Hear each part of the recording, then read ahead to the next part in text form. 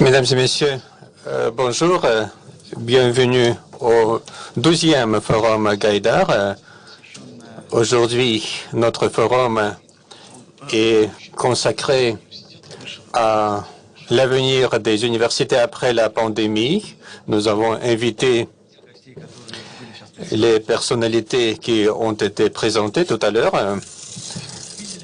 Vous l'avez vu à votre écran. Avec Emmanuel Trick, nous sommes co-modérateurs de notre session et nous voudrions parler de quelques sujets et nous allons poser quelques questions à nos invités. Parmi ces personnalités, de nombreuses personnes ont été présentes au conseil des recteurs et présidents de l'université franco-russe. Ce sont nos collègues que nous connaissons très bien. L'université franco-russe comprend des meilleures universités russes et françaises. Il y a d'autres bonnes universités qui ne font partie de cette université, mais quand même, ce sont de très bonnes universités. Nous nous sommes réunis ici aujourd'hui pour parler des événements de l'année dernière.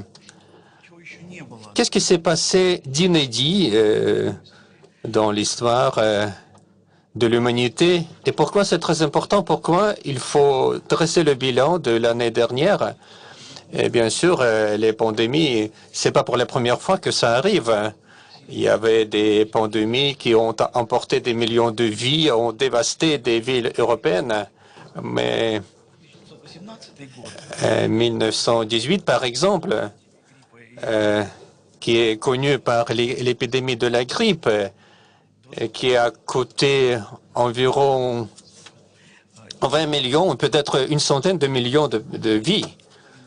Mais il y avait d'autres épidémies, par exemple des variantes de grippe dans la région asiatique.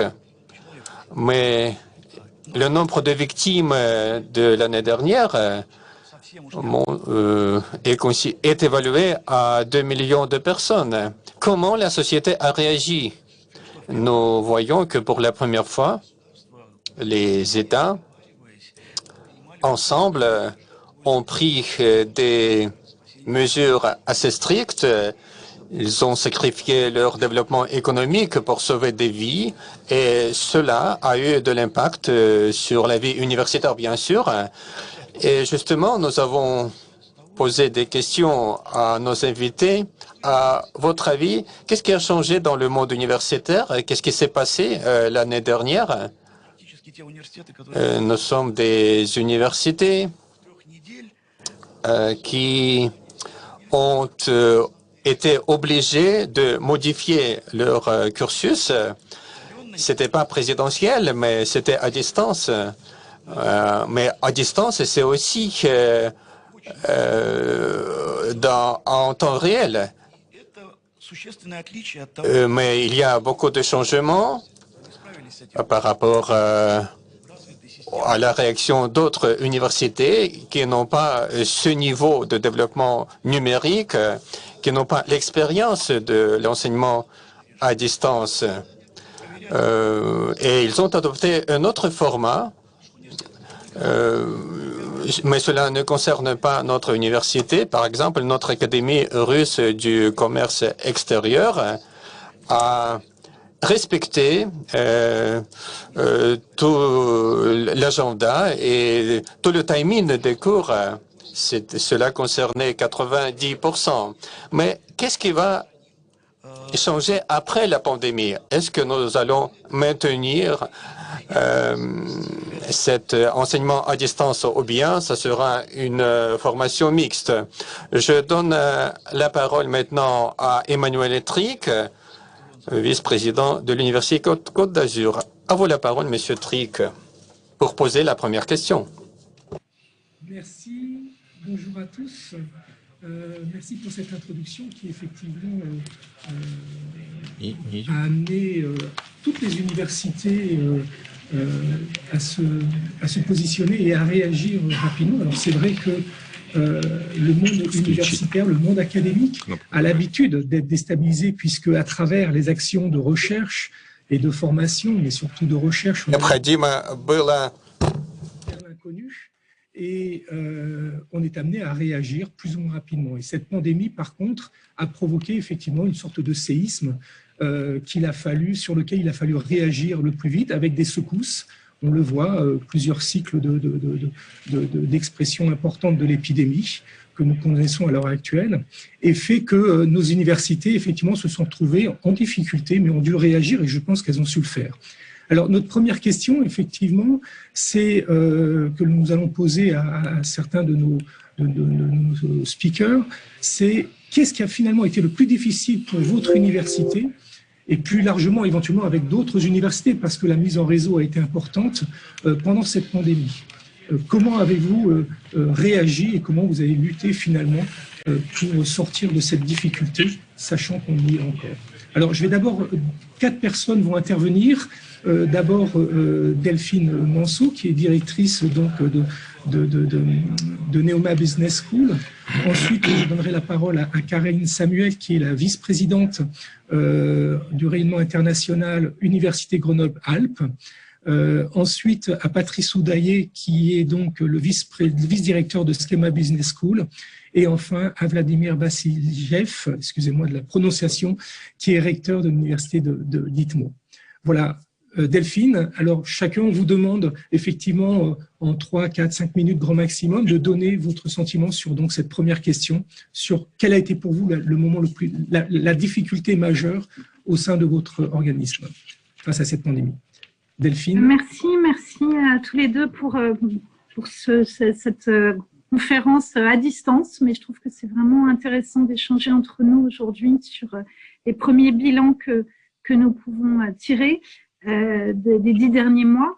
En tout cas, moi, ce qui a été le plus difficile, je pense, pour Neoma Business School, et si j'en juge aussi par des échanges que j'ai eus avec mes collègues, deans et présidents d'autres institutions académiques, c'est de continuer à travailler sur nos projets stratégiques tout en travaillant quasiment au quotidien sur l'adaptation opérationnelle à la pandémie. Je crois que ce qui a été difficile, c'est de maintenir le cap, maintenir une vision moyen terme, continuer nos projets d'innovation, alors que nous étions quand même très absorbés, et nous le sommes encore au quotidien, par la réactivité, par le management de l'incertitude. On enseigne le management de l'incertitude dans nos institutions depuis des années, mais je crois qu'on ne l'avait jamais vécu de manière aussi intense.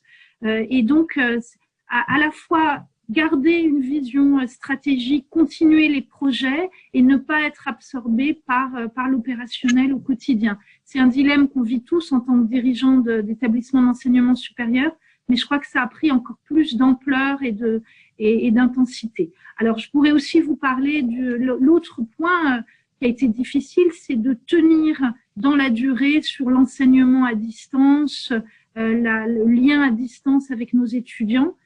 C'est vrai que finalement, ça s'est assez bien passé en mars dernier, quand nous avons été complètement confinés, que nous avons basculé à distance en une semaine. Ça a été dur, mais je pense que tout le monde a serré les coudes et y est arrivé. Par contre, on voit là, 10 mois plus tard, que le faire dans la durée avec des stop and go, retour du présentiel, dès qu'on le peut, bascule à distance, dès qu'on est reconfiné, ça dans la durée, dans le lien avec les étudiants, dans le lien entre les professeurs, dans les activités de recherche collaboratives, ça, on voit que c'est plus compliqué là aussi sur le moyen terme. Merci beaucoup. Je propose qu'on laisse intervenir nos différents speakers, éventuellement peut-être une ou deux questions après. Donc, je laisse la parole maintenant à Karine Samuel, vice-présidente des relations internationales d'Université Grenoble-Alpes. Merci Emmanuel, merci pour cette invitation. Je suis ravie d'être avec vous ce matin et de représenter mon université. Et donc, ce qui a été le plus difficile pour notre université, alors notre université, il faut savoir que l'université Grenoble-Alpes a subi plusieurs transformations depuis quelques années, plusieurs fusions, puisque nous sommes maintenant un seul établissement, et cela depuis le 1er janvier 2020. Donc la nouvelle équipe s'est mise en place tout début janvier 2020. Moi, j'ai été nommée le 23 janvier. Et donc voilà, nous devions mettre en place une nouvelle structure et nous avons dû mettre en place notre nouvelle structure en étant confinés et en travaillant à distance. Donc heureusement que l'équipe en place avait beaucoup travaillé son projet avant d'être élu et avant de prendre la direction de l'université parce que il nous a fallu vraiment beaucoup d'abnégation pour pouvoir continuer à travailler ensemble et à mettre en place ce nouveau projet pour l'université qui est un établissement expérimental. Donc, de travailler ensemble. Nous avons une grosse université, 60 000 étudiants, dont à peu près 8 à 9 000 étudiants internationaux. Donc ça a été vraiment quelque chose de compliqué, effectivement devoir s'adapter.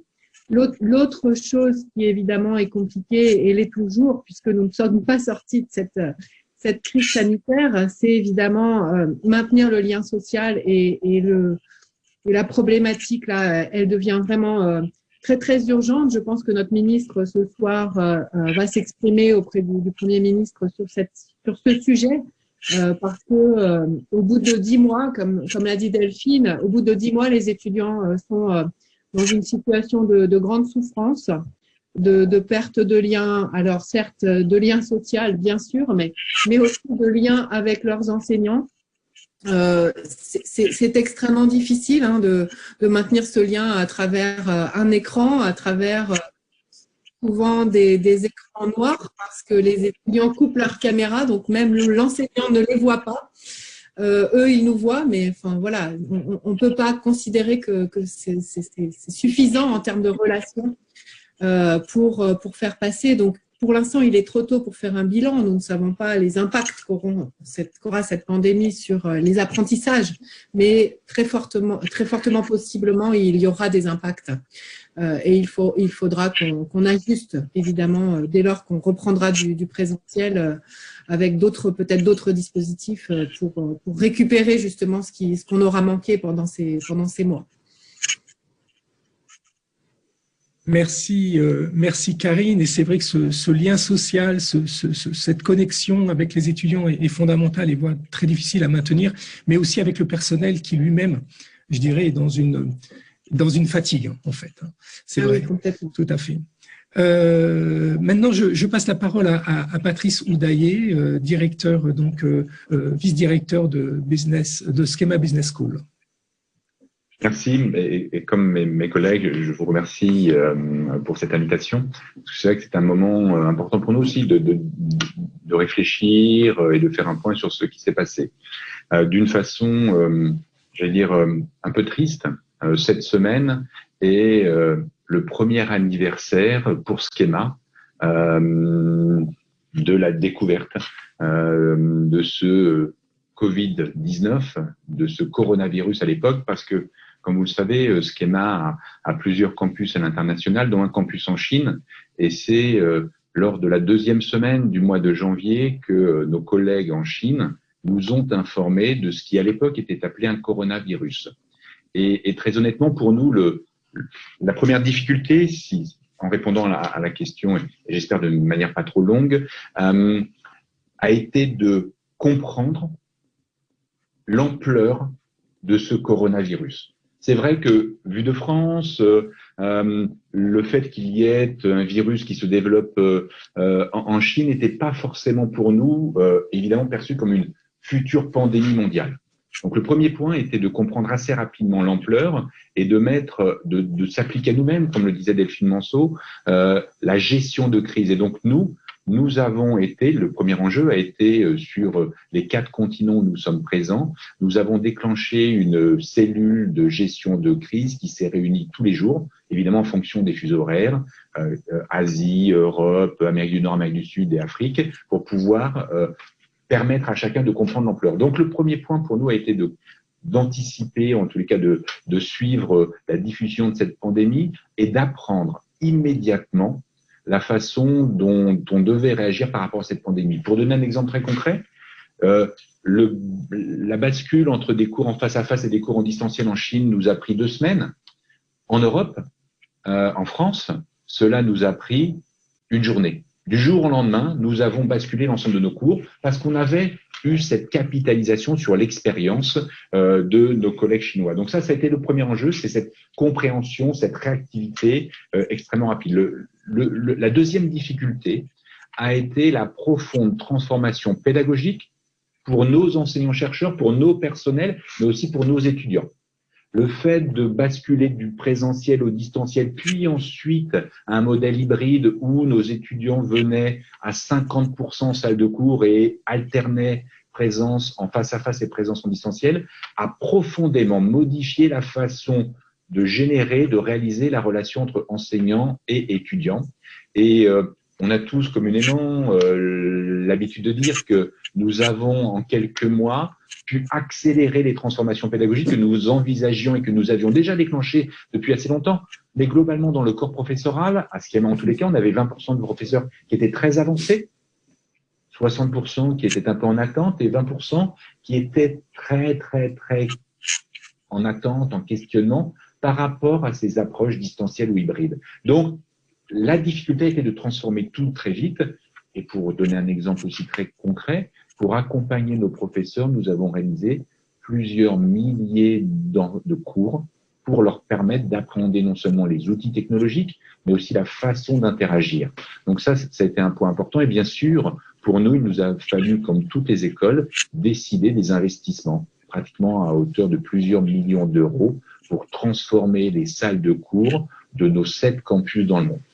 Et dernier point, pour conclure, et c'est en lien, je crois, aussi avec ce que disait Delphine Monceau tout à l'heure, la mise en œuvre stratégique pour nous a été très illustrative. C'est que nous avons annoncé notre nouveau plan stratégique Sky 25 en janvier 2020, quasiment au début de la pandémie. Et donc, la mise en œuvre de ce nouveau plan stratégique nous a demandé des efforts très importants, mais aussi, et ce sera le dernier point en conclusion, le fait de garantir la promesse que nous avions délivrée à nos étudiants lorsqu'ils nous ont rejoints, parfois avant la pandémie.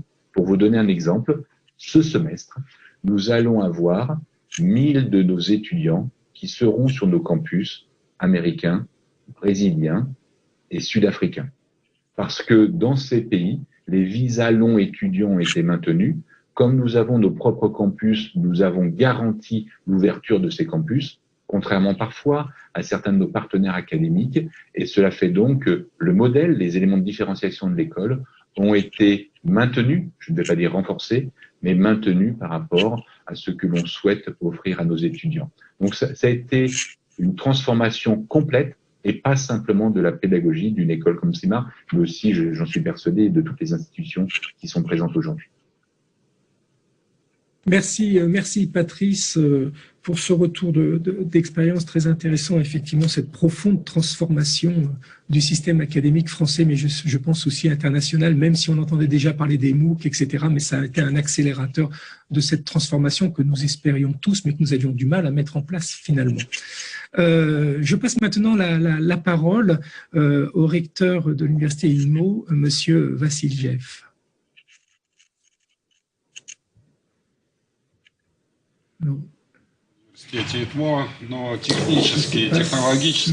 Chers collègues, techniquement, technologiquement, nous avons été plus ou moins prêts parce qu'en 2015 encore, nous avons décidé de passer à un mode mixte, présentiel-distanciel. Donc technologiquement, pour nous, c'était un peu plus facile que pour les autres, sauf bien sûr le travail avec des expérimentations, avec du matériel pour la physique, pour la chimie. Là, les équipes, bien sûr, devaient être présentes plutôt. C'était un peu difficile, là, au distanciel.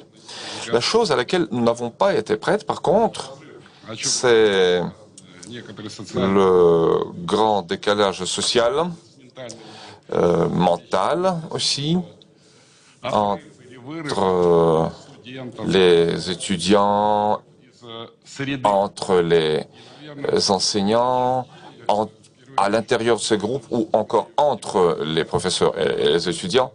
En septembre, lorsque les universités sont déconfinées, on est revenu dans les salles pour quelques semaines. Nous avons constaté que les étudiants venaient à 100% pour les travaux de laboratoire, parce que les étudiants ont compris que ça leur manquait, cette ambiance de l'université. C'est effectivement un problème que nous avons constaté. Les travaux de laboratoire, c'est difficile.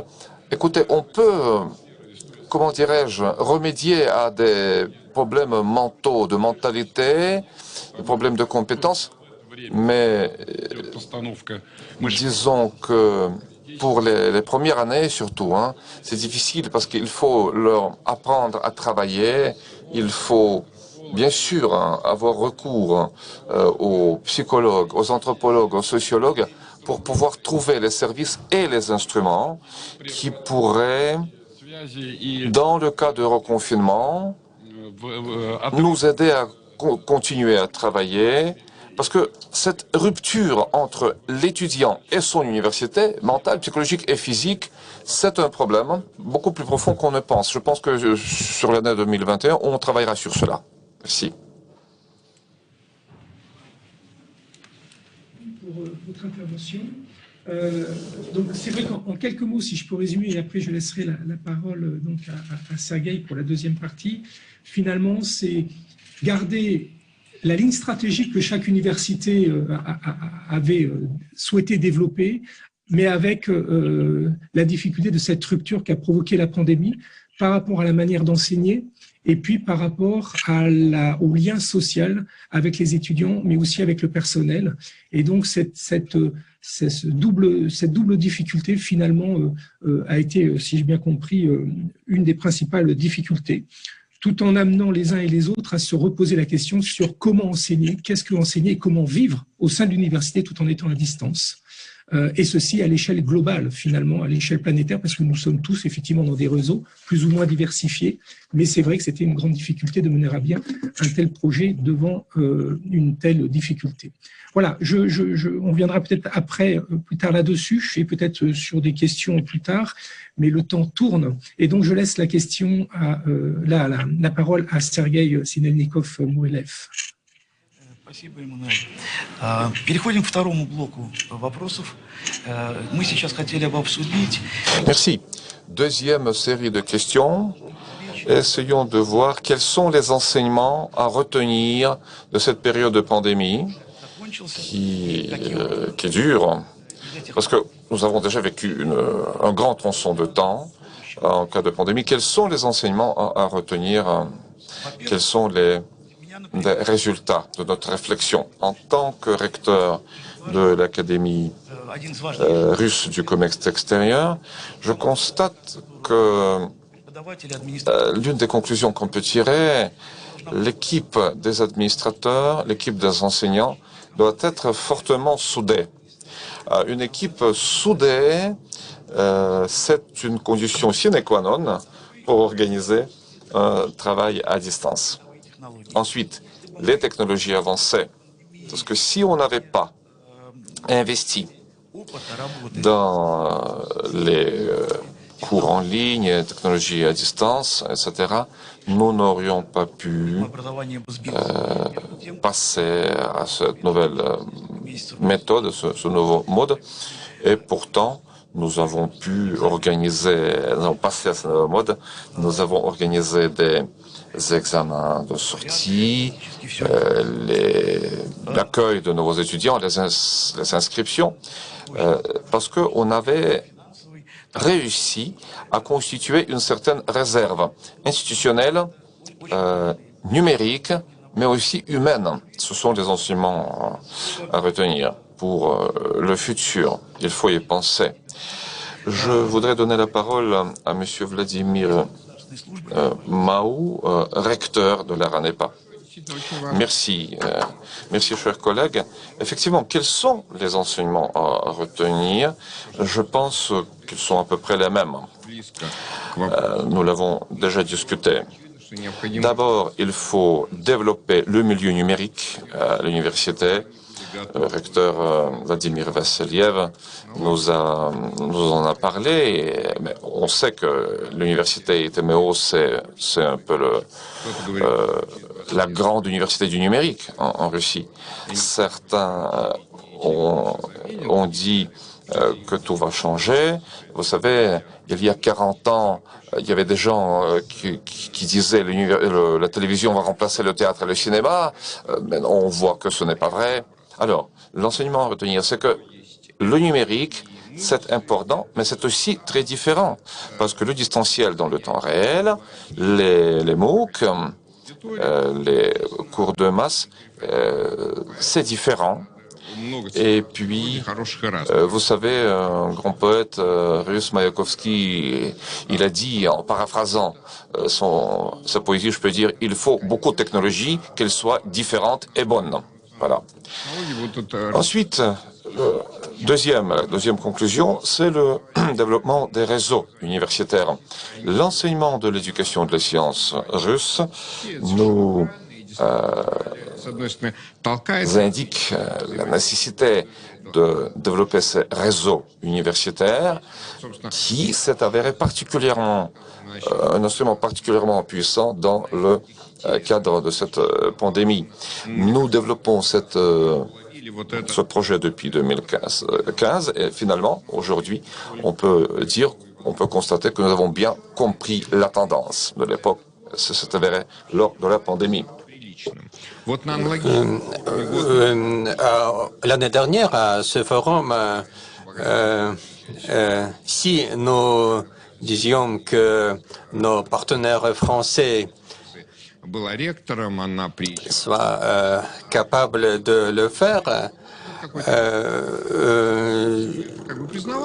je crois qu'on pourrait dire que l'enseignement à distance, c'est quelque chose d'inédit. Par exemple, l'année dernière, les collègues français ne pouvaient être à distance puisque un dialogue à distance, c'était quelque chose d'impoli. Maintenant, c'est une chose assez habituelle. Encore deux questions.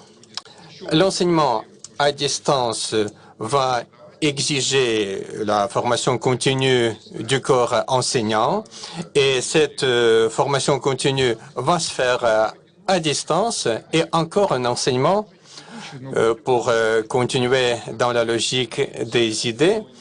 Il y aura le regain de la concurrence, non pas entre la concurrence entre les universités. Par exemple, au niveau de la traduction simultanée, peut-être nous n'aurons pas besoin d'une personne humaine, ça sera traduit par une machine, mais ce sera une concurrence donc avec les autres moyens techniques. Par exemple, l'humain va être en compétition avec les moyens techniques et les universités seront en compétition avec les autres institutions techniques. Merci beaucoup. Je donne la parole maintenant à Vladimir Filipov, le président de la RUDN. Merci beaucoup. Bonjour, chers collègues. Mais bien sûr, nous n'allons pas être de retour après la pandémie telle que nous étions avant la pandémie. Ça, c'est clair. Mais qu'est-ce que nous allons tirer comme enseignement de cette époque-là, pandémique? Bien sûr, maintenant, on en parle beaucoup. Notre forum d'aujourd'hui se tient en parallèle avec la réunion du comité chargé de l'enseignement de l'UNESCO qui parle des problèmes d'enseignement en Afrique, par exemple. Mais concernant notre monde universitaire, je voudrais souligner quelques aspects qui nous paraissent des grands enseignements de cette époque pandémique. D'un côté, nous représentons des universités très différentes.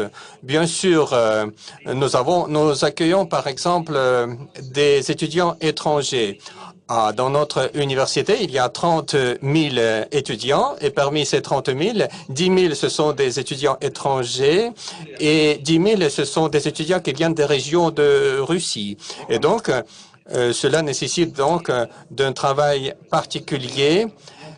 Bien sûr, les étudiants qui viennent d'autres pays ont besoin d'être soutenus, mais nous avons 10 000 étudiants qui sont des habitants de Moscou et des 10 000 étudiants qui viennent des régions russes, et ça pose des problèmes. Bien sûr, 10 000 sont partis, mais 10 000 restent. Ils sont toujours dans les foyers des étudiants. Et nous sommes obligés donc de réagir. Nous avons besoin donc d'analyser ces enseignements. Par exemple, toujours poser la question aux étudiants sur la qualité de l'enseignement. Comment vous vivez cet enseignement? Est-ce que vous êtes satisfait? Il faut soutenir également les étudiants qui éprouvent des difficultés. Ce sont par exemple des difficultés techniques, par exemple la qualité de l'Internet et j'en passe. Mais il faut travailler avec les étudiants en dehors des cours, ce que nous appelons une éducation en Russie, c'est-à-dire maintenir ces liens sociaux en dehors des cours, par exemple, leur donner la possibilité de pratiquer le sport et aussi proposer des différents projets aux étudiants, comme par exemple des projets de bénévolat. Et nos étudiants y participent de façon active. Et aussi, les étudiants doivent participer à la vie universitaire. Ils ont besoin d'obtenir une information complète. Il faut qu'ils aient le sentiment que l'université continue à fonctionner et donc la mission de l'administration, c'est d'organiser toutes sortes d'événements, de réunions, de forums, y compris au moyen de distance. Et chaque événement que nous organisons maintenant et après la pandémie sera complété par la présence des participants à distance. Il s'agirait des milliers de personnes qui pourraient participer à ces événements et c'est très bien. C'est notre expérience positive durant cette pandémie et justement, il faut organiser ces forums et d'ici septembre cette année, on va revenir, je crois, Karine Semel parlait de ce problème des étudiants étrangers. Bien sûr, nous avons aussi ce problème des étudiants d'autres pays, mais nous espérons qu'au mois de septembre de cette année, ces étudiants vont revenir dans notre université. Merci. Je donne la parole à Mikhail Strikhanov, l'université MEFI.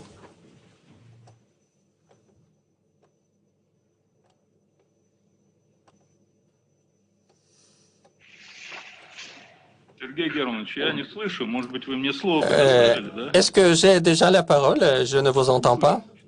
J'entends rien. Oui, oui, vous avez la parole, vous pouvez parler. Chers collègues, bonjour. Je pense que si on parle des enseignements, on peut utiliser le langage des étudiants et dire que nous sommes à la case départ. Bien sûr, ce n'était qu'une initiation l'année dernière, mais nous entamons une autre étape difficile et pour le moment, nous n'avons pas tenu notre examen. C'est tout à fait nouveau pour nous. Cette formation hybride, c'est le terme que nous utilisons maintenant. C'est la combinaison correcte du présentiel et du distanciel. Et il faut rechercher cet équilibre entre la distance et le réel. C'est très difficile, c'est très diversifié et cela dépend de chaque filière, les sciences sociales, les mathématiques, j'en passe. Et je pense que l'enseignement dans le domaine des sciences sociales sera plutôt à distance, mais pour les matières techniques, il y a toutes sortes de restrictions qui ne permettent pas de le faire à distance à 100%. Ce sont des travaux en laboratoire, ce sont des travaux pratiques. C'est le travail avec nos employeurs, qui sont des entreprises de haute technologie. Toutes sortes de questions qui demandent leur solution dans l'avenir. Mais je pense quand même, chers collègues, qu'il faut examiner notre monde universitaire en tant qu'une partie, un volet des transformations qui s'opèrent dans le monde. Et ces transformations vont concerner nous tous. Et ce moyen de virtualisation du monde contemporain, c'est un grand problème pour nous tous. Et il faut toujours rechercher l'équilibre là-dessus. Sans faute de cet équilibre, on va vivre dans un monde virtuel qui sera exempt de nos principes et serait pénible pour notre santé, pour notre mental. Deux exemples, par exemple, prenons le cinéma interactif qui prévoit la participation des spectateurs à ce film avec les comédiens. Cela concerne également le monde universitaire. Quand un enseignant et un étudiant vont interagir d'une autre façon, et ce sont des aspects qui ne sont pas des aspects technologiques que nous comprenons bien. Ces aspects-là demandent notre analyse, ce qui a été mentionné par nos collègues, le recteur Vassiliev, le recteur Mao et le recteur Filippov. Si je parle des difficultés à surmonter, je voudrais mentionner d'abord les problèmes techniques. C'est l'utilisation de l'équipement qui nous permettent de parler dans ce monde virtuel. Tout ce que nous utilisons maintenant quand nous dispensons l'information technique. Ce sont aussi des moyens techniques qui nous permettent d'identifier nos étudiants. C'est aussi le contrôle des connaissances, le niveau des connaissances des étudiants, puisque pour le moment, nous ne sommes pas certains que cet enseignement à distance nous permette d'obtenir la qualité. Deuxième aspect, c'est le niveau de formation des enseignants et des étudiants. Pour ça, il nous faut des moyens pour adapter les enseignants qui ont déjà un certain âge à ces technologies numériques, puisque cela est obligatoire actuellement. Mais il n'y a pas de mal sans des choses qui sont bien. Nous pouvons utiliser les savoir-faire des jeunes enseignants qui pourraient aider les enseignants âgés dans le domaine technique. Troisième aspect, ce sont des problèmes psychologiques, bien sûr, qui ont été mentionnés déjà aujourd'hui. C'est un sujet à part. Mais bien sûr, beaucoup de personnes, d'étudiants étrangers surtout, nous disent qu'il y a des problèmes psychologiques, mais il y a aussi une barrière de langue. Et dans ce sens, le maintien des liens sociaux, c'est très important pour les étudiants, surtout dans ce contexte de formation hybride. Et l'aspect dernier, ce sont les difficultés dans le domaine de la coopération internationale. Par exemple, nous le voyons très bien dans le cadre de la coopération franco-russe. Nous serons obligés d'adopter aussi nos démarches pour résoudre ces problèmes globaux. La coopération internationale, c'est très important pour nous tous. Merci. Merci beaucoup. Передаю слово. Je donne la parole à Delphine Manson. Delphine, est-ce que vous m'entendez? Je vous entends. Alors, moi, je voulais, sur les leçons qu'on a tirées de la pandémie, d'abord, je voudrais dire qu'on a vécu, c'est bon, est-ce que vous m'entendez peut-être? Et nos amis russes m'entendent aussi traduite en russe, oui? Bon, donc je voulais quand même rappeler que finalement, on a fait en 10 mois ce qu'on n'avait pas fait en 10 ans en matière de numérique. Je crois qu'on parle d'apprentissage, on parle de leçons tirées, on salue la capacité d'apprentissage de nos étudiants et de nos enseignants. Et je crois que c'est vraiment important de dire que même au niveau de nos organisations, je pense qu'on a réussi une prouesse. On a appris énormément. Probablement, on n'a pas fini d'en tirer les leçons. Et en plus, je trouve que ce qui a été très intéressant, c'est qu'on a été dans une période d'apprentissage où on pouvait un peu tout se permettre. Parce que finalement, on a beaucoup d'enseignants qui hésitaient à passer au online parce qu'ils avaient peur que ce soit moins bien que le présentiel. Ils avaient un peu peur que ce soit une expérience dégradée. Là, comme on n'avait pas le choix, on pouvait tout essayer. Donc, je pense que ça a été aussi une période d'apprentissage très intéressante parce qu'on pouvait tout se permettre. Les étudiants étaient beaucoup plus tolérants qu'en temps normal puisque nous tous, il fallait le faire sans trop avoir le choix. Et ça, je pense que ça a été très intéressant parce que ça nous a permis d'expérimenter des choses qu'on n'aurait peut-être pas osé expérimenter de peur que ça soit moins bien. Mais au contraire, on a vraiment été dans une approche un peu test and learn en permanence en pouvant essayer des choses qui étaient un petit peu incertaines. Alors moi, j'ai retenu 3 leçons en matière de digital de cette période. La première leçon, dont on avait probablement tous conscience, mais pas forcément de manière aussi claire, c'est la diversité de l'enseignement virtuel et online. Avant, vous le disiez, mes interlocuteurs précédents l'ont dit, on était beaucoup centré sur les MOOC, c'est-à-dire sur le online asynchrone. Où finalement l'étudiant suit son parcours un peu en autonomie, à des moments d'échange avec ses professeurs, mais finalement il est principalement seul face à l'outil.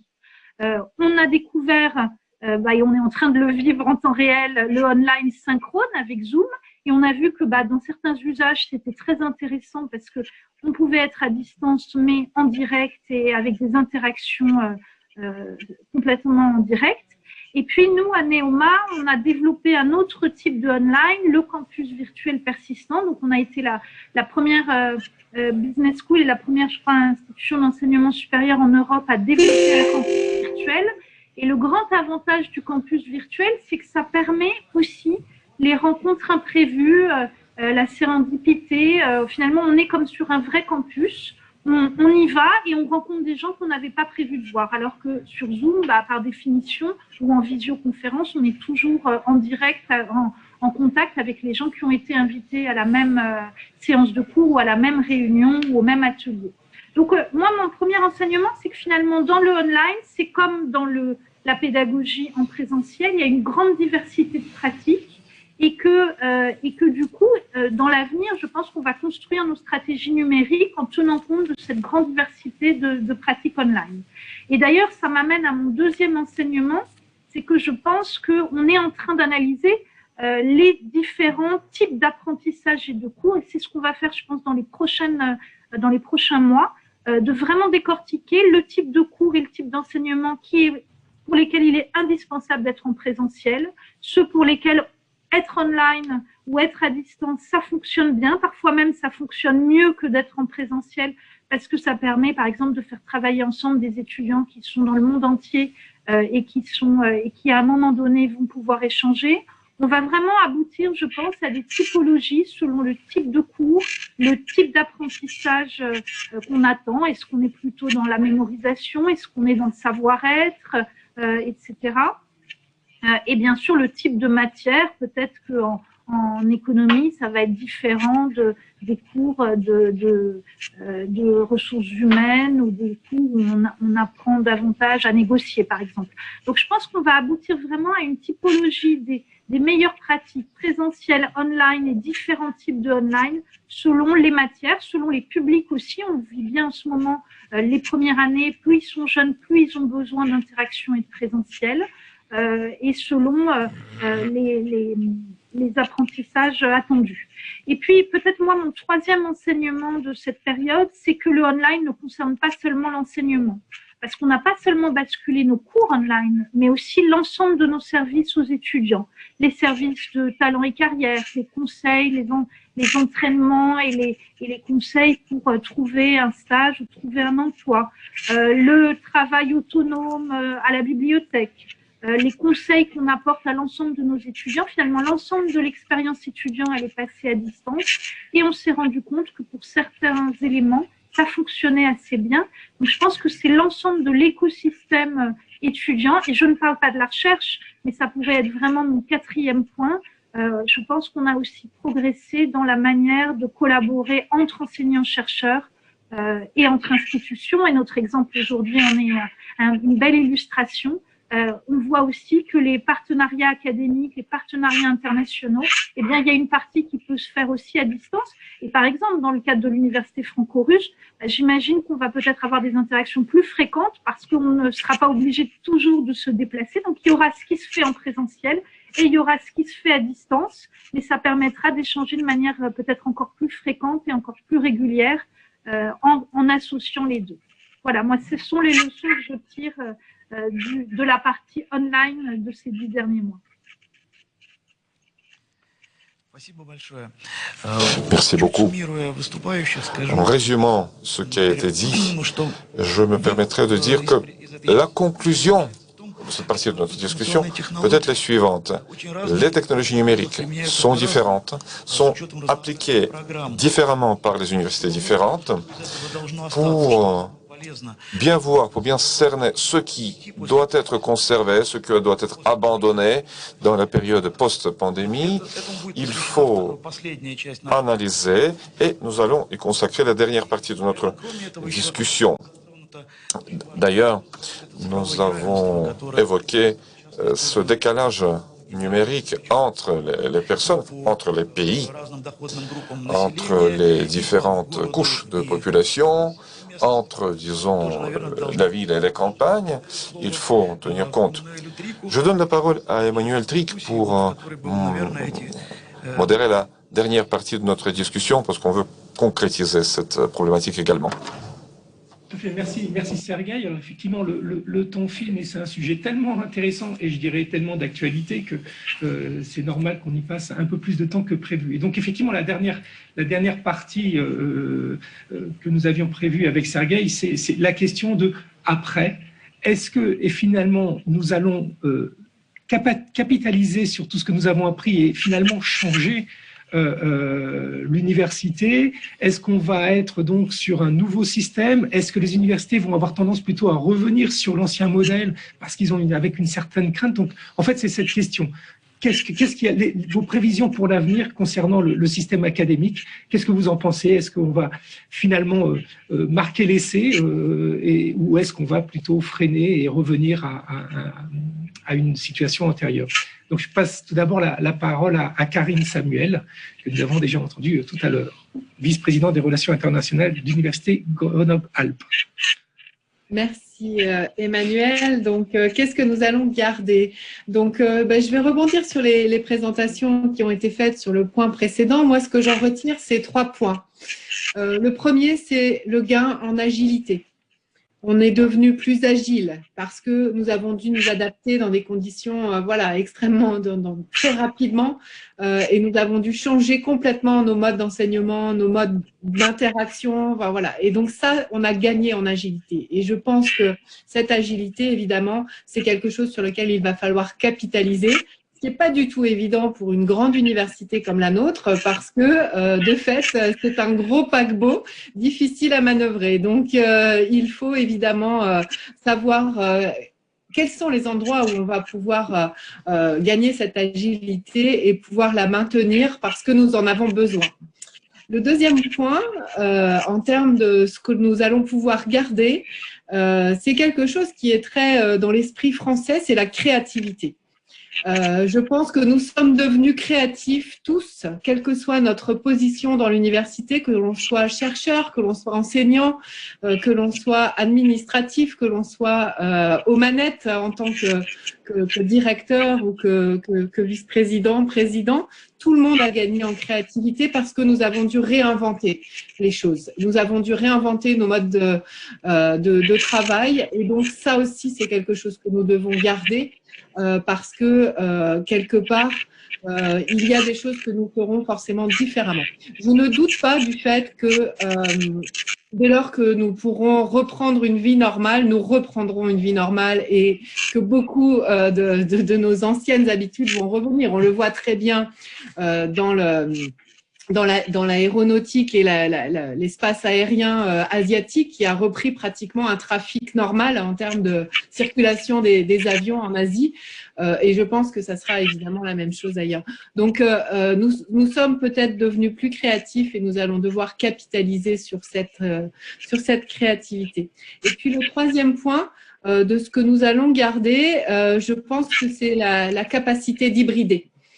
C'est-à-dire la capacité à mélanger des modes, ce que nous faisions très mal auparavant, et d'ailleurs ça l'a été dit par un des collègues russes, c'était plutôt malvenu de se présenter alors à une soutenance de thèse, à une réunion en n'étant pas sur place, en n'ayant pas fait l'effort d'être présent avec les autres personnes.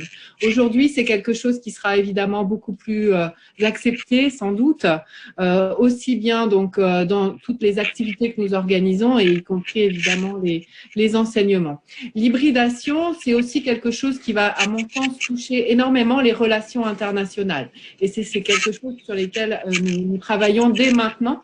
C'est-à-dire nous allons évidemment aller vers des modes, mais qui combineront d'ailleurs l'agilité, c'est-à-dire des modes de fonctionnement qui mélangeront les approches, vers des mobilités internationales qui mélangeront le présentiel dans le pays et puis peut-être une partie d'enseignement à distance pour préparer peut-être un certain nombre d'apprentissages avant de vivre l'expérience d'être dans le pays. Ça ne doit pas changer. Je pense que les étudiants doivent continuer à voyager, à bouger. Alors peut-être nous arriverons à des mobilités plus virtuelles sans doute, mais qui doivent rester dans l'interaction avec l'autre et dans la découverte de nouvelles cultures, de nouveaux pays. Ça, c'est très important. Donc voilà, donc si je résume un petit peu, ce que nous allons garder, enfin en tout cas c'est mon souhait et je pense que ça sera le cas, agilité, créativité et capacité à hybrider. Merci Karine, très belle forme de conclusion autour de cette agilité, de la créativité et finalement de l'hybridation, trouver le juste milieu entre des approches. Voilà, et ça c'est une très bonne chose. Alors je passe maintenant la parole à Abdo Malak, qui est conseiller pour la science et la technologie de l'ambassade de France en Russie. D'être là avec vous et même si c'est à distance, de voir les collègues. Comme vous l'avez dit, rares sont ceux qui avaient imaginé comment la pandémie allait avoir un impact, comment elle allait bouleverser notre quotidien. Le docteur Mao l'a signalé. L'année dernière, on était pour la plupart ici en présentiel. On n'imaginait jamais faire un forum comme ça à distance. Mais bon, la pandémie nous a poussé à changer un peu nos méthodes. Et malgré une année assez difficile, nous avons réussi à garder le contact à distance, bien entendu, mais ça nous a permis également de resserrer un peu les liens quand même.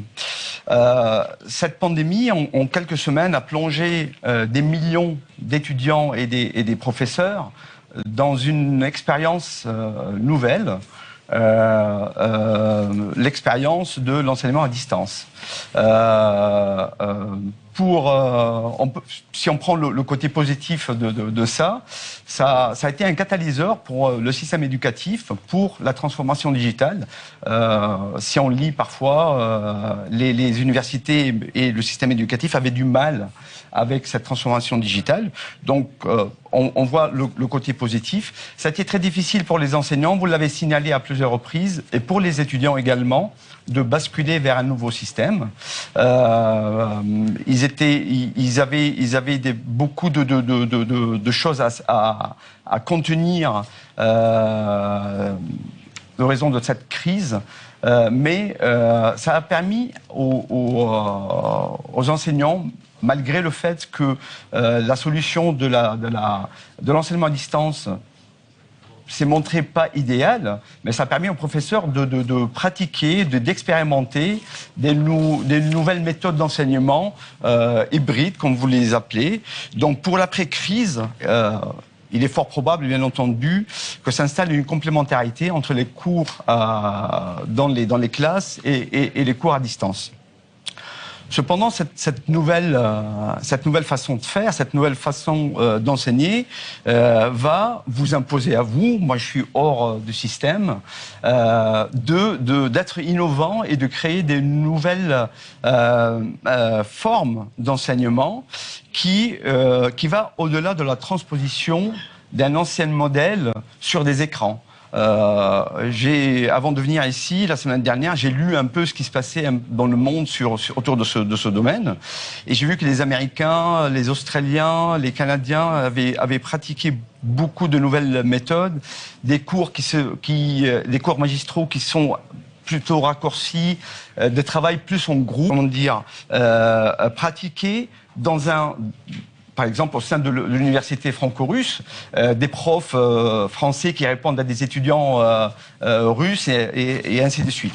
Effectivement, cette transformation numérique ne doit pas nous pousser à oublier les aspects sociaux et culturels du développement des étudiants qui restent au cœur de ce système éducatif. Ça a été mentionné à plusieurs reprises lors des interventions précédentes. Et on sait bien que ce passage vers le numérique ne peut pas être total, complet, donc il y aura, comme vous l'avez dit, de l'hybride. Donc pour conclure, même si certains de nos contemporains en doutent, la crise de cette pandémie va causer des changements profonds. Le recteur du MEFI a parlé d'un nouvel équilibre à trouver. Moi, à mon avis, ça va être très difficile à trouver, mais dans le monde universitaire, et je vous fais confiance sur ça, ça va être un joli défi à soulever et à remporter. Merci. Спасибо большое. Эммануэль, у нас еще есть выступающие, но, к сожалению, нет времени. Merci beaucoup. Pour le moment, nous avons épuisé, malheureusement, nous avons épuisé notre agenda et nous devrions terminer. Juste pour conclure, son ressort, c'est qu'il faut utiliser les technologies numériques là où cela est efficace et ne pas utiliser quand cela n'est pas efficace. Et transmettre les connaissances grâce aux technologies numériques, c'est bien, mais il faut également maintenir les liens sociaux. C'est pourquoi nous allons nous adapter, réagir. Emmanuel, peut-être quelques mots pour conclure. C'est clair que cette crise que l'on connaît, cette rupture, finalement, elle nous a déstabilisés. Et comme tout système déstabilisé, il doit retrouver un équilibre. Ça va mettre un certain temps. Mais il est clair que notre force, et on l'a dit plusieurs fois, agilité, créativité, innovation, tout ceci dans un système d'hybridation fait que l'université, le système académique est capable de réagir. Et je pense qu'on a déjà nos solutions, mais faut-il maintenant les appliquer, les développer pleinement. Donc, je pense qu'on est dans un bel avenir en perspective où de nouvelles méthodes vont arriver et où nous allons apprendre à mieux apprendre à nos étudiants notre science. Voilà, je terminerai par ces quelques mots de mon côté. Merci beaucoup à tous les participants. Merci et très bonne journée.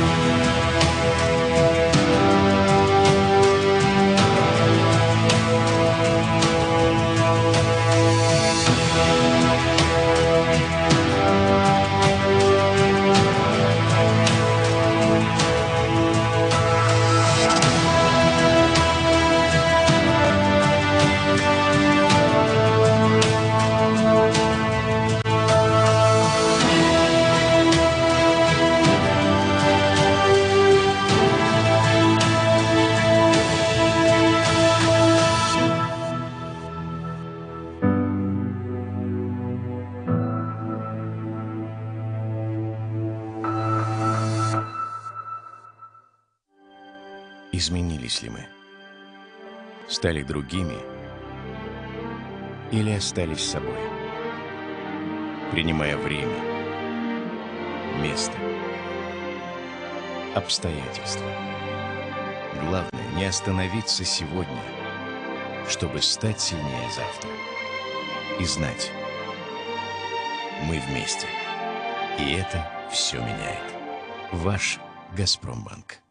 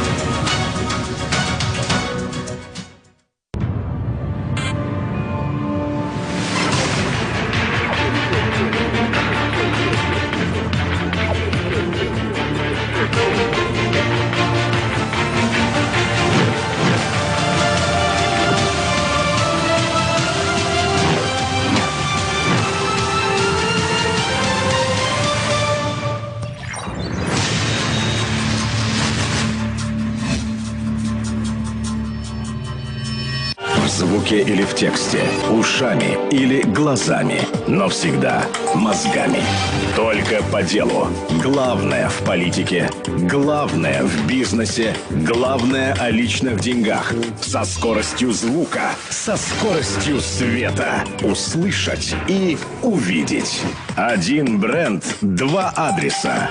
Бизнес FM и bfm.ru. Не на словах, а на деле.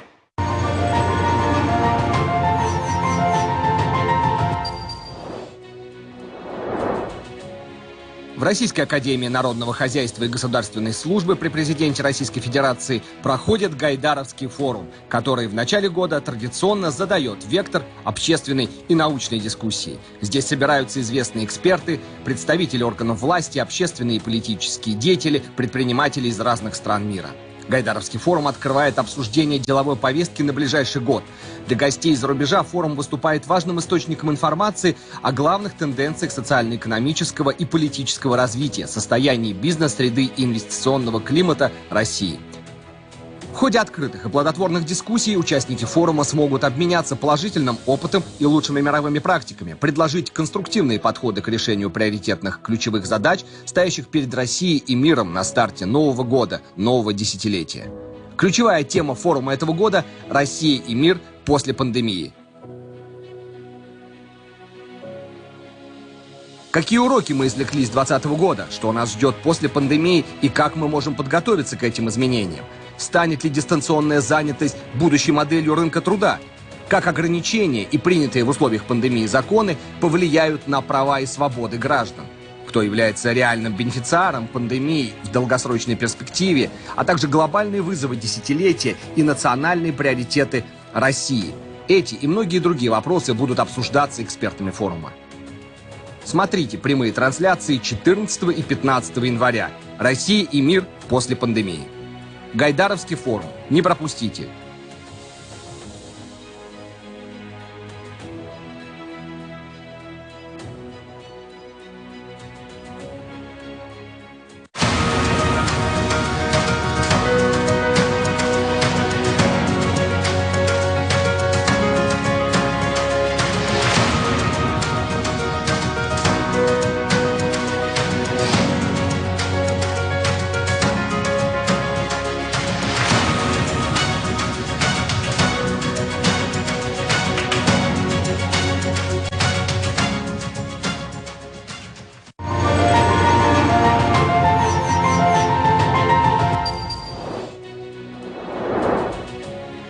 В Российской академии народного хозяйства и государственной службы при президенте Российской Федерации проходит Гайдаровский форум, который в начале года традиционно задает вектор общественной и научной дискуссии. Здесь собираются известные эксперты, представители органов власти, общественные и политические деятели, предприниматели из разных стран мира.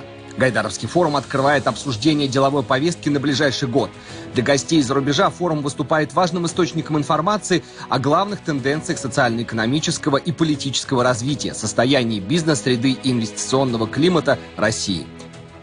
В ходе открытых и плодотворных дискуссий участники форума смогут обменяться положительным опытом и лучшими мировыми практиками, предложить конструктивные подходы к решению приоритетных ключевых задач, стоящих перед Россией и миром на старте нового года, нового десятилетия. Ключевая тема форума этого года – «Россия и мир после пандемии».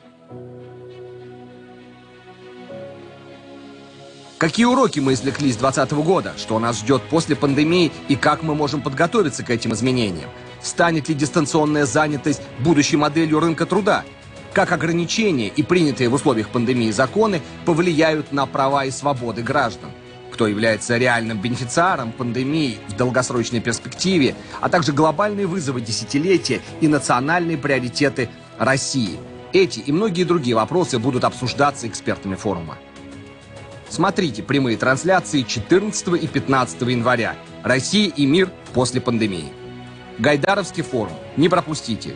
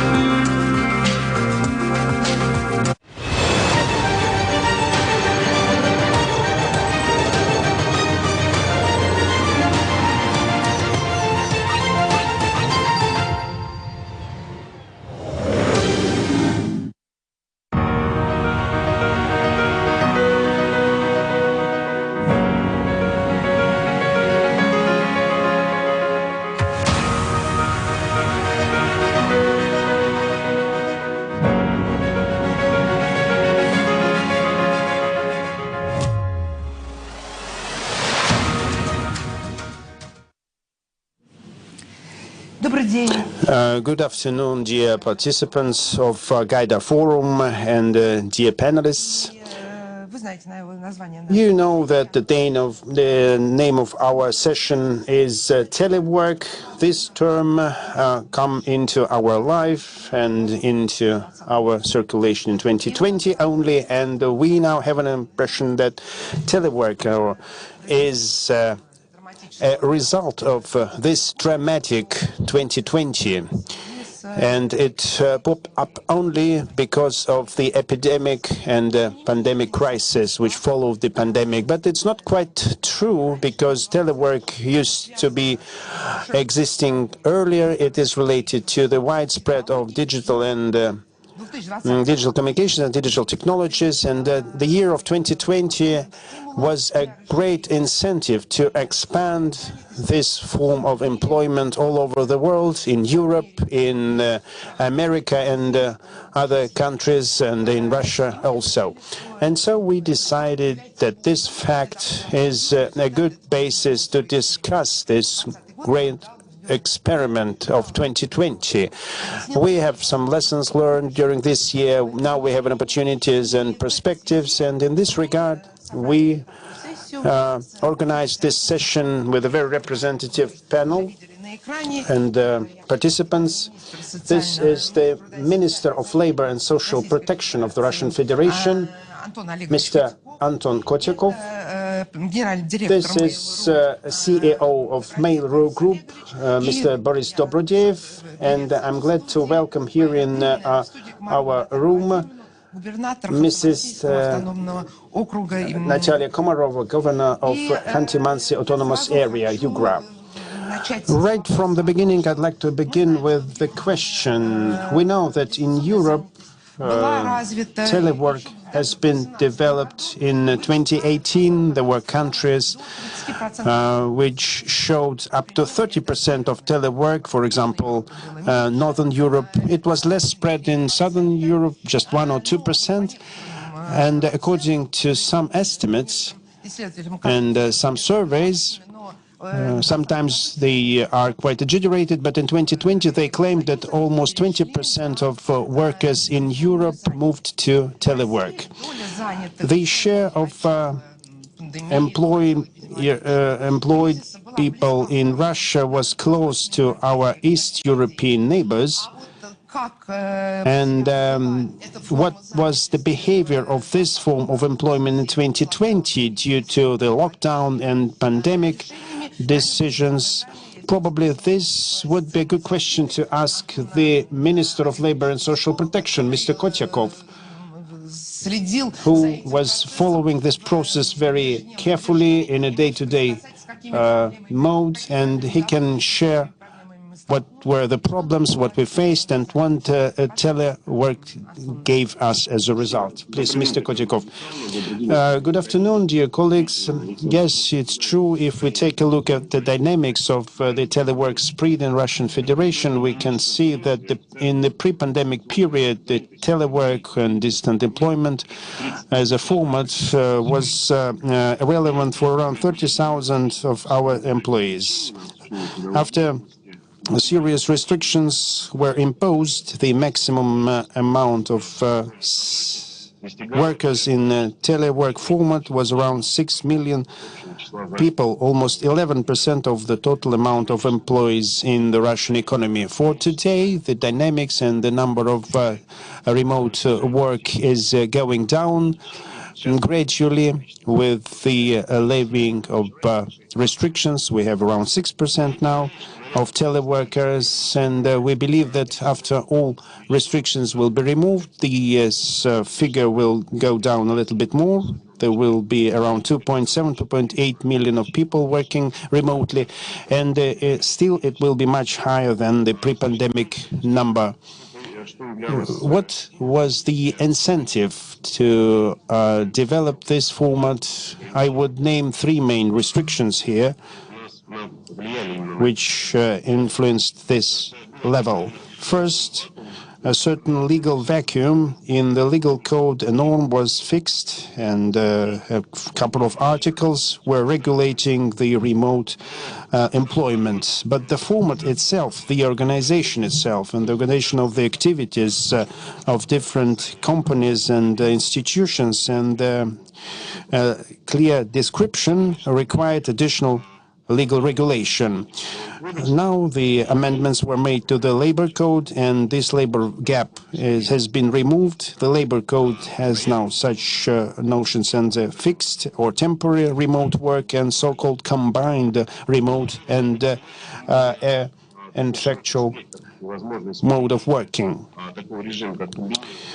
This combined mode will stimulate the development of telework in Russia, in Russian economy, and it will become much more convenient. The second factor employers faced, that was the technological and organizational factor.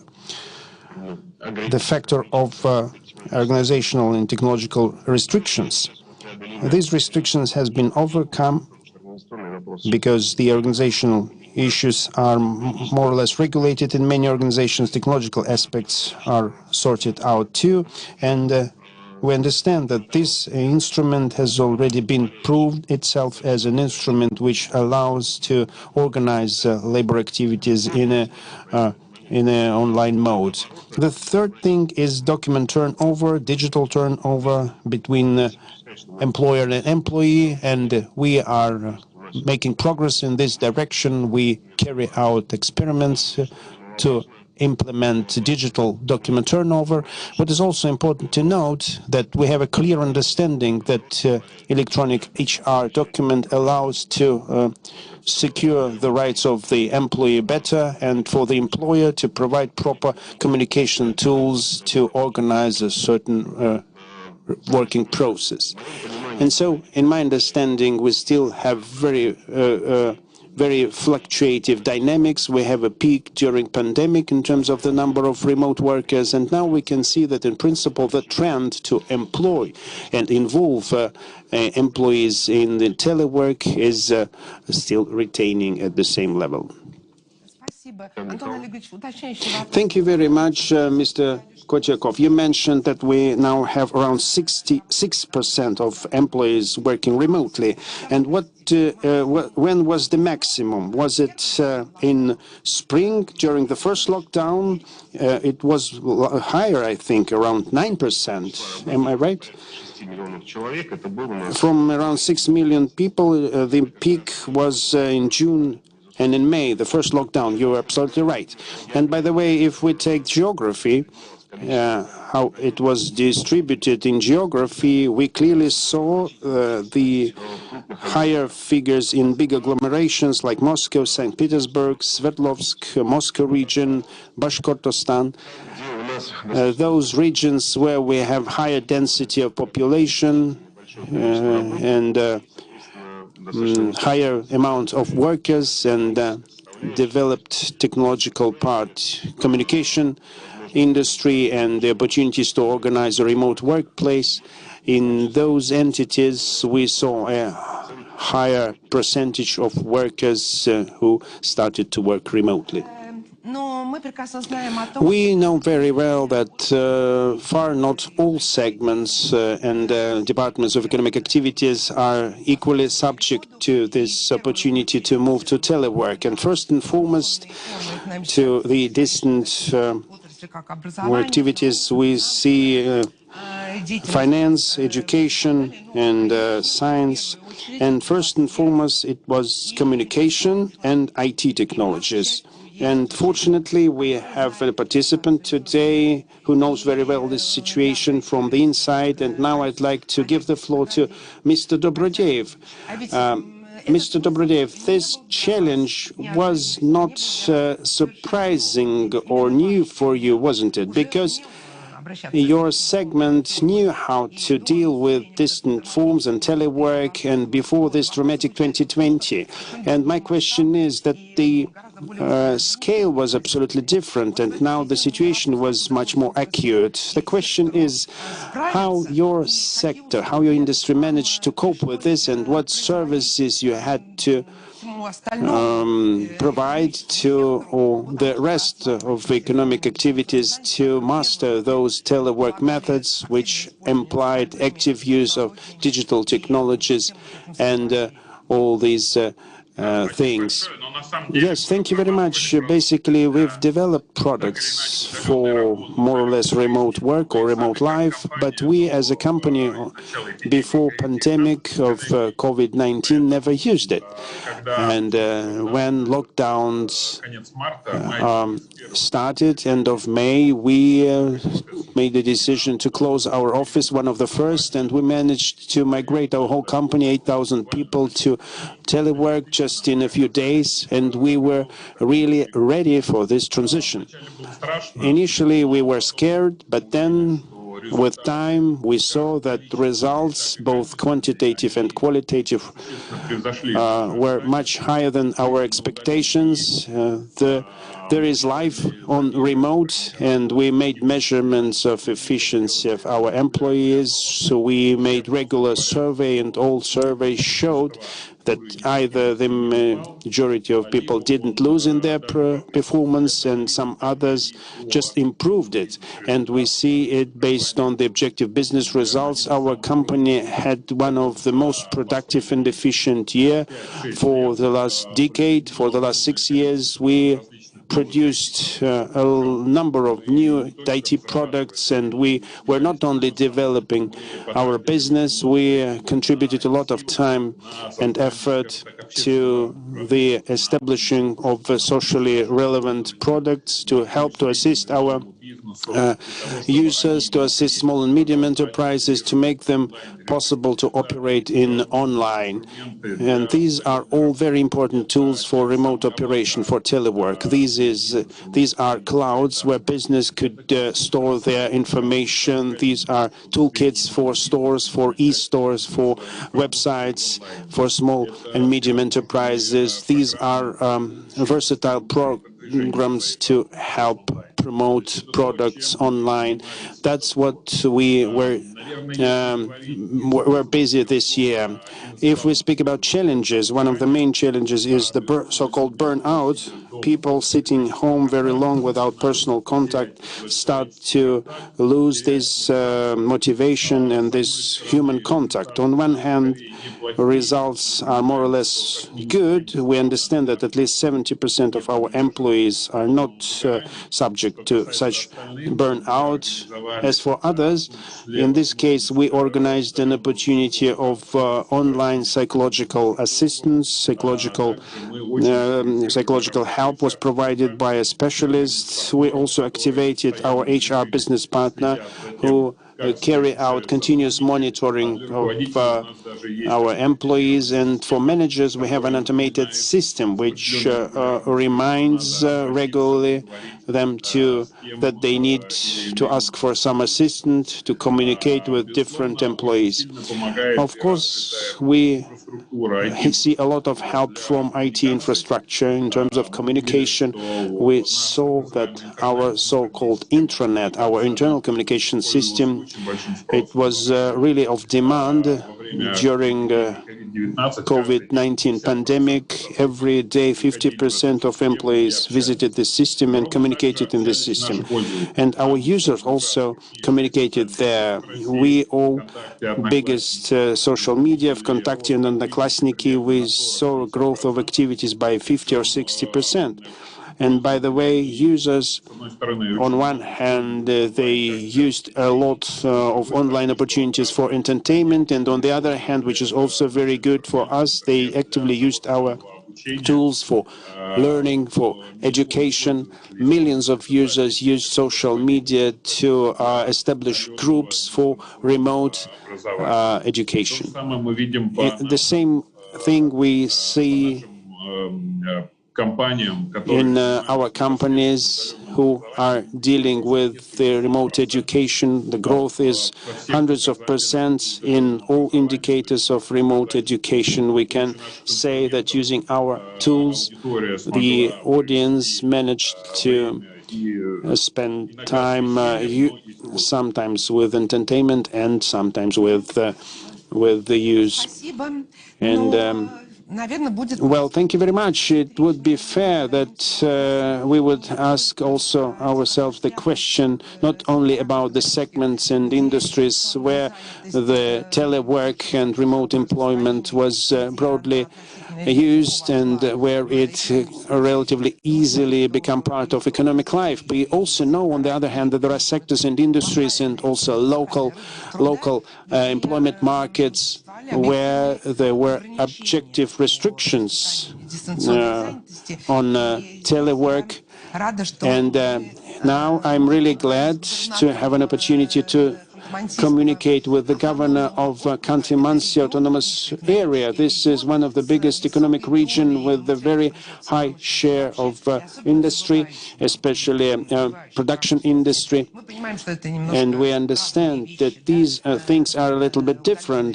The telework or remote education and remote work in oil and gas industry, where the share of labor work and high-intensive work is very high. Nevertheless, I saw statistics and also saw the statistics from your region. Your region also used many forms of telework. What is your vision? Such big entities, big economic regions as yours, how the distant work could be relevant and how could it solve problems which we faced last year? Thank you, Tatiana. Dear colleagues, good afternoon. I paid attention to the remark from Mr. Kotyakov that the majority of people who were working remotely during the period of the first lockdown, those were regions with the highest density of population. And here you are absolutely right, Mrs. Maleva. This depends on the type of activities. And based on that, then we can see whether it's possible to use telework completely remotely or combined, or it's not possible. We can decide whether the human factor can work positively or negatively in different types of functionalities. And in our case, most probably we are one of those regions. And even despite that, during this period, starting from spring till January 1st, this year the number of remote workers grew by the factor of 3. These are dozens of thousands of working places, but nevertheless this is a considerable amount. First of all, it comes from municipal and government segments and services. First and foremost, we used ourselves as the playground for testing these new models of labor market. Obviously, anyway, remote work is coming to the market model, the labor market, and we have to be prepared for that. We understood this and we were aware of this, and even in oil production or energy generation in our region is a super innovative industries, technologies and equipment which is used there, starting from smart fields. A huge amount of functionality is now operated from a remote control center, and up to the development of the technologies themselves. And so when we see changing labor market, and it is more or less oriented on remote opportunities, and in the essence, if we take infrastructure, this is the internet, digital platforms and so on and so forth. So we made a focus on the establishing of this digital infrastructure, internet-based infrastructure, and we have one of the highest level of internet penetration, high-speed and broadband internet penetration. We provide special conditions for people who constantly live in taiga, in remote areas, and who work not remotely, but who are involved in fishing or in cattle husbandry. These are also creative industries, creative types of economic activities. And by the way, they have a very big reserve for the work which could be done remotely. And another aspect which we paid attention to when we implemented lean technologies in state governance and in enterprises, this was an opportunity to remove borders between regions and between countries and to get opportunities and to get a working place, even if you work far away in the forest. And the availability of high-speed broadband internet makes you highly competitive. And once you have necessary education, you can claim a job. That's very important. It means that the person has to have a choice. But at the same time, I think that this is the Ministry of Labor which becomes pivotal because there is a big scope of work which has to be somehow regulated at the governmental level and using the best cases to progress forward so that we could really stimulate the labor market. We have to be proactive rather than reactive. Starting from some baseline things, basic things such as education, we need not only the new curriculum, new syllabus, but we need the people who are ready to deliver the necessary product and give this knowledge. For instance, the HR management or the personnel management. I think that we have to redo a lot of things, revisit a lot of things, because labor management is based on such values as corporate culture, traditions, and here you find other trends, such individualism, meaning that you no longer need corporations. How can you shape corporate culture once people are somehow detached from each other and do not communicate to one another? The people who used to deliver the decisions from top down now will have to restructure their style to adapt for the new trends. I think that the generations which are now active today, they will need psychological support. And it would be of paramount importance. We are not giving up the HSE, and we are not standardizing the workplaces for telework. And if something happens, how these mechanisms are going to function. And these are not just purely academic questions. These are the things which we have to evolve and develop, starting from very simple household things. For instance, if a person works from home and there are children also stationed at home, and for instance, if the flat is just 20 square meters only, and which is also home for children, for elderly parents, how they can work. Another quite promising direction from the standpoint of the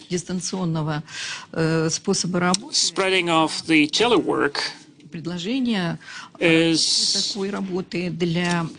the offer of jobs for people with disabilities. This is very promising, as I said, and it could be necessary for creative industries, this branch of economy. And thank you so much for this question from the outset. And you know that in the world and in Russia, we're discussing widely the future of telework in the post-COVID world, and it would depend on to what extent working from home or telework is competitive or not, if it is not defeated by the traditional offline employment. And therefore, we'd like our panelists vote and give us the answer to the following questions. What is your attitude towards the following statement that the productivity and quality of telework is as good as the offline work? So what is your answer? Yes, no, or no comment? We just wonder what the Russian people think about that, because we got some experience. For almost 12 months we are working that regimen. But in order to continue our discussion, I'd like to pass the floor to Anton Kotyakov. A question has been asked that a lot still has to be done at the state level, at the regulatory level. As the Minister for Labor and Social Protection, what else has to be done in the future? And first of all, do you still expect that the telework is going to expand and evolve? Or will it be widespread? And what we're still missing, what new problems and challenges telework may bring about, and will we be ready to adapt for that promptly? Thank you so much. And apart from the amendments and changes in the legislation, which I've already mentioned, in order to feel the situation at hand in the labor market, in 2020, we launched an online monitoring for enterprises. And within that monitoring, we identify how the working regimen has been arranged for the workers. And we may take stock of how many people are working remotely and how many people are working offline. This way we may keep track and have a good grasp of the situation in the labor market with a breakdown by the regions. As for the future challenges and opportunities which we see in front of us, first of all, the so-called combined telework actually gives more attractiveness to the remote types of work and distance types of work, in order to make that tool more convenient, not only for the workers, but for the employers as well. We will have to do a lot, not just in terms of the regulations, but in terms of the organizational support for our colleagues. We clearly understand that amid the amendments made to the legislation, we have to attach great importance to the public contract which was signed with the enterprises. This is something to settle down the relations and disputes between the employees and employers. In order to make that tool more transparent for the employer, we have to embark on the explanatory work, on the enlightenment work, promoting the telework tools. We see two limitations or restrictions proceeding from the technological barriers, the electronic workflow, unfortunately. We cannot streamline the exchange in documents purely digital between the employees and the employees. And therefore, in 2020, we launched a pilot project on the e-workflow, about 400 enterprises, with a total workforce of more than 2 million people involved. What we're doing within that pilot project, along with the commercial companies, we are testing the standard documents which they are using in their everyday life. So at the moment, we put forward ourselves in order to spread the electronic workflow to try and test different standards for the documents, and therefore we have to take stock of all the documents which the enterprises are guided by in their everyday activity, and we are looking forward to get some feedback from the Ministry of Economic Development and other agencies. Some legislative initiatives related to the electronic or digital archives. This will help us to provide for some redundancy and to store the documents in the electronic archive, and it will give an impetus to the development and evolution of the telework. Another thing which I would like to highlight, for many organizations, for many citizens and individuals, it becomes important to provide for security of the data, confidentiality of the data, and we know that the private data and privacy has to be taken care of. Therefore, we have to set a range of high-quality tools to ensure safety and security of the data. I'm personally convinced that telework would evolve, and actually in the years to come, more than 10% of the workforce, or in terms of the figures, it would be either 5 or 6 million people who would work from home. In May and June, actually, we had the same number of people working from home. It was driven by the pandemic, but I think that in the upcoming 2 to 3 years, it would be driven by these new trends. We are going to shape new chains, supply chains. We will develop new tools boosting telework, I mean the electronic workflow first and foremost, and it will somehow give an impetus to the telework. Thank you so much. Saying that, I'd like to touch upon the question which has already been raised, that in essence, my institute, which was involved in these processes for quite a while, we know how the workers reacted to the telework during the lockdown, and less people were comfortable with telework, but at least at that time, people felt that combined employment is quite convenient for them. Therefore, I have a question to Boris Dobrodeyev.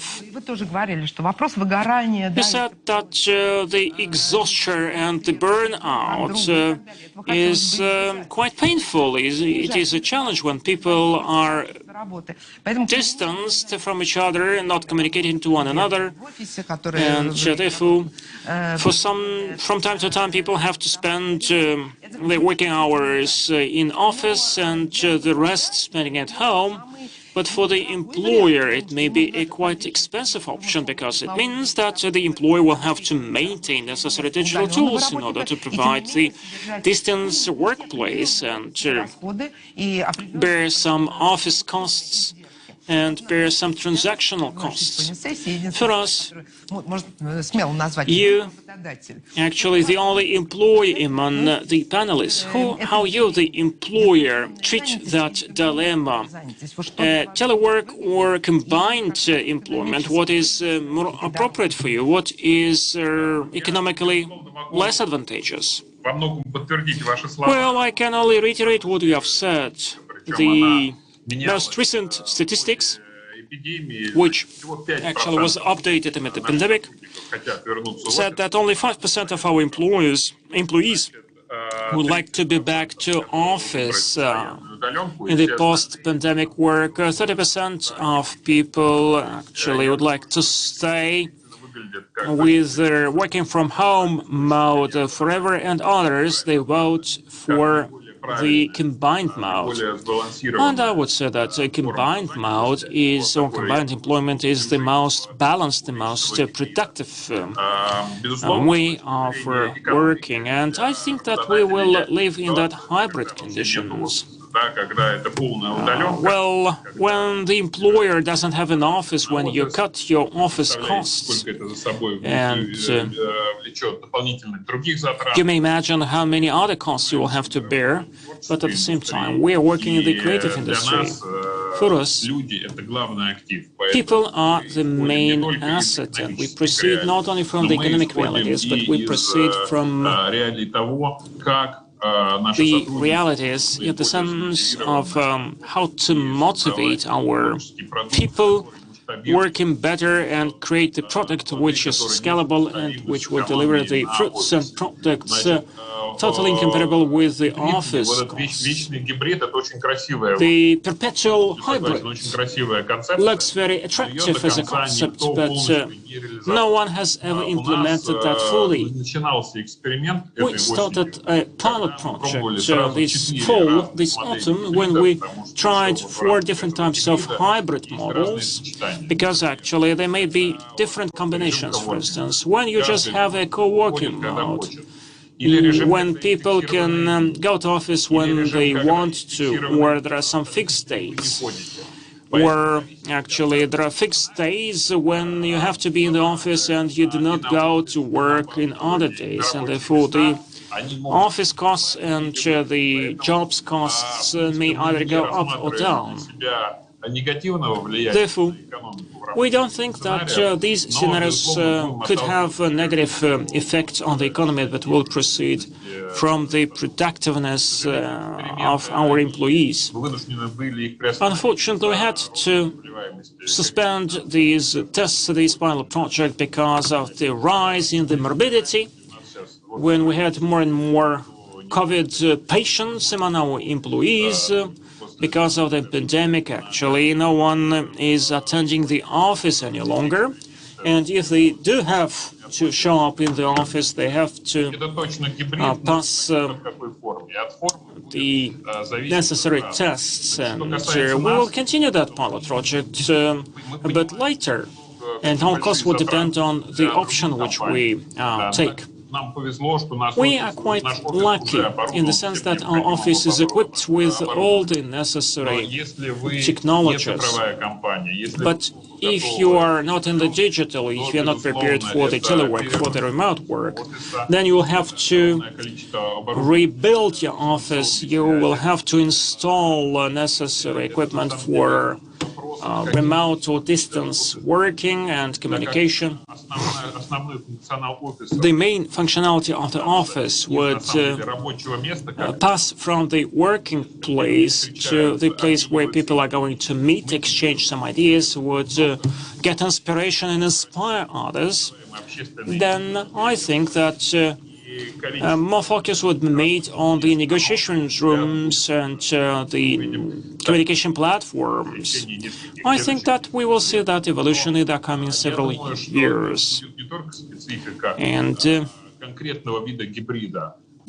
not only some hybrid modes that would become more crucial, but even within our Mail.ru group, we see different teams which find themselves at different stages, and they have different requirements for communication.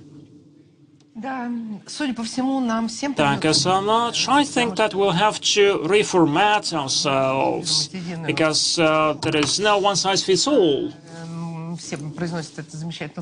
And everyone uses this coinage, this buzzword, co-working, but I understand it, that the employers will have to reformat their office spaces, and the people working from home will have to somehow redo their housing in order to dedicate certain space for an office. And we used to speak to say that my home is my fortress, and now we'll say that my home is my office. Especially it would be true for those who are going to work from home the bulk of their working hours.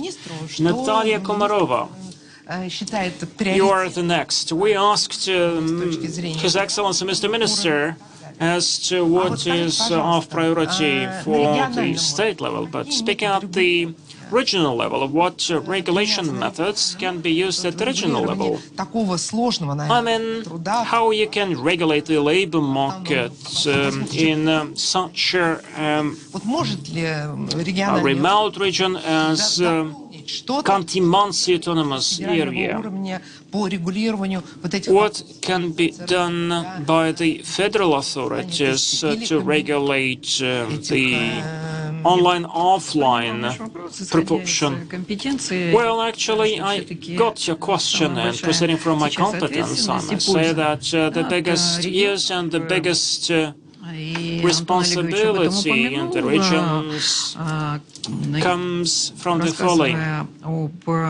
And Anton Kotyakov spoke about the services which were created in order to monitor the situation. So it means that our objective, our responsibility is somehow to provide necessary content to that platform, feeding the data so that we could assess the efficiency of the practices, of the solutions, so that we could identify where to go forward, what answers would be expedient for the challenges we run into once we implement the new technologies in the labor market. This is the very first component,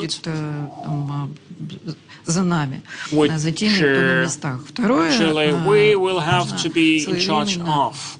Those who are working locally. Next objective is that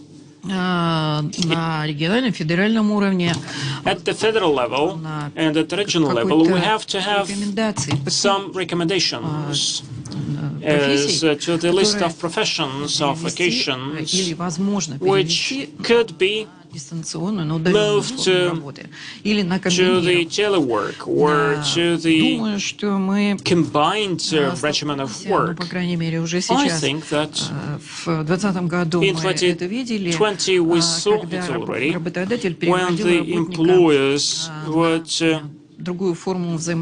turn their employees to different forms of interaction. It was about the social and public agreements.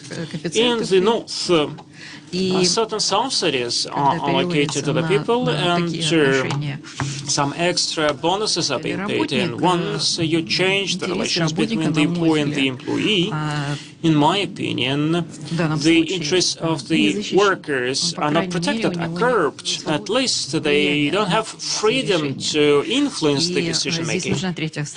And here we need the third party, and taking into account those issues are regulated by the state, we should provide relevant decisions. We haven't been discussed it yet in detail. It should be a separate topic, but in this case, we mean that this new model, in one way or another, would redistribute employees, and from traditional industries, from traditional working places, we see people releasing, and people are being released from there, and in this case, we have to get ready educational and retraining programs and new working places which would accept those released personnel. And in this regard, the system which is built in our country, the system to protect the labor market, the employee and his interests, is now of key importance. And once again, I'd like to stress that the Ministry of Labor, for now, is the key area responsible for the protection of interests of our employees. Thank you very much. We received the results of our voting. We were interested to see the opinion of the audience, of the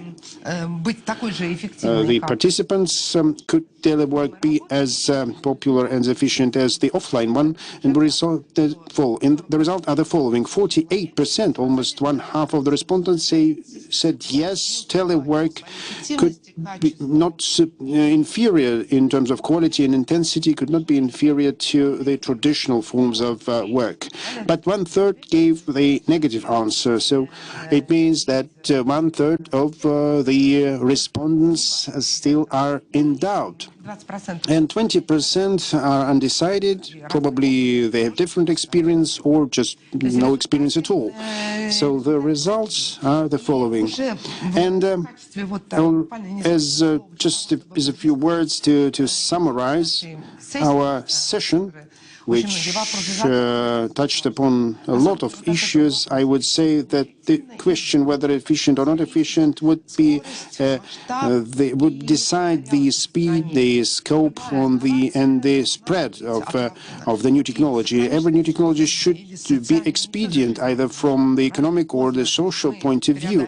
More or less, sooner or later, we will overcome all epidemic problems, and but the telework will stay with that. Whether it will be developing or not, it would depend on its efficiency, whether it will be able to show that this way of work could be more performing, more efficient, or at least not less efficient than those traditional forms of work and traditional formats in an industry society. Telework will characterize this post-industrial type of employment, and how those questions will be solved will give the answer to, in the forecast, what will be the share of telework be in our future. And most probably the answer will be that it will be growing in innovative areas which accompany the development of the modern information society, post-industrial society. But the question whether it should be comfortable, efficient and convenient for employers, employees and the state, and also transparent, this would depend on a number of factors which we will provide after this great experiment which the previous year, the year of 2020, has given us. I'd like to thank all the participants. It was really interesting and exciting, and I hope we learned something from this session, and we will keep and maintain distant work, telework, and other work of forms of flexible work, which would contribute to the development of our economy. Thank you very much.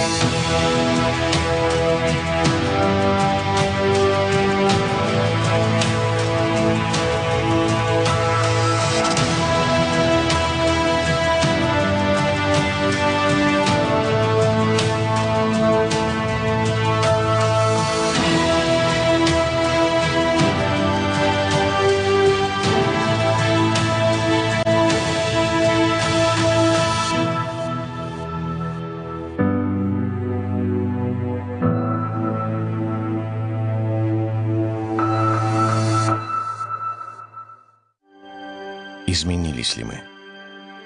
Стали другими или остались собой?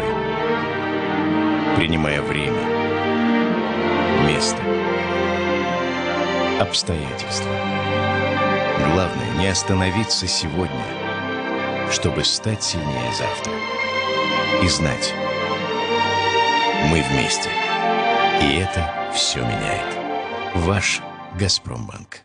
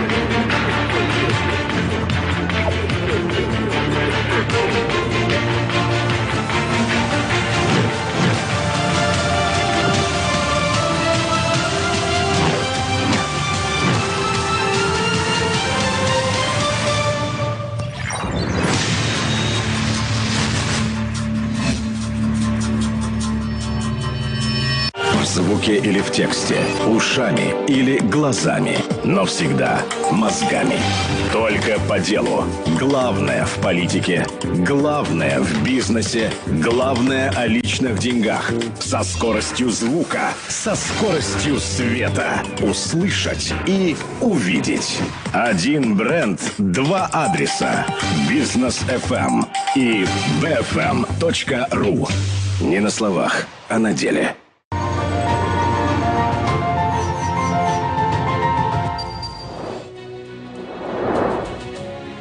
В Российской академии народного хозяйства и государственной службы при президенте Российской Федерации проходит Гайдаровский форум, который в начале года традиционно задает вектор общественной и научной дискуссии. Здесь собираются известные эксперты, представители органов власти, общественные и политические деятели, предприниматели из разных стран мира.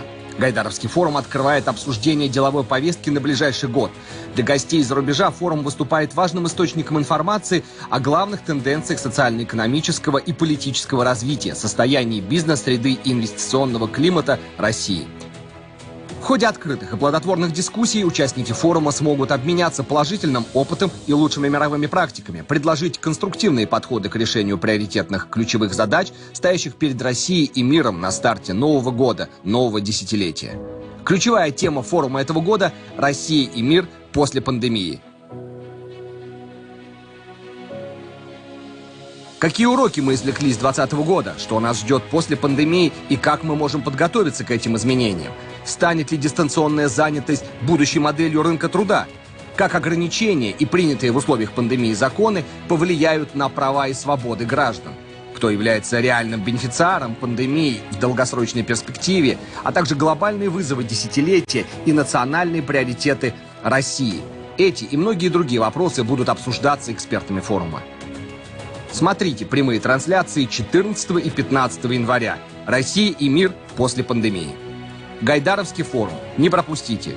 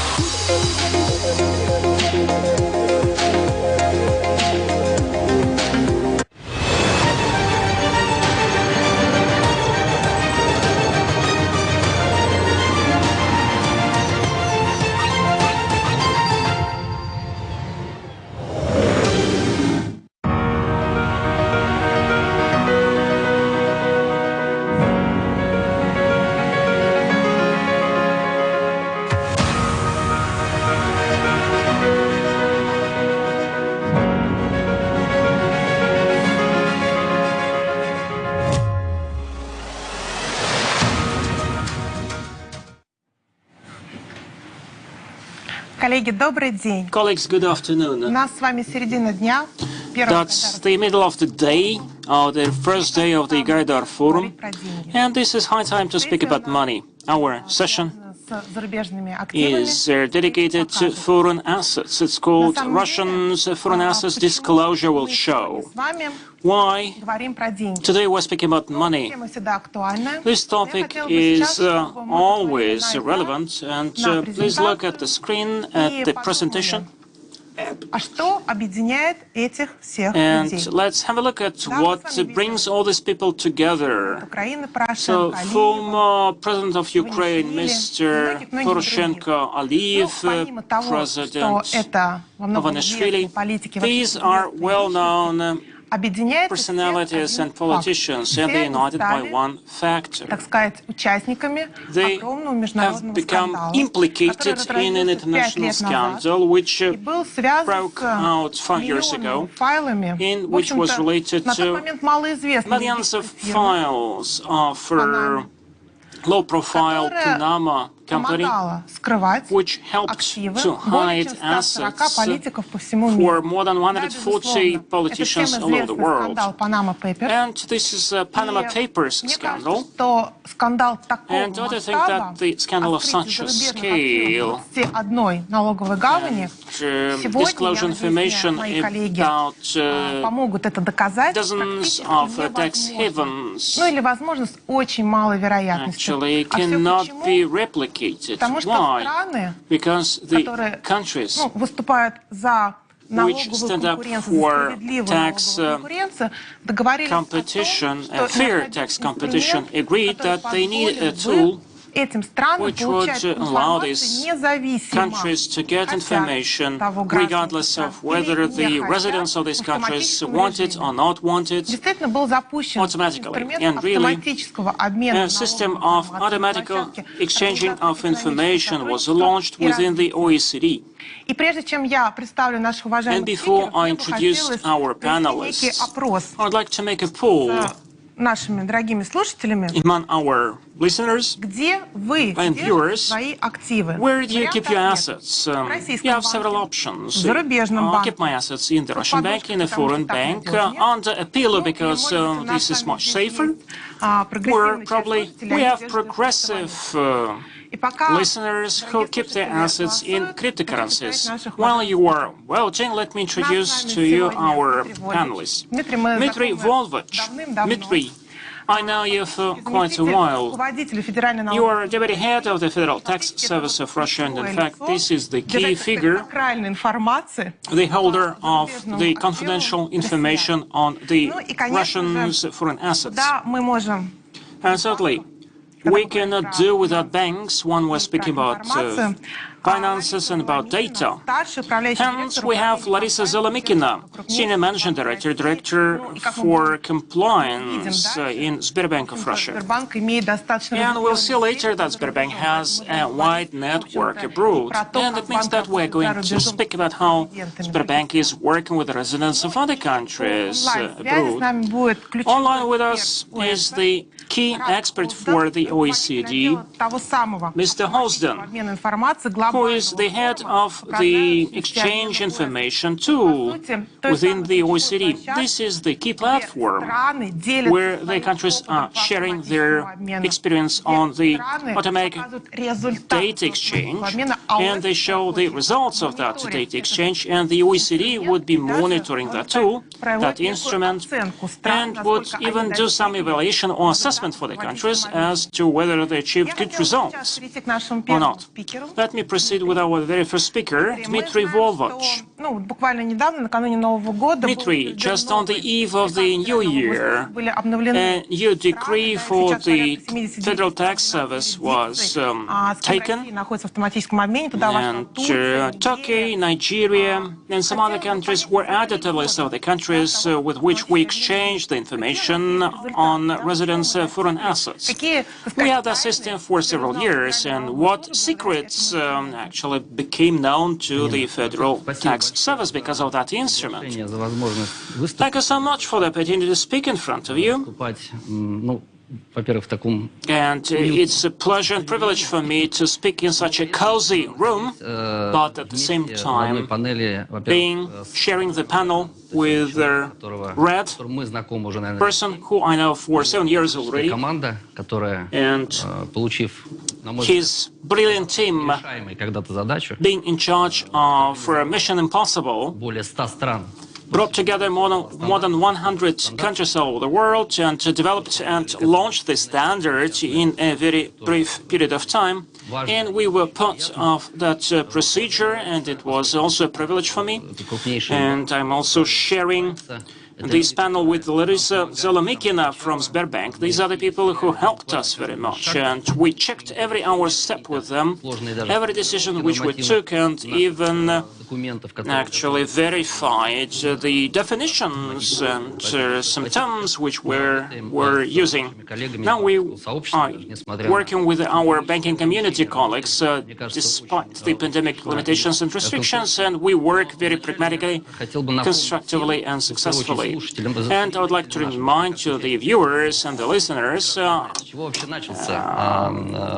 actually probably you all know what the global automatic data exchange standard started with. Actually, this standard, at least the mandate to develop that standard, originates from 2012 at the summit meeting in St. Petersburg under the presidency of the Russian Federation and headed by the Russian President Mr. Putin, and such a decision was enshrined in St. Petersburg Declaration. A big section was dedicated to that declaration, stating that the OECD has, in the shortest period of time, to promote its plan on BEPS, and secondly, the OECD has to develop a standard for automatic data exchange, and it had to be actually even launched in 2015, but unfortunately some amendments had to be done due to the external factors, but Red's team completed this Mission Impossible, and already in 2017, half of the participants in that project, the so-called early adopters, exchanged the first confidential information, and the Russian Federation stated that it is going to be part of the development procedure. I personally took part in the work of the technical and technological working groups, and Russia was among 25 countries which co-founded the CTS, which acts as the hub for transferring the confidential data in a secured way. And we became part of the exchange system back in 2018, as by 2017 we created necessary technological infrastructure.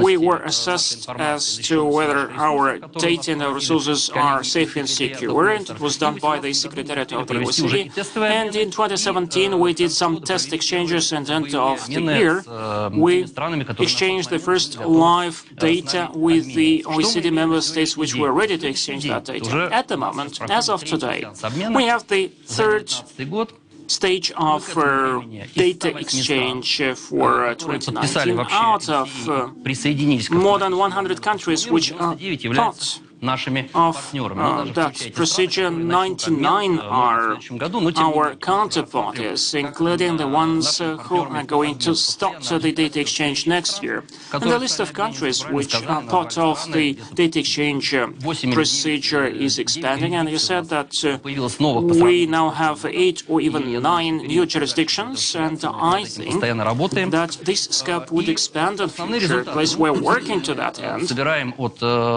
We are collecting from our partners from all over the world, the partners who are part of that exchange information system, the data on the residents' foreign assets. happens in all the countries of the world. And there is some prejudice, but let me say from the very beginning that this is neither good nor bad that people have some foreign assets or assets abroad.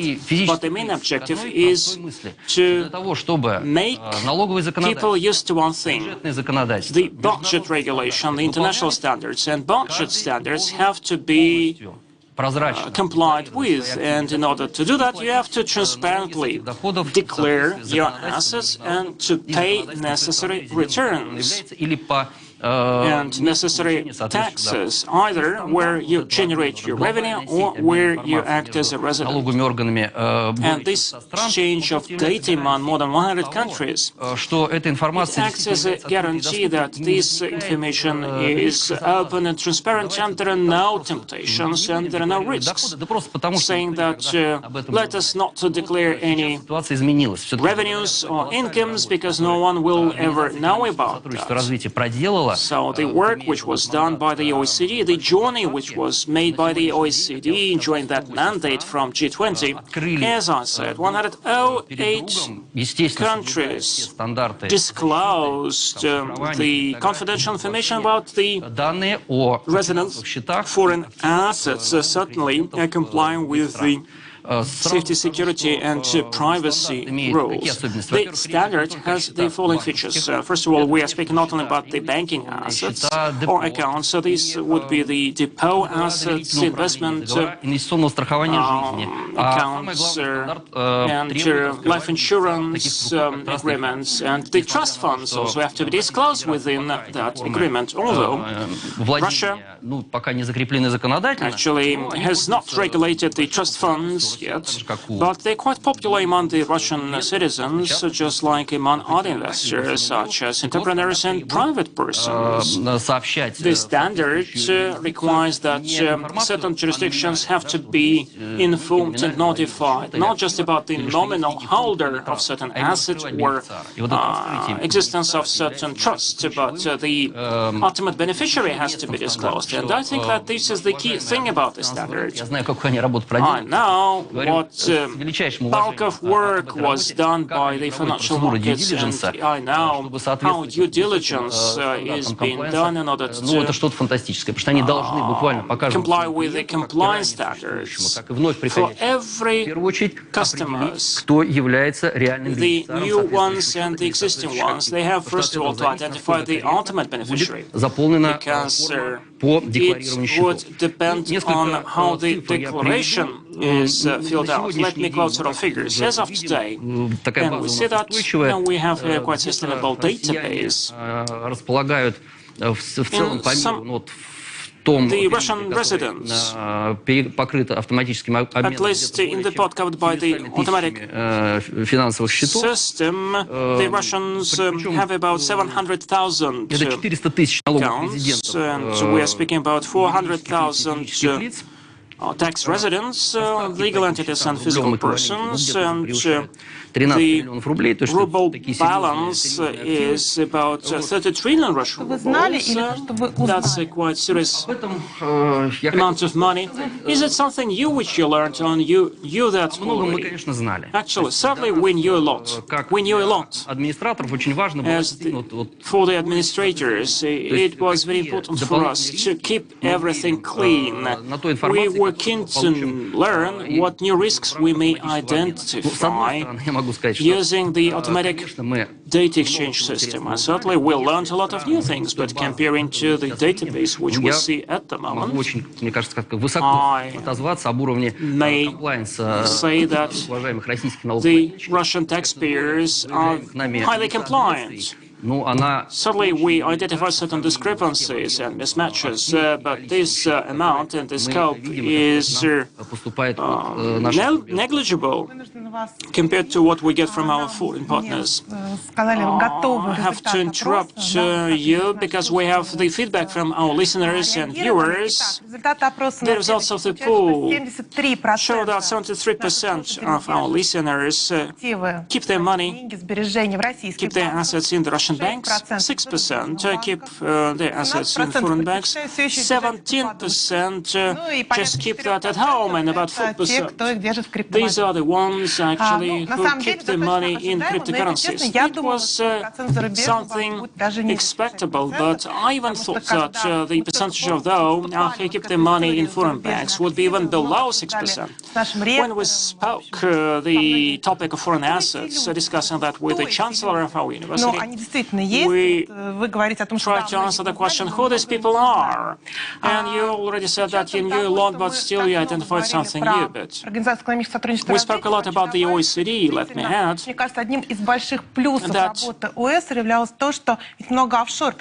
Actually, a lot of offshore jurisdictions joined that tool. A lot of offshore jurisdictions are now part of that system. And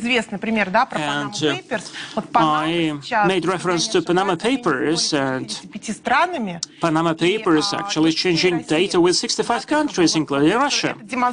And this is a showcase of the force which the OECD and the international community are wielding. So there is a peer power pressure tool, and we see the exercise of that power exemplified by the Panama Papers. I'd like to pass the floor to Rod. Rod Husden, we are glad to see you. And we know that more than 100 countries are part of the multilateral agreement on the automatic exchanging of information, but at the same time we know that 45 countries are not yet part of that exchange procedure. We know the countries which initially opted out of that system, such as the United States, but over to you. What results of the international or global data exchange you see in terms of the countries? What are the results in terms of the money which actually was identified by the countries' budgets? So whether this tool really gave more transparency to the world? Thank you so much, and thank you so much to the organizers for inviting me to this event. It's a real privilege being part of this panel and to talk to you today. I'm very excited to tell you some more about the new standard that we've been working on. And thank you specifically to Dimitri for his very kind words. I think maybe one thing that's perhaps useful to clarify is that the Global Forum, which is where I'm working, is the Secretariat is provided by the OECD, but it in fact has 161 member jurisdictions. So it's a vast body that all work together to make sure that international standards are implemented across the globe in a standardized way. And that's our strength, in fact, is having a body of 161 jurisdictions that all operate on an equal footing to make sure that there is confidence that there's a level playing field and that all jurisdictions are doing what they should be doing. As a little bit of background, and this was already covered in excellent detail by Dimitri, in 2014, there was the creation of a brand new standard, and this standard is in fact quite a thick book.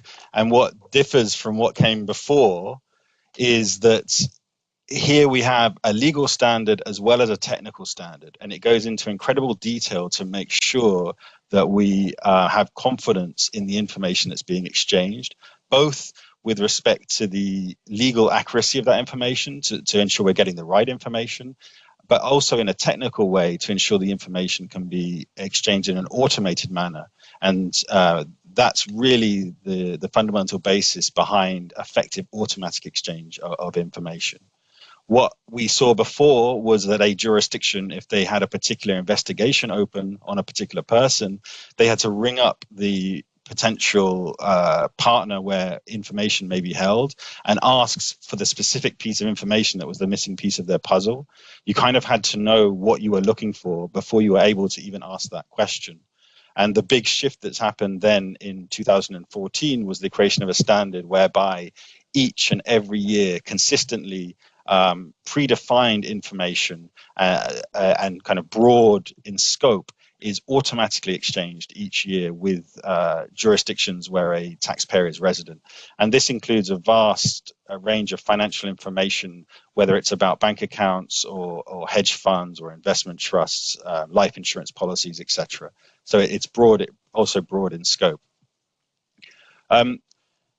We have 100 jurisdictions that have already implemented it, including the vast majority of financial centers. I know that the US was already mentioned previously.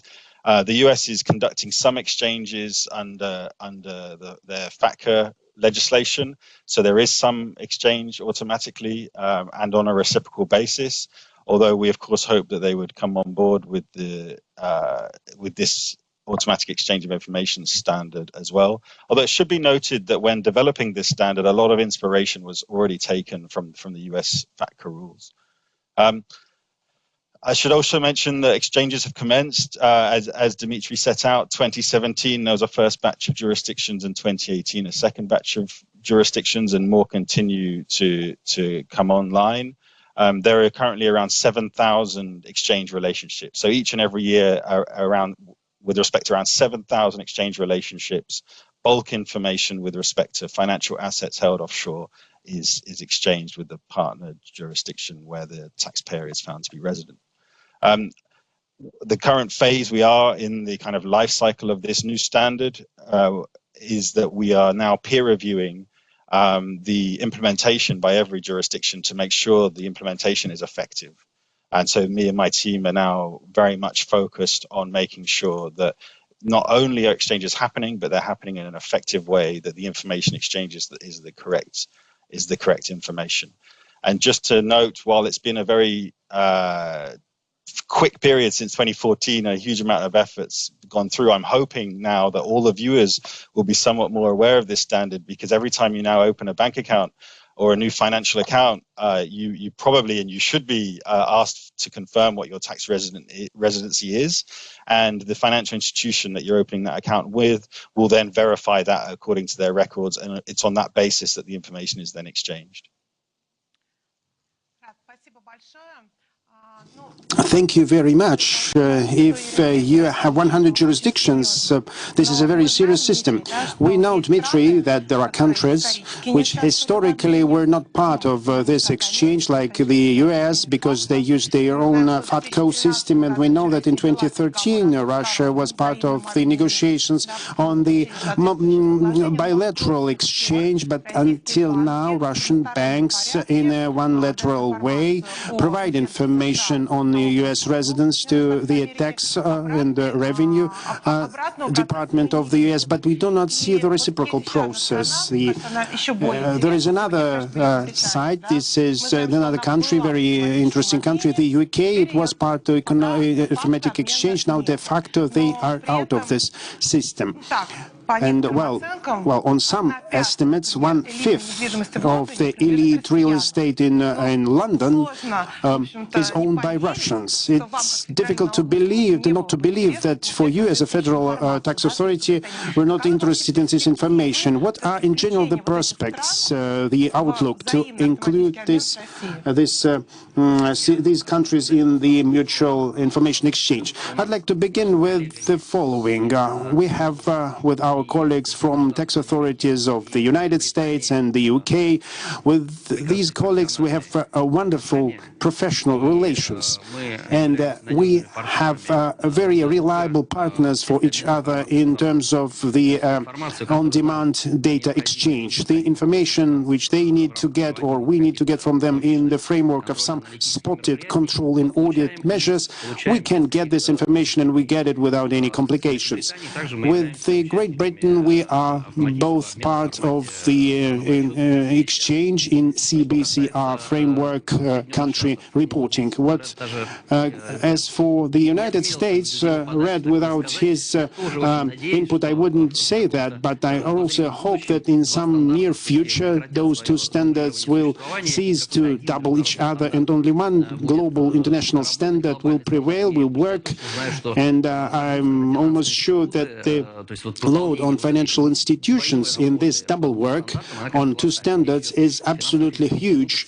And this is about the financial institutions all over the world. Once in a while it will be resolved, I'm sure. And with my counterparty from the United States, from IRS, we are co-chairs of the work task force on GT platform. This task force develops measures to counter non-compliance within FATCO and CRS. And the approaches are absolutely similar, and the evasion methods and the control measures are very similar. So ideological standards are practically have no difference. They have taken all the best from each other, and we would like to have teams there, as the mandatory indicated. This is a separate desire. We hope that once it will appear.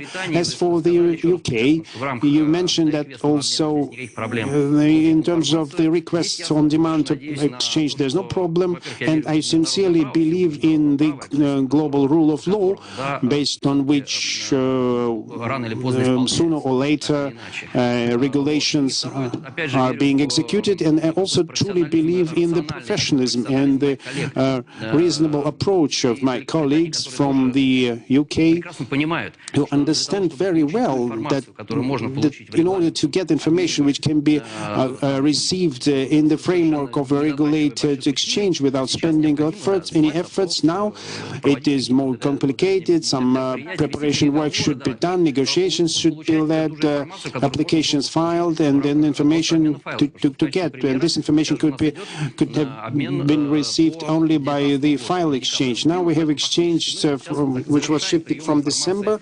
We are finishing to get information from our foreign counterparties, and we uploaded our files in December in the full. Just an example, is logical control is not passed. The colleagues from Cayman, I write a letter to my counterparty, I explain everything, he sees everything. Less than 1 day is passed, and we get not an answer, but also receive the corrected file, which can be uploaded to the system. So even the contribution in terms of time and effort also speak in favor of the fact that probably the automatic exchange has to be expanded, and the scope should be expanded. So the question of Panama. In 2019, we had a series of talks which resulted in it successfully, and we are also reliable partners with Panama counterparties.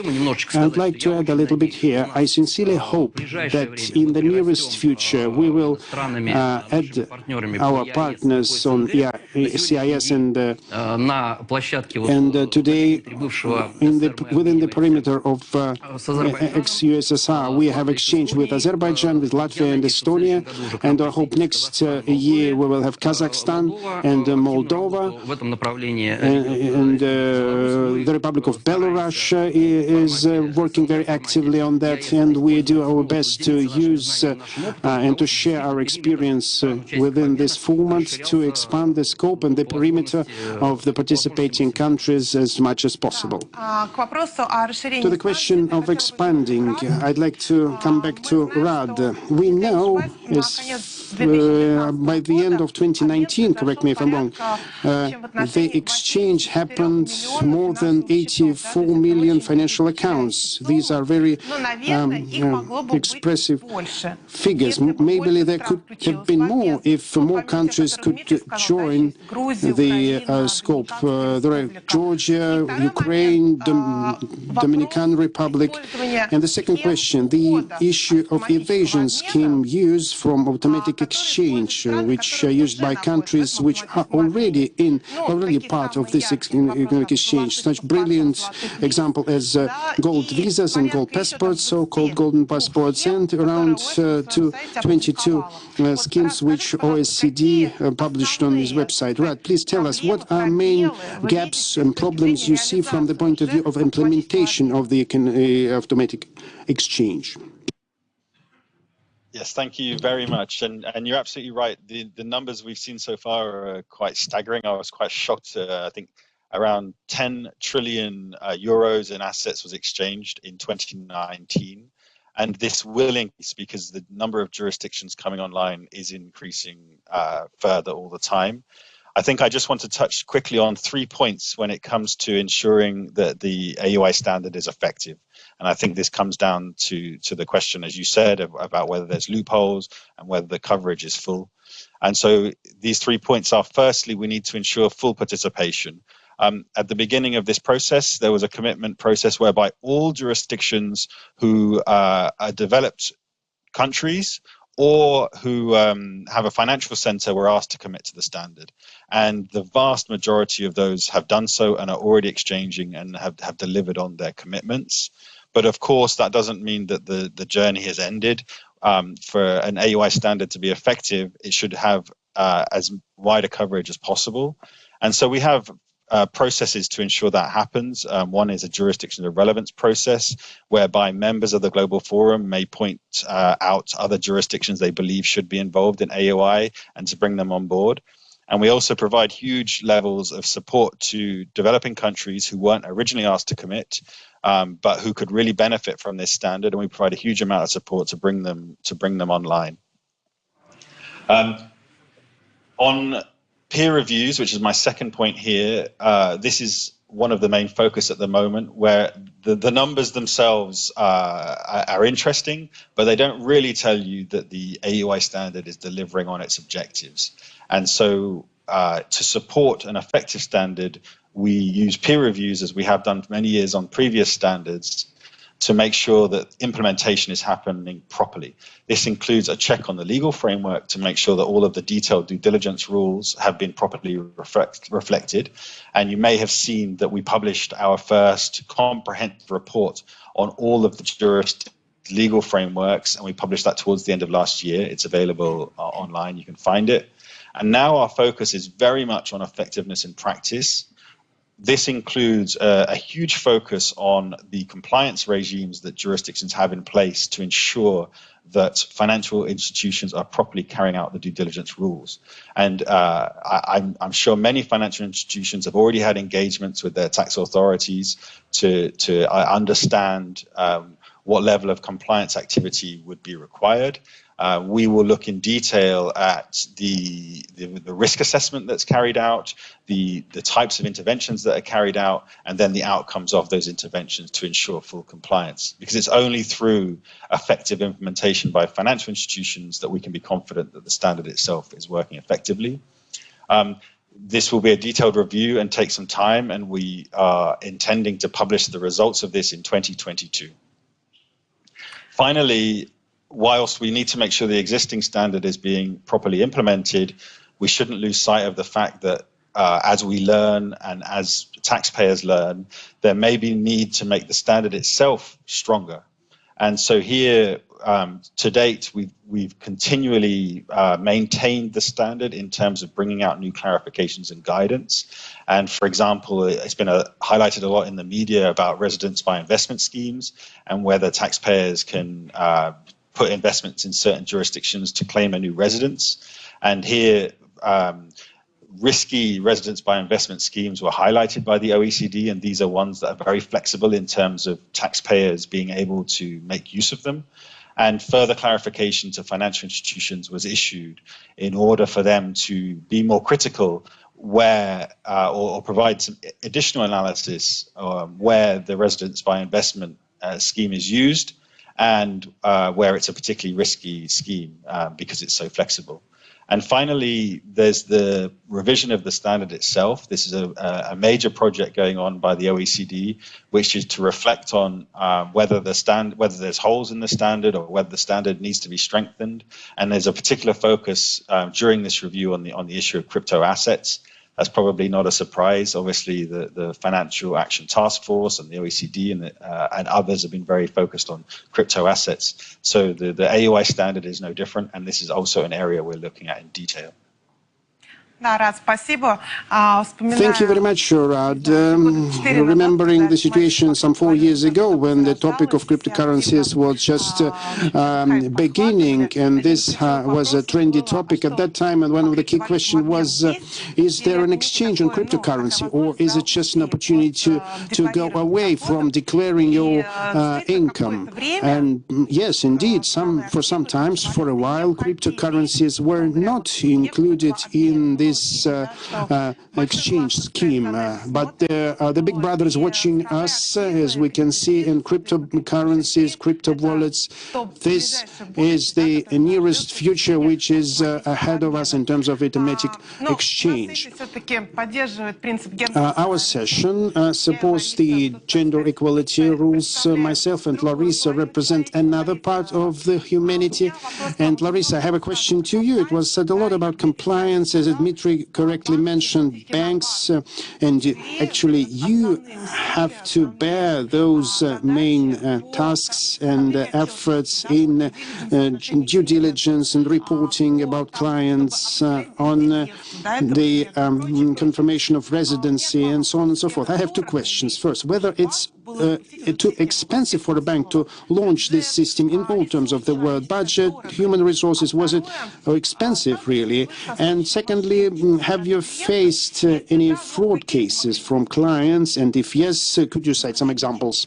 I'd like to begin with the fact that, of course, for banks, the identification procedure is not a new thing. Banks have been doing this job, this function for a number of decades. And of course, with the appearance of the automatic exchange idea, we had to learn how to determine the tax residency of our clients. And in this sense, the tax service provided us unprecedented methodological support, because from the very beginning, when the regulatory document was designed, all those issues have been developed in detail in order to be doable from the operational point of view. What's on the mind of the bank? The bank should aim three targets. First, the task set by regulator. The secondly, to do it from the operational point of view very efficiently. And thirdly, to think about the client, what will be convenient for the client, and whether we will provide additional complications for clients who don't want to know what is automatic tax information exchange and don't want to bother with this topic and with all these procedures.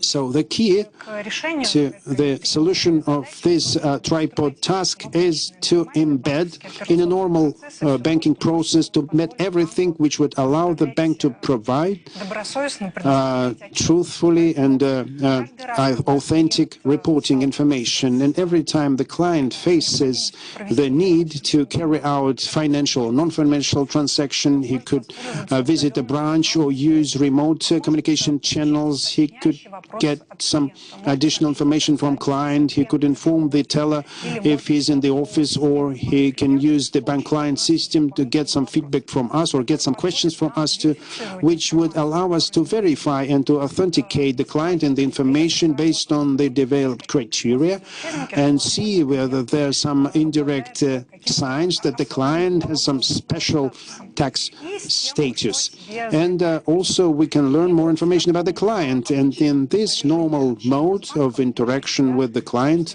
we clarify all those issues for us. Certainly, all situations when different jurisdictions have different approaches to determining the taxation status, and every time the local legislation is coming to play, and as we mentioned, that we wish we had the information about the taxpayer's number and how in different jurisdictions this number could be designed, what should be the combination of digits and characters is correct or not. And here a very important role is by methodological instruments and due diligence. If client made some mistake somewhere, the client will be consulted at the stage of the opening of the account that something doesn't match with the filled information, and the client is able to correct this information. So we shouldn't say that this is expensive or not expensive. This is a normal banking activity, which of course course, demanded some reconstruction of our procedures. I should tell you, Sberbank of Russia is aimed at servicing Russian clients, residents, and the share of clients with which are not resident, where obviously couldn't have questions about their taxation status, is not very big. It's just a tiny fractions of percent in Russia. And of course, clients with Russian passports could have also some specialty taxation regimes. It's not a massive story, of course, and from the point of view of clients who could deliberately or indeliberately provide untrue information. Well, it's just a few cases only. It's not a massive thing. If we take the example of Sberbank, we do not spend any extra efforts to manually rework the big bulk of information. It's not required. Thank you, Larissa. You know, I started from the fact that we know each other with Dmitry very long ago, and we started not with automatic exchange. We have our favorite topic in between. When we sit together at one table, we like to discuss the currency control topic. When Dmitry told me when I entered in this topic, I thought, what is it all about? And we have made it a trendy one and very modern one in the good sense of the word. We did a lot to liberalize the currency control, and we should say that federal authority with Ministry of Finance moved the same way, and this is very good. And I couldn't ask a question about the currency control because the topic is very close. There we have overseas accounts, here we have foreign accounts. Well, and we know that for the past year we managed to achieve liberalization of using foreign accounts by the tax residents of Russian citizens for individuals. And the question is very simple. Can we provide this same mode for legal entities? Well, since you've asked this question, of course I will answer it. First, as promised from the very beginning, if you remember, when we started this automatic exchange topic, since it's automatic exchange, they were asking why you need to self-declare the account. As soon as the automatic exchange comes up, we would get rid of this as much as possible from the automatic declaration. And you're absolutely right, in 2019 the law was passed which allowed taxpayers in the states which are participating in the exchange to remove the majority of limitations, which simplifies for them the use of foreign accounts. So I now have a homework for me. I will come back to my office and we will try to think what limits us from lessening the regime for using the accounts of legal entities which are opened in the organization of financial market of the states which are reliable partners on automatic exchange. I think it should be a logical continuation of the liberalization trend which have been taken a few years ago. But as you see, we have restored the gender balance because I gave a home assignment to the Deputy Director of the Federal Tax Service, and I think that we'll finish our discussion on that positive note. I would like to thank Rad once again. Thank you so much. We appreciate very much our cooperation with the OECD. And if Russia works as good with the OECD as it does with other as in other fields, then I think that we'll be a very good partner for the OECD because actually we are really working very well with the OECD. Thank you so much, Dmitry. Thank you so much, Larissa. And I hope that next year we're going to discuss the 4-year-long exchange of tax data. Thank you so much.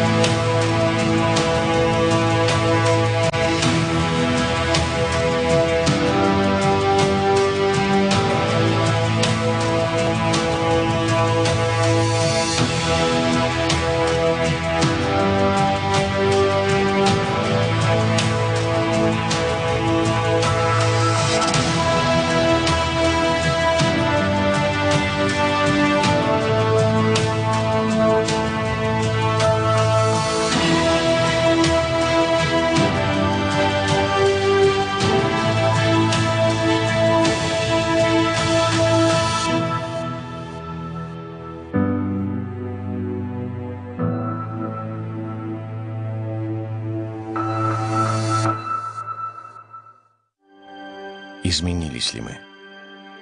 Стали другими? Или остались собой? Принимая время, место, обстоятельства. Главное, не остановиться сегодня, чтобы стать сильнее завтра. И знать, мы вместе. И это все меняет. Ваш Газпромбанк.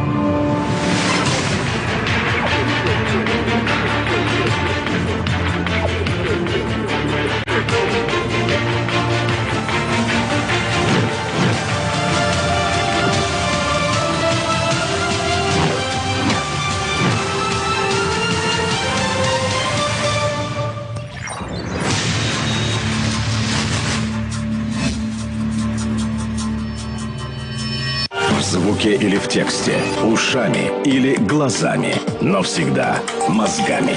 Только по делу. Главное в политике, главное в бизнесе, главное о личных деньгах. Со скоростью звука, со скоростью света. Услышать и увидеть. Один бренд, два адреса. Бизнес FM и bfm.ru. Не на словах, а на деле.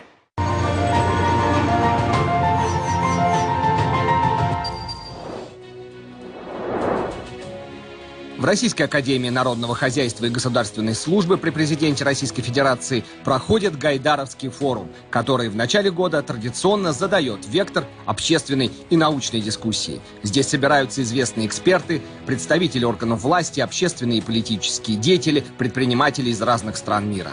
Гайдаровский форум открывает обсуждение деловой повестки на ближайший год. Для гостей из-за рубежа форум выступает важным источником информации о главных тенденциях социально-экономического и политического развития, состоянии бизнес-среды и инвестиционного климата России. В ходе открытых и плодотворных дискуссий участники форума смогут обменяться положительным опытом и лучшими мировыми практиками, предложить конструктивные подходы к решению приоритетных ключевых задач, стоящих перед Россией и миром на старте нового года, нового десятилетия. Ключевая тема форума этого года – «Россия и мир после пандемии». Какие уроки мы извлекли с 2020 года, что нас ждет после пандемии и как мы можем подготовиться к этим изменениям? Станет ли дистанционная занятость будущей моделью рынка труда? Как ограничения и принятые в условиях пандемии законы повлияют на права и свободы граждан? Кто является реальным бенефициаром пандемии в долгосрочной перспективе, а также глобальные вызовы десятилетия и национальные приоритеты России? Эти и многие другие вопросы будут обсуждаться экспертами форума. Смотрите прямые трансляции 14 и 15 января. «Россия и мир после пандемии». Гайдаровский форум. Не пропустите.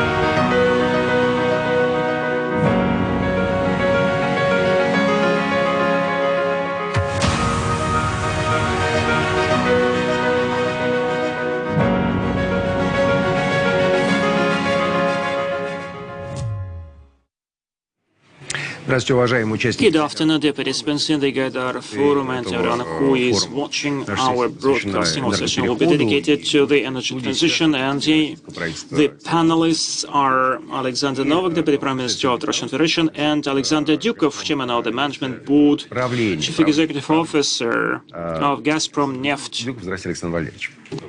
Я сейчас в титрах увидел, что меня назвали президентом института. Actually, I was called president of Belarusian Institute, but I'm rather prefer to be introduced as the president of the Global Energy Association. Let me start with a story.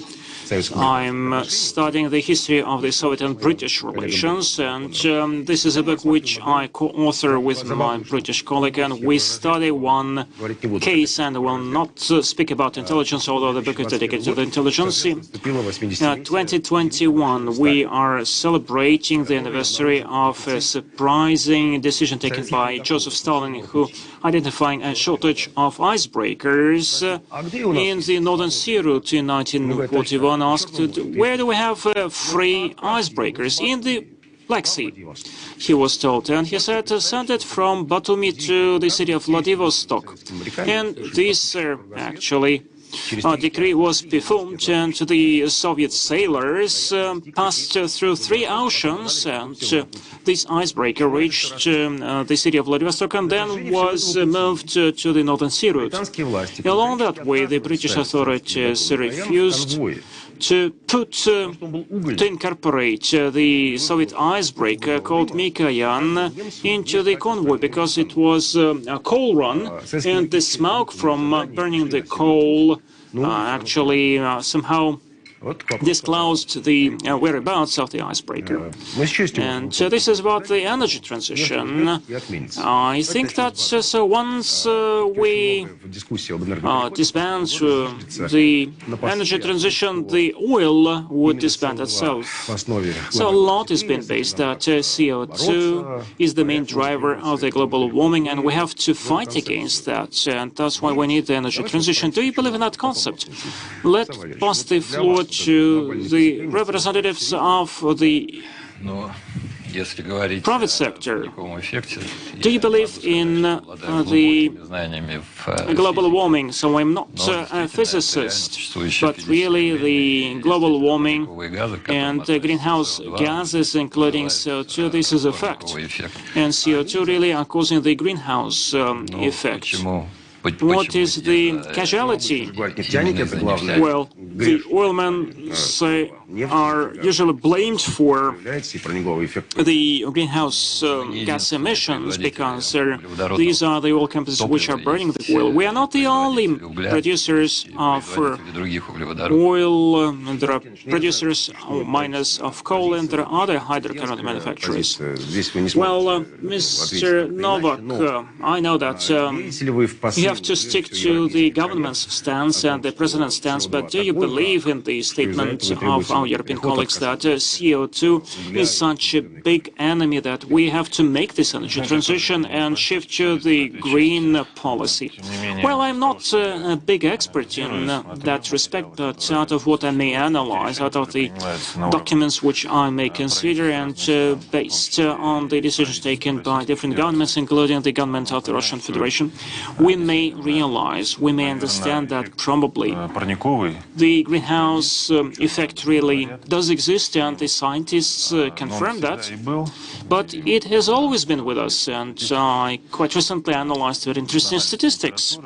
The analysis of the temperature, average temperature, ups and downs in the last 500 million years, and actually half billion years ago the temperature on planet Earth was 10 to 15 degrees above the today's average, with no plants and factories intact. Speaking about the statistics, the energy consumption in the last 100 years increased dramatically, and the temperature, average temperature in future may go up several notches in a short run. And sadly, for the mankind, it would be a big challenge because it would be about warming. It would be about the flooding of some coastal territories, the change of the habitual rights and ways of life. And probably this is why a decision was taken to try to maintain the average temperature to support the existing economic activity and economic way of life. So the greenhouse effect, that's a reality, and we have to fight against that. As for the Russian government's stance is concerned, last year a presidential decree, executive order was adopted to reduce CO2 emissions and greenhouse gas emissions. You know that we are part of the Paris, we are signatories to the Paris Agreement, and at the moment, corresponding strategy is being developed, and it's going to be adopted in 2021. Okay, skeptics remain skeptics, but let's proceed from the facts. In the European Union and in the United States and in China, the energy transition would still be a hot topic. Whether this probably would be about spending the previously allocated subsidies, or this is a bubble which is being inflated. But still, this is a fact. Not everyone actually may differentiate a beautiful thing from a useful thing. And some experts say, so let's take the energy from nowhere. Solar panels, windmills, let's generate the electricity, and then by means of electrolysis we'll generate hydrogen and will burn hydrogen. But actually 1 ton of energy generated by that process is 3 times as expensive as the hydrocarbon energy. And carbon footprint is another factor. What could be the negotiations position of Russia? Oil and gas. And Europe will still import Russian energy, but it would require that it goes on like, as I've said before.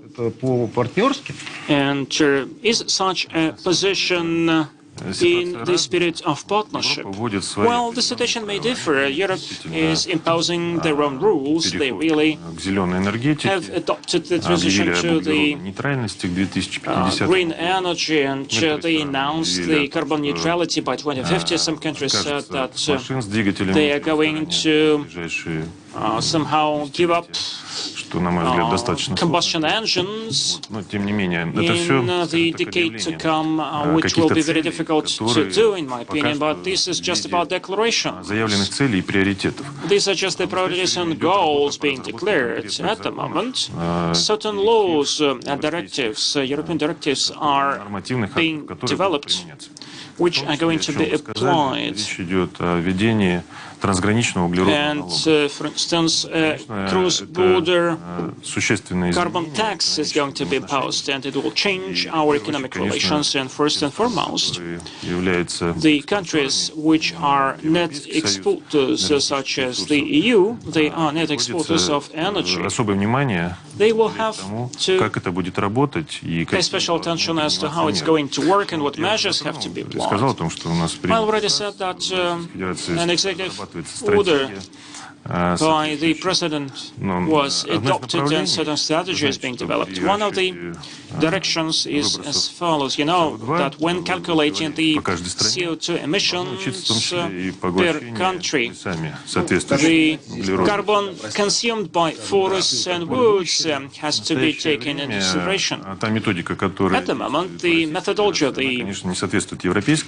which is being used by Russia is not matching the European one, and the Ministry of the Economic Development and the Ministry of Natural Resources are doing a lot in order to adjust and update these methodologies so that the carbon and CO2 consumption by woods is part of that, and therefore we may take more appropriate measures regarding the carbon footprint and other things. Well, from the corporate standpoint, can you help the government in that sense, for instance?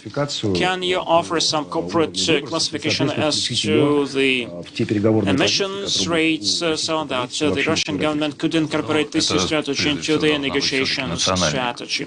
I think that it should be a nationwide classification, accompanied by the national methodologies of measuring the emissions. But getting back to your first question, I'd like to say a few words to protect, to defend the oil sector. I don't think that an oil industry should be regarded as a scapegoat. There is such a physical phenomena as greenhouse effect, and there is a global consensus in the sense that you have to combat it. And I will agree with Mr. Novak, saying that we see the growth of the average temperature on planet Earth, but whether this growth is really caused by the greenhouse gases emissions, I'm not sure. No scientist can be 100% sure of this effect. Speaking about the greenhouse gases and the contribution to the CO2 emissions, oil industry first of all produces the lubes and motor oils, and this share, this contribution is totally comparable with the contribution made by the housing sector or utility sector. If we look at the scope 2, this is the scope which is going to be used by Europe in order to evaluate and assess the emissions and to define the carbon cross-border tax. The specific CO2 emissions per 1 ton of oil equivalent is actually 10 times less than producing steel. I'm not shifting the blame to steel, but there is a global challenge which we have to address altogether. And in that sense, we'd rather expect some actions and decisions and proactive measures taken not only by the oil industry, not only by the energy sector, but by the manufacturing industry and other sectors of the economy. And you have to actually still say that oil will be needed for petrochemistry, at least. Let me add something to what's been said by Mr. Dukov. I cannot agree more, and certainly the contribution of certain industries into the CO2 emissions, I mean agriculture and other industries, is huge, but what we have to do? Anyway, we have to deal with the energy saving and energy efficiency. We have to bring in the available and most accessible energy saving technologies in utilities, in housing sector, so that we can reduce the losses in power generation, in pipelines, in housing. We have to decrease flaring of associated gas, and the government deals with that, really setting certain requirements. We have to develop our own methodology and classification, taking stock of emission of pollutants. At the moment, this work is just in its infancy, and this methodology has to comply with the European standards so that actually we could export our products, bear in mind the carbon footprint. So it means that on the one hand we have to follow the trend and deal with these things, but on the other hand, we do not welcome the carbon taxes which are being introduced, because in essence it will increase the tax burden for the suppliers. We have to meet each other halfway. with our European partners. In that sense, we have allies represented by the countries from among the biggest exporters. Речь идет все-таки и о том, что необходимо обеспечивать надежное энергетическое снабжение в целом. Provide sustainable energy supply. Потребление, as far as the consumption requirements have to be met.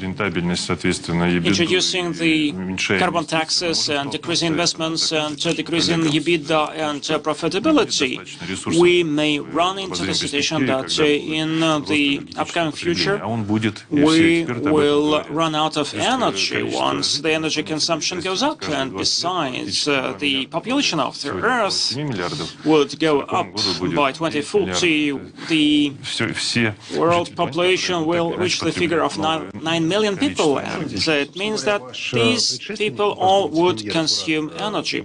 Your predecessor, Mr. Borisov, at the previous two-man energy forum, which I moderated, promoted the idea that many of the statements from the European Union proceed from the fact that they are exhausting their resources, they are depleting their resources.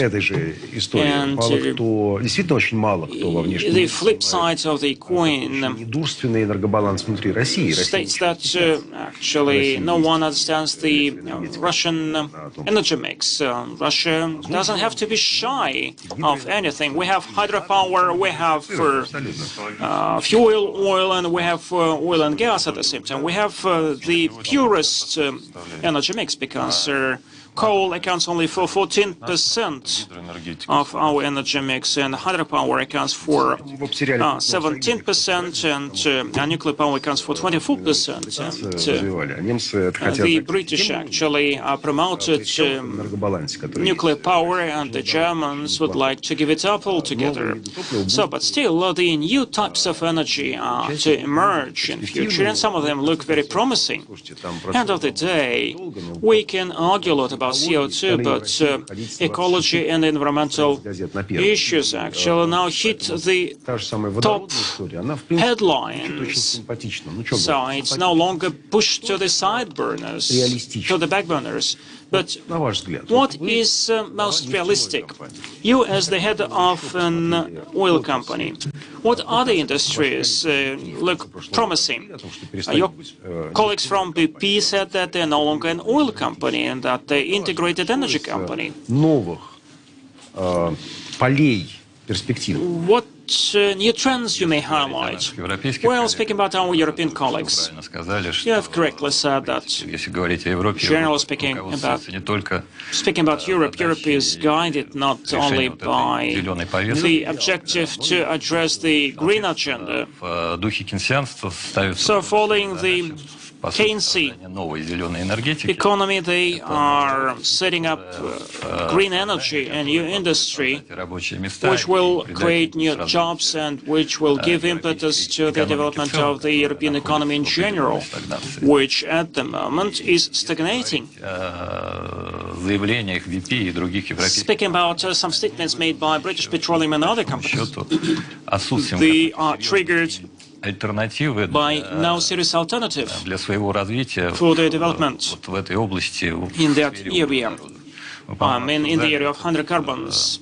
I think that we discussed that back in Tumen, and I said then that in terms of the access to hydrocarbon manufacturing production, so the Europeans are losing the free room for hydrocarbon production. We have to look at the new opportunities. This is what we do.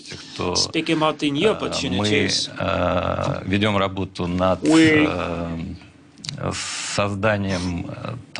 we are creating added value повышение высокотехнологичных продуктов, которые мы уже создаем, это битум, это масла, increasing the базовые масла, это могут быть range of high-tech products such as bitumen and high-tech lubes and oils, which would cover certain needs in certain industries. And people from Rosatom are investing in the windmills. Have you looked at that area too? Well, this is another new business where speak about the development of bitumen, and we are producing high-tech bitumen. We are looking at the construction business as a promising one. For instance, the road construction industry. So wind power and solar power is not for you, but what about, for instance, hydrogen? Well, this is about trapping of hydrogen, and this can become a new strategy.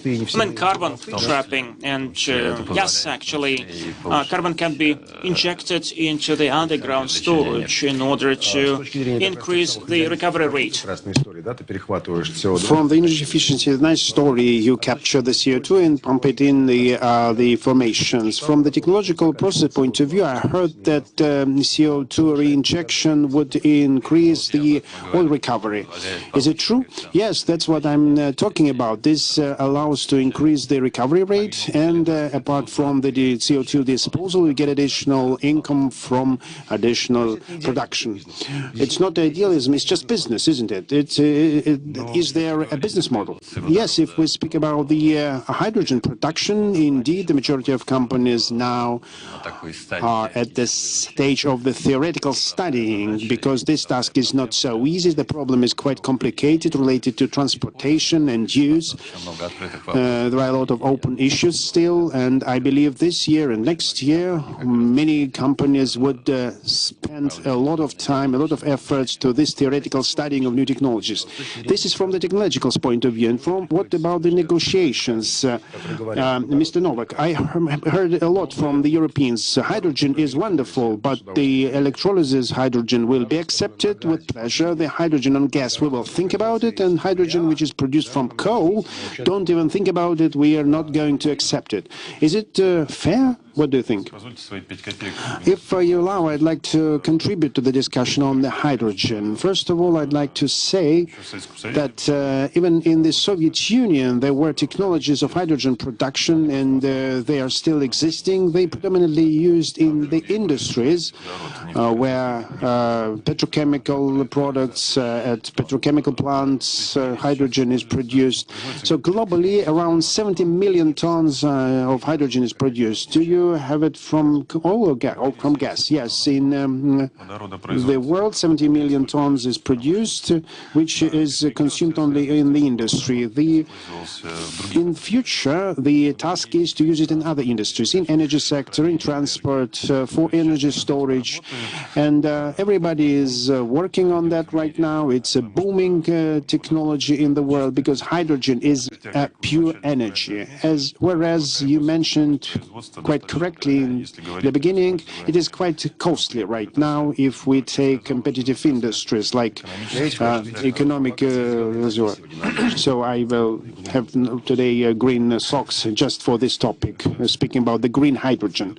This color is really, yes, of the renewable energy, you're right. But I wanted to mention that now we are actively engaged in this, and Mr. Mishustin, our Prime Minister, signed a roadmap last year to implement the program of developing the production, storage technologies for hydrogen, and utilization of hydrogen in other industries, and we already launched this work. The task force is being created right now. It's not a work from the scratch, because companies have been dealing with that, and they continue this work. It's very important to coordinate this activity, because there is a demand today in the world for those technologies for hydrogen utilization, and Russia can take a very significant place as an exporter of technologies and hydrogen producer. But you haven't answered my question, Mr. Novak. If Europeans would say there is green, blue, or whatever hydrogen, this one we will accept without thinking of delivering us hydrogen which has been produced from coal. What can you reply to that? Because there are different kinds of hydrogen. Yes, there is a story right now. As far as I know, some countries in the European Union are not willing to accept hydrogen produced by electrolysis from the energy from nuclear plants, although different countries have different reasoning for that.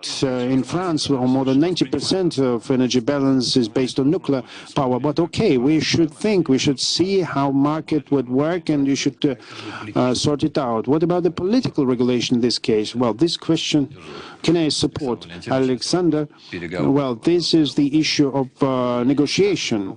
And even Europe, it's clear that renewable energy, solar generation, and wind generation would allow to give some capacities, some volumes of energy, but still Europe most probably will be still energy dependent, and there will be demand for hydrogen supplies. Europe, if Europe will be able to satisfy all the needs using green hydrogen, that's fine, but the question of price then, how much a kilowatt hour would cost on green hydrogen, and how much people should pay, whether you follow up the situation or not. Just this week we see the rapid growth of energy cost in such countries as Japan, Spain. What happened in Japan? It is about nuclear generation. In principle, this is a renewable source of energy, but once upon a time they refused from nuclear generation. And what do we have in Japan now? Cold weather, no wind, and cloudy sky, and as a result, record prices for electricity, more than $1 per kilowatt an hour. And this is wholesale, which is very expensive, and there are urgent appeals from the government to curb energy consumption, both for individuals and for legal entities. More than $1,000 per 1 cubic meter of energy. So the energy transition, no one wouldn't be willing to freeze with this energy transition in Europe. And we should understand there should be reserves of energy, because we have to understand if we take only wind and solar, they would not be able to provide the necessary reserve, and someone should pay for that. And again, this is the consumer, European consumer, who should either accumulate hydrogen, which is also costly and expensive, or should maintain gas generation facilities. Yes, backup is resilient facilities, which is very important. If we take the city of St. Petersburg, solar generation is, of course, a wonderful thing, but in December, the average number of sunny hours is just 10 or 11 hours for the whole month. Well, and winds are not so strong as in the North Sea, and the question is where those solar plants should be installed. In Finland Bay, well, when cruise liners would not be willing to see this landscape. If we take Russian energy balance, there are a lot of experiences, successful experience in the Gaidar, Astrakhan region, Krasnodar territory, but it won't work. No, it will work. It works where there is enough wind and enough installations, and in principles it could work. So far it's too expensive, and it's an additional load for the consumer. That's first. Second, still redundancy is needed, and reserve capacities are needed in the regions where it is installed. The most efficient way is to use renewable sources in isolated regions where there's no uniform energy grid, and the energy generation goes due to the imported diesel oil or fuel oil, and there we could reduce the prime cost for the consumer by be using the combined ways of generation, for instance, diesel solar or diesel wind stations, which is already implemented in the Far East, in Yakutia, in the remote regions of Bashkiria.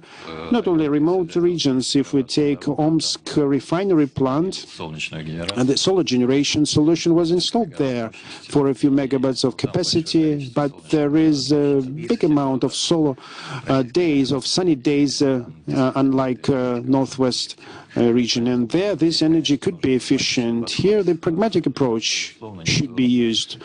Certainly no one of us is about to take this all the way and produce only hydrocarbons. We are a company who is willing to try new ways, new ways of generation, renewable energy generation, solar, wind solutions. In terms of wind, we are about to implement a pilot project in Serbia, and you mentioned this transition. You said the word transition. We proceed from the fact that for quite a while there will be two energy styles: the traditional hydrocarbon style, where everything will be based on oil and gas, and the coal share will go down, and the second energy style, which is based on hydrogen, probably ammonia, and electricity, which is also proven, and both systems will be existing in parallel for a while. Let me add here, I absolutely agree with Mr. Dukov, but if we take the consumption structure and energy sources, anyway, there will be still wood and coal with maybe smaller share than today, and this share will be replaced by renewable energies. There won't be an energy balance which would have only solar in it and wind or nuclear plants. There will be always a diversification. For the moment, wood, it takes 10% of the whole value. The UK was set the task to get rid of the internal combustion engines and to get zero hydrocarbon. They have a number of villages, a big amount of villages, where they just heat on wood, and they are not willing to get rid of it. Okay, let's speak about gas and oil. I'm going to go a little bit away from the energy transition topic, but I'd like to ask a question to you, dear colleagues. Who could think last year that right now we will have more than $50 a barrel?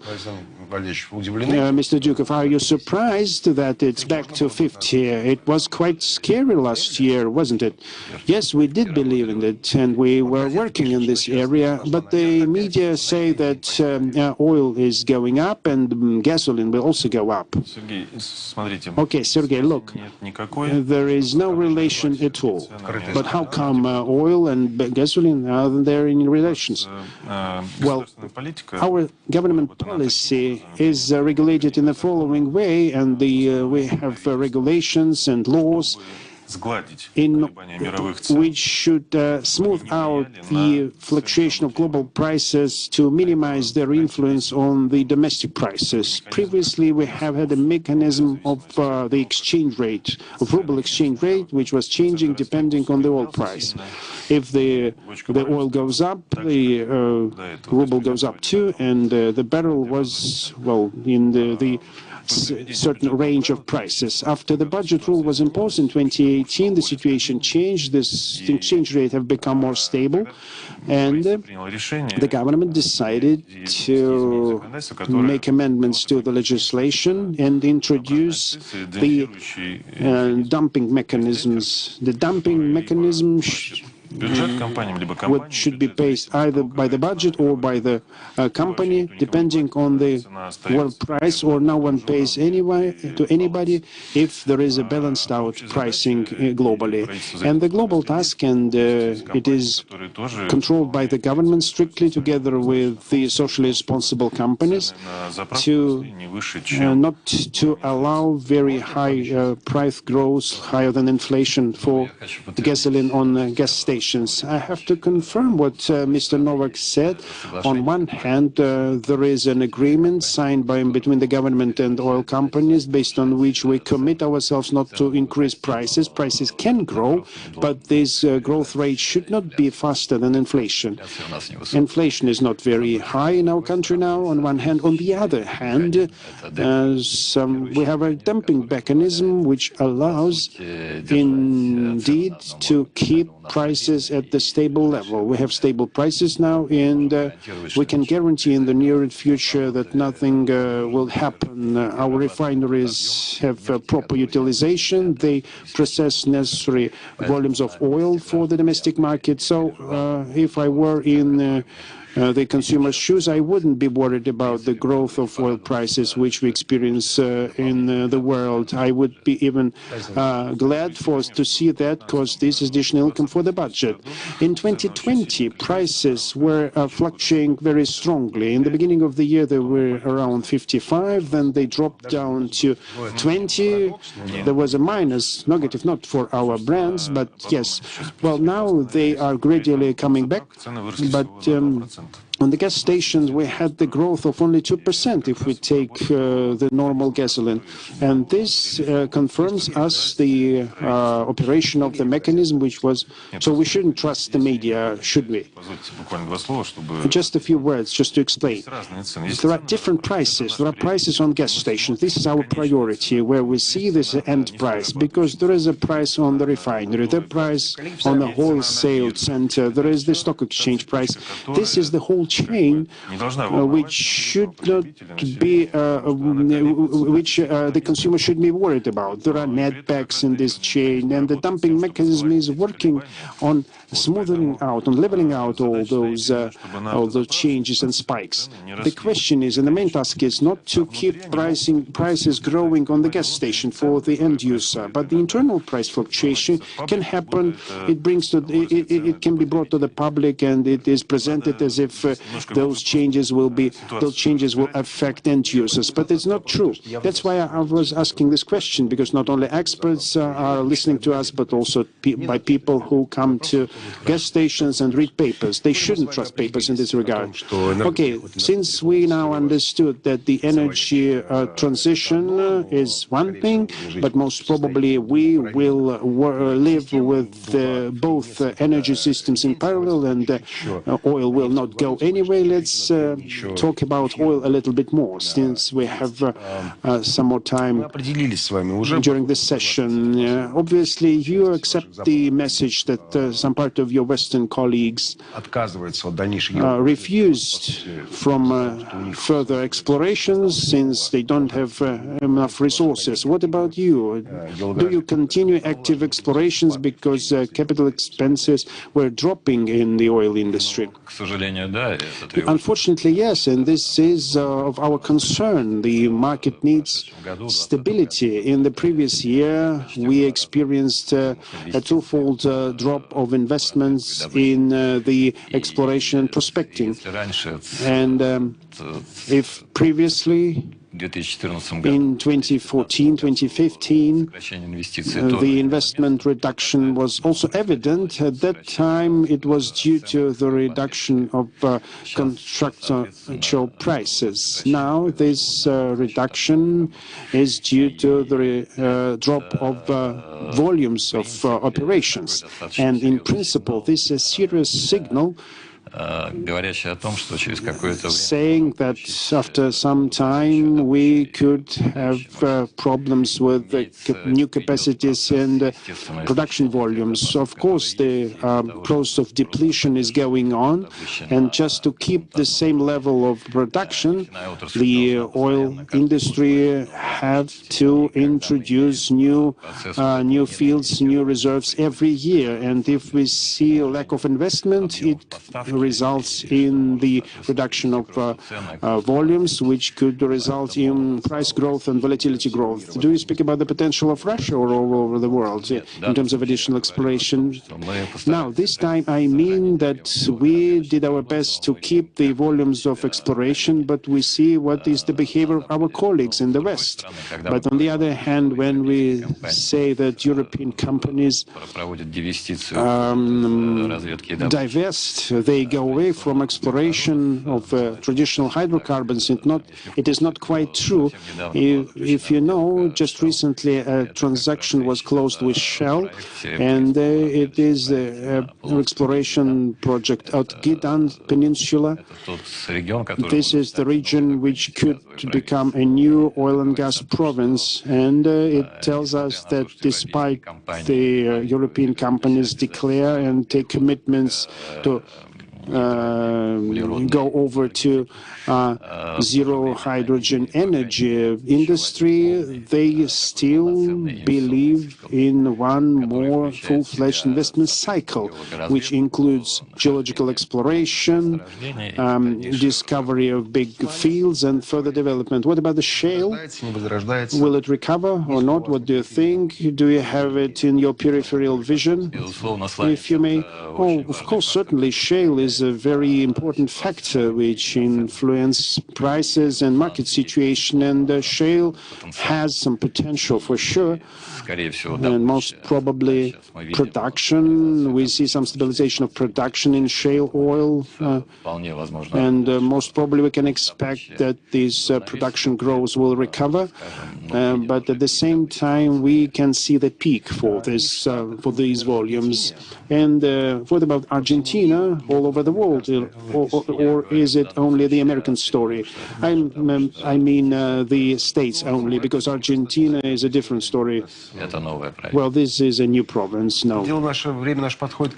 Okay, we are almost out of time. Mr. Novak, just a double-sided question. I listened to Mr. Dukov, and I thought there's no bad without good. If there's a problem with exploration in the outer world, and if we face some, probably not deficit, but shortage of oil, and the prices would go up, it's good for the budget, but still the main topic of our meeting was the energy transition, and the higher the prices for hydrocarbons, for traditional hydrocarbons, the more we have the room for the maneuvering. For renewables, where do you find that golden mean in the practical sense? Actually, you're very right, but you're speaking about the inter-energy competition, which will always exist. Let me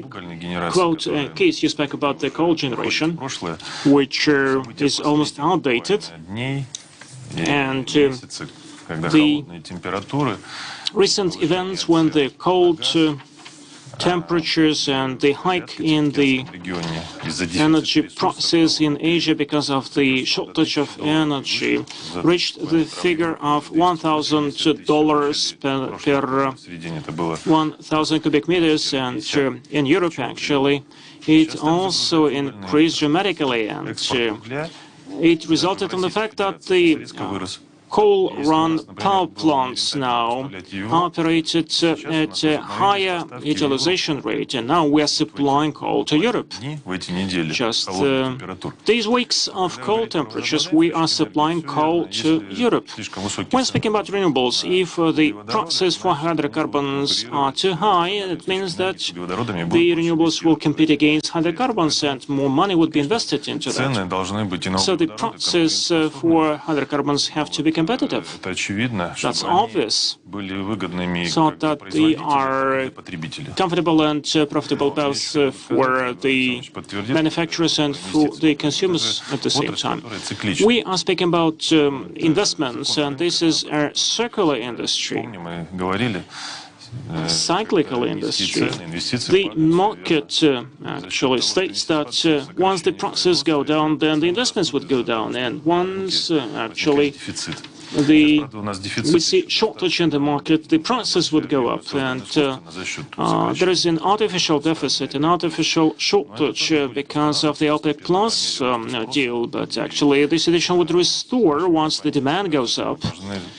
And we discussed that with the companies, that we have to target the restoration of demand, restoration of production, and to restore the production. 1 minute left, so let me pass this back to Mr. Dukov. Are we not cheating ourselves? Are we not actually wishful thinking? Because if you actually listen to our American peers, they would like to stick to oil, and Mr. Novak actually also is not a champion of that thing. Well, we do not have a clear border that yesterday we had one regimen, one modus operandi, and tomorrow we'll have a different one. We now are living through a transition period, and how long will it take? There are different estimates, and probably we'll pick the demand for oil and gas in 10, 15, or even 20 years. Gas can peak even in a longer run. It is more environmentally friendly energy, and the demand for gas would go up for quite a while, because renewables will not be enough in order to meet the demand. I think that we have to comply with the global trends to monitor the situation, and this is what our industry is doing. This is what the Russian government is doing. This is what our energy strategy is designed for. It was adopted at the end of last year, and is compliant with the global trends such as energy saving, energy efficiency, and the energy transition. So our companies also are guided by what is going on all over the world. We're totally following the trends, and we're 100% competitive. So, well, Mr. Novak, actually, we are right on time, so we can invite you as an actor to the TV. Thank you so much. This is the end of our session.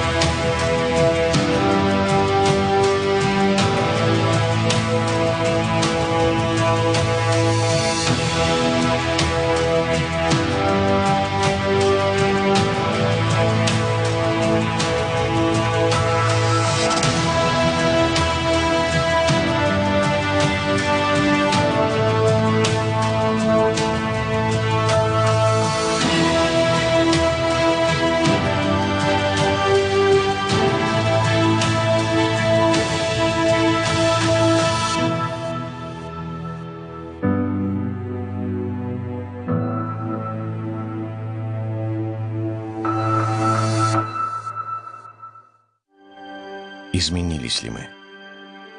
Стали другими? We've become different. They've become different or stayed as we were. Taking time, place, circumstances. The main thing is not to stop today, to become stronger tomorrow, and to make sure that we are together. And this changes everything. Your Gazprom Bank.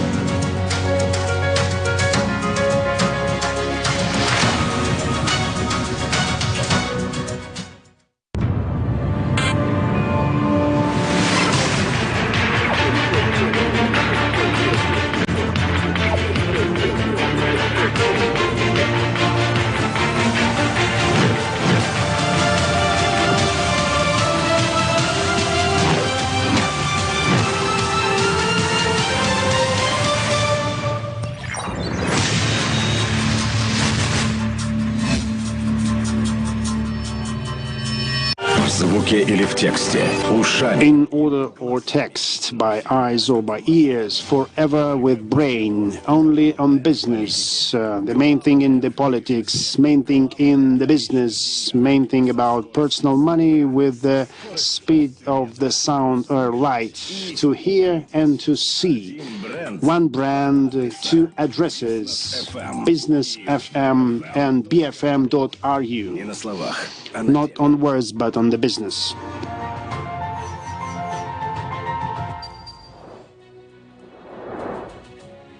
В Российской академии народного хозяйства The Russian Academy of Public Administration and Public Ministry, now we have the Gaidar Forum, traditional forum, which sets the pace for the discussion for the whole year. The main subject matter experts, politicians, entrepreneurs come together here from different countries. Gaidar Forum opens the discussion of the business agenda for the whole year. The forum is the source of information for participants on main trends of social, economic and political development, state of the business environment and investment climate of Russia. During open and fruitful discussions, participants of the forum can exchange their positive experience and best practices, offer constructive approaches to solve priority tasks and key tasks which are in front of Russia and the world at the beginning of the new year and new decade. The key topic of the forum today, Russia and the world after pandemic. What lessons we learned from 2020? What is ahead of us after the pandemic, and how can we prepare for ourselves for those changes? Will be distant influence the next pattern of the market? How restrictions and laws during pandemic would influence the rights and freedoms of citizens? What are the beneficiaries of pandemic and global challenges of and national priorities of Russia? These and other issues will be discussed by experts of the forum. Watch our streamlined videos on the 14th and 15th of January, Russia and the world after pandemic. Gaidar Forum. Do not miss.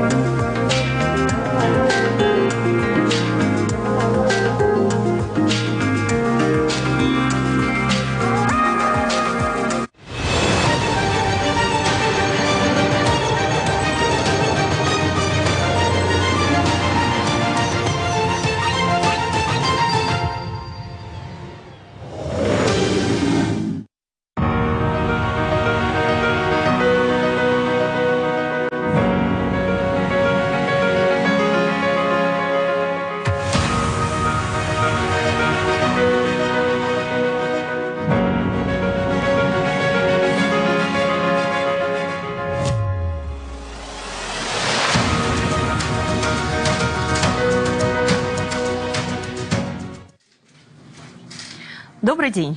Good afternoon. Today, on our expert discussion, cybersport, a new occupation of digital space, we will discuss the HR issue of one of the the fastest growing industry. Based on the analytics, the cybersport industry income made up $950 million US, and the whole audience is 450 million people.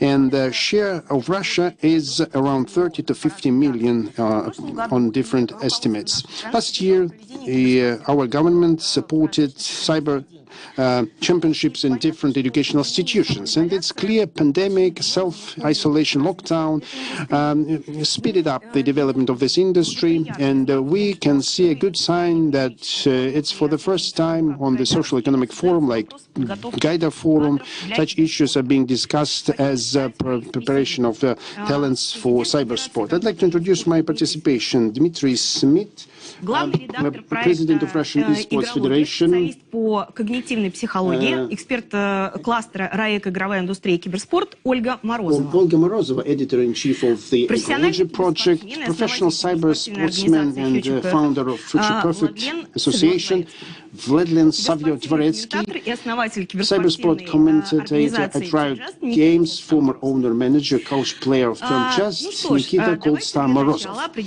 Just for the beginning, let us see what is the attitude of audience to video games. You can vote using the online broadcasting tool, and despite the development of the industry, we often face the negative attitude to video games in terms of psychological status and development of children and their health. And I'd like to ask Olga, does gaming really hinder learning and is bad for health? Okay, let me tell you what I know on this topic, and let me show you my slides to show you the papers and studies I'm based in my presentation. I hope you can see my screen. So, first about learning and education. If we look at the society in general, gaming doesn't provide any problems for education. The biggest survey in this area was made in 2014 when British and Australian scientists analyzed the data of 102,000 school children from 23 countries of OECD. They studied how much time people and kids spend to gaming and what are their results of tests in mathematics, natural science, and reading. And they had very clear-cut results. When we compare gaming and non-gaming children, we do not see any difference. Actively gaming and playing children do not lag behind in their knowledge from their non-gaming peers. There are children who show very good results and play games, and there are kids who have very bad marks and never play video games, and it's all is balanced out. Gaming is not something terrible, which systematically gives a negative result on the education and young generation. The most important danger here is seen as this is a very time-intensive task, a time-intensive job.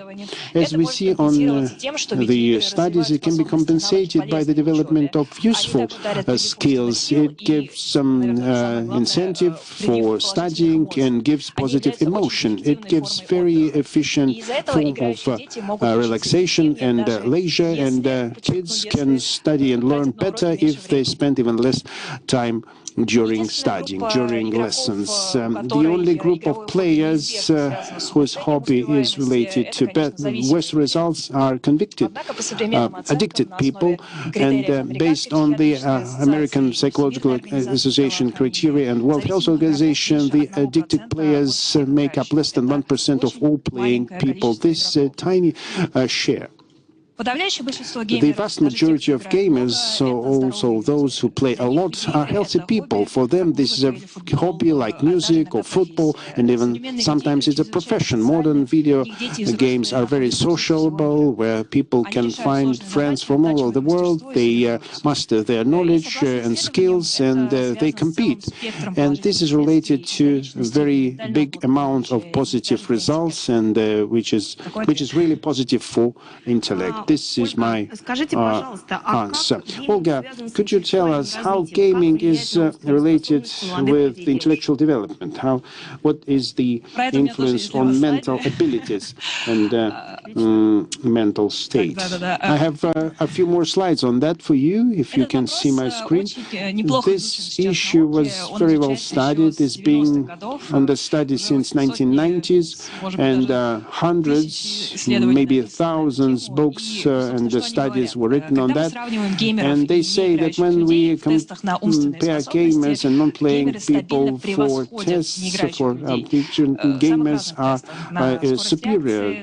The reaction, coordination, precision of attitude, different aspects of thinking, and even speech and cognitive skills. So the majority of studies were made for adults and kids. For smaller kids from 6 to 10 years of age who play highly interactive games show higher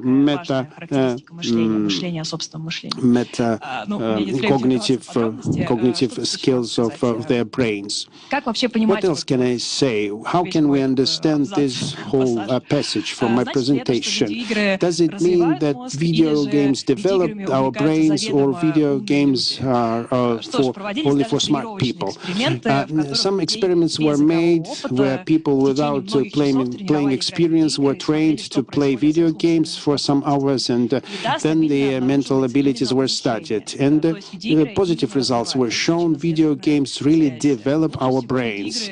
They train special thinking, different aspects of perception and attention. Some smaller results for multitasking and impulse control. Does all those big scores and improvements in tests have some importance for the real life? We have direct and indirect signs. Commercial video games help to heal dyslexia, and commercial video games from the shelves, if doctors use those games, they are better in laparoscopic surgeries.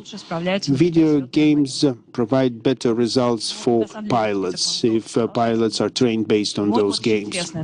We can continue this list, and video games also develop special thinking, and special thinking, as we know, is the basis for the success of highly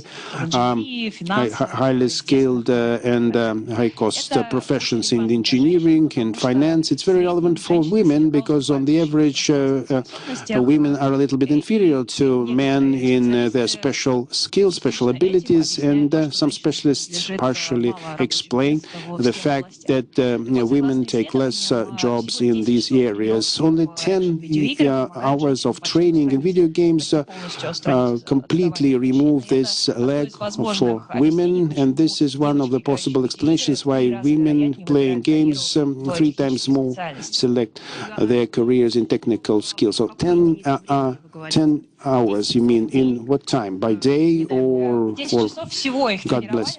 No, in total, 10 hours in a few days, and based on the results of this training, the results were much better. Thank you, Olga. Can you tell us also, what do you think, how playing hobbies relate to the motivation of learning? In general, the motivation is the highest priority of every family problem, that adults and kids, they don't have enough motivation for education. I believe that video games can help a lot to foster motivation, and they can give positive emotions, and the positive emotions foster motivation. These are very well related things. I have more slides on that too. The fact that video games provide positive emotions, this is the vivid and evident plus. People play to get rid of stress and to come to better mood, and even they can have this involved activity in the stream of attention. The person works on the peak of his skills. He forgets about some needs, and afterwards feels after the game. He feels relaxed and very well. Even if you don't play the games, you can experience that when you do some activities, when you do jogging or do sports, and people try to get this stream feeling, and this is a very simple way to experience this streaming feeling. Even without stream, you can have soft positive relations, and we have the results of studies of heartbeat, electric activity of the brain, and at the body level, it was demonstrated that during the game, the mood is better and stress goes away. The most important thing here is about motivation. Experiencing positive emotions every day is very important. It's very important for the whole life or for work. And thanks to the positive emotions, the person can see more opportunities around and more interesting things. Good emotions can allow to combat regret, and they are basis of the well-being and the source of inspiration. And today, scientists even think whether games can be a prophylactic for stress and depression, and there are some attempts to heal those illnesses with games. When we compare conventional or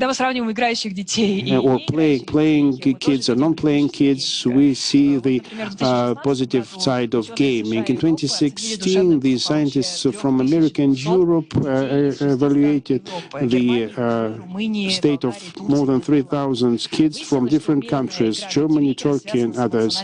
The video gaming is closely related to video stability. The boys have more anxiety and feel less lonely when they play versus non-playing kids. Depression was less evident at those who play versus not play, and people had more motivations, and the teachers, also marked more motivations by playing kids. Olga, thank you very much for a very interesting presentation. You grounded with the scientific data. This is very important for the part of the population in the audience who joined us and who are still in doubt whether there is a need to implement cybersport and e-sport and gaming in our life. Let us come a bit closer to our topic, the topic of hobby and career in e-sports. And Dmitry, the question is to you. I think it would be interesting to discuss the career abilities and aptitude. Can we say that if the kid plays some game, he can go to further this occupation or that occupation? Of course, we have this correlation. Let's look at the example. I personally was involved in strategies of real-time strategies in playing. The main skill is the quick decision-making at short notice and having less information. When you see only part of the picture, the other things you can only imagine or guess. And those skills were very useful for me in my life, in different managerial processes, in different business models built. And I believe such skills would be of demand for people who work, for example, at nuclear plants. Well, if there is some emergency situation, you should act very quickly there, and should do quick decision-making. And a person who is quickly making decision, he is not afraid of this quick decision-making, and in history we have a lot of examples of that. I'd like to add it is very good for managers, first and foremost. Yes, first and foremost, the quick decision-making and adequate decision-making is very relevant for managers. And on top of that, there's the quick reaction for people who play, for example, in a race simulator, so-called cyber races. We know a very good example of Alan Yenileev, who used to be a champion in cyber racing, and afterwards he continued his career in real racing. He has become the real racer, and he was quite successful. And on the Olympic Games in Sochi, he was one of the flag carrier The vast majority of his success came from his father, who kept all the time visiting him during competitions and supported him. Coming back to the fact whether we can tell who the kid would be in profession, seeing what games he or she plays, we are coming to the testing of games to understand what kind of games will be more suitable for them, what initial background the kid has and in which cybersport area he or she should develop, and afterwards we can decide. It's like in the classical sports, whether gaming or individual, and here, as far as I understand, you have the same approach. Yes, absolutely right. You're absolutely right. Okay, then, dear colleagues, do we have any results already? Can I bring them up? Can I have those results? Positive 58, yes, 58. Positive, negative 19. Okay. 23% undecided. Okay, I believe the results are quite evident, right? Now, I'd like to discuss the following. I would say we should go specifics, specialties, vocations. Terra Media Company and Controlera RU are working in esports, and based on our experience, we have a huge demand in new talents and personnel. This is a real problem. In esports, there's a huge amount of niches. These are cybersporters, they are trainers, managers, marketologists, analysts, and broadcasting team members. It's very interesting to say that many of our employees came to the profession due to their hobbies. And let's take a look at the short survey. I have been playing for 29, 30 years already. We've been organizing local and big international competitions in different disciplines, and we are broadcasting the biggest events from esports. I've started from Quake 2. It's one of my favorite games. At the same time, I was working on Hero 3. I've been playing for more than 15 years.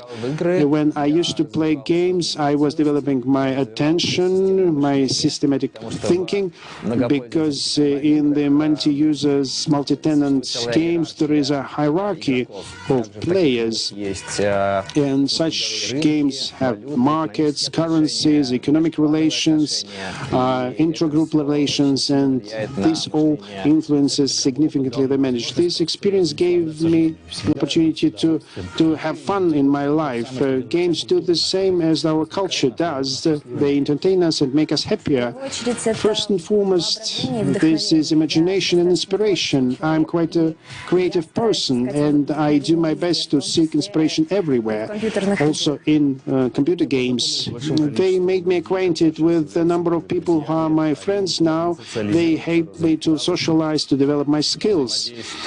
Interaction with people from all over the world, independent, whether it's Russia or America, it opened the borders for me. It gave me an opportunity to interact through the game. Well, in general, sportsmen, industrial actors, they are not being perceived quite seriously. We have examples of people who achieved a lot in their life. Nikita is a successful commentator on popular disciplines. He has a primetime show on a TV program and established his own organization. Nikita, what will you answer to your haters if... Yes, there are haters, and normally they sit only in cybersport and gaming domain, and I have to answer them. I wouldn't use the same language here as I use in communication with my hater. Well, I would start from the following.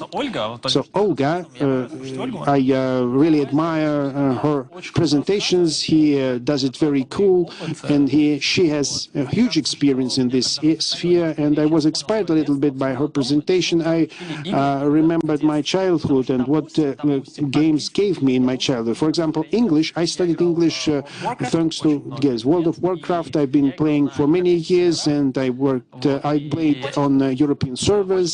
And well, to understand the tasks, you have to learn. You have to study English, and you have to cooperate with people. So you have to communicate. This was the task.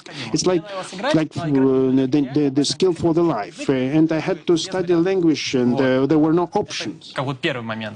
This is first thing. And second thing, this is about socialization, along with the Warcraft, but this is share of the strategies and other games. When you act alone in gaming and cybersports, and I would actually differentiate these two notions, but still, while you are alone, it's very difficult to develop, to evolve, to become better, to discover something new. Anyway, you'd like to assemble a community around you, that there could be people who you could share your experience with. Therefore, social skills, this is something you inherit from the gaming. That's very important, because I think that lots of TV shows, programs and articles say that cybersports and cyber athletes are totally unsociable, quite lonely people, and your example is attesting to the opposite. I'm an introvert myself, although actually my work probably proves an opposite thing. But when I was a child, I liked to be alone, but when I grew up, when I started working with a team, playing in a team, it just makes you socialize with the people, cooperate with the people. You learn to communicate to people, to convey the information the right way. Otherwise, you will have a conflict. So anyway, this is like that. This is number one. This is my first message. So, since my childhood, the computer games influenced me a lot. And secondly, how the cybersports look like in 2010 when I only started doing that. And Dmitry probably has a different kind of experience, because actually he started playing in 2002, 2003. Actually, in the previous century, so it was 1990s. Yep. And you played Lineage. Yes, Lineage. This is part of my experience. So we have two camps, Warcraft and Lineage. And when I started doing that in 2013, when I saw the first cybersports event, they were of a chamber nature. And in the year 2000, it was not even a chamber one. In the North years, the level was totally different. And lots of documentaries have been shot about that. Rocky Jump, for instance, is featuring how actually the cybersports developed. And you may Google that, the way cybersports developed, and how it looks like now. These are totally different things. And actually came as a commentator to ESL as a person from nowhere, person from the street. So I saw a job opportunity that they needed a commentator, so I applied for a job and I was hired. So what can I do? I bought a headset and a mic, and it was quite cheap because I didn't have enough money. And I started commentating, and day to day I realized how difficult it is, and I realized how many skills I need, that I have to improve my speech, improve other things, and to improve other things in order to succeed in that. So there were lots of tasks and lots of challenges and problems, and the problem was that I actually was short of information. I didn't have any guides, any manuals, and the situation looks much better now. But at the time, it was totally unrealistic to find anything. What I did, I watched some YouTube video clips on your speech skills, on your eloquence примеры комментаторов. То есть я слушал... and some real cases from commentators. Наши комментаторы... Let me make a disclaimer that the Russian commentators were very weak. There were no strong Russian commentators. They were quite well-known people who actually commentated, such as Bruce from Roxette, who then gave it up and made his own team. There were some successful cases, success stories, but it was an early V-Lab, and you probably remember the early V-Lar. And it was only in its infancy. I had to look at the foreign colleagues, foreign peers, as far as I was fluent in English. I watched a lot of English broadcasting. I replicated the style. I watched a lot of the Korean commentators because I would say that Korea is a homeland for cyber sports when actually these would be the cyber athletes who would come to football, to soccer in order to support the athletes, not the other way around. And Brazilian cyber commentators, they replicated a lot from the soccer commentators.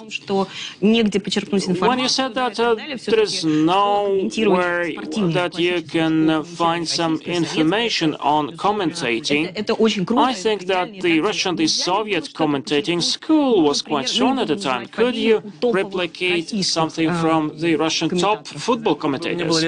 Well, when I was age of 5 or 6, I actually attended some games which were commentated by Ozerov, Nicholas Ozerov, and it was very cool, and I could not even imagine that I would do almost the same thing. Some years later, I was part of a sports family, I was doing swimming for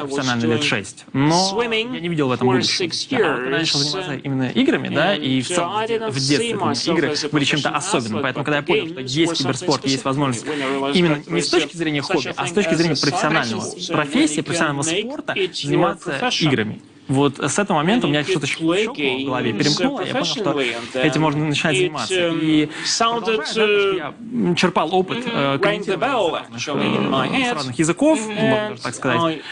Это позволило мне, наверное, как-то разобраться в этом всем. И за счет того, что я хорошо понимал игру, хорошо умел играть, я смог в это влиться и в дальнейшем работал на ESL, причем опять же, вот, потому что мало кадров. Из-за того, что настолько мало людей, которые там готовы работать в киберспорте, заниматься, особенно в тот момент, я профессионально, да.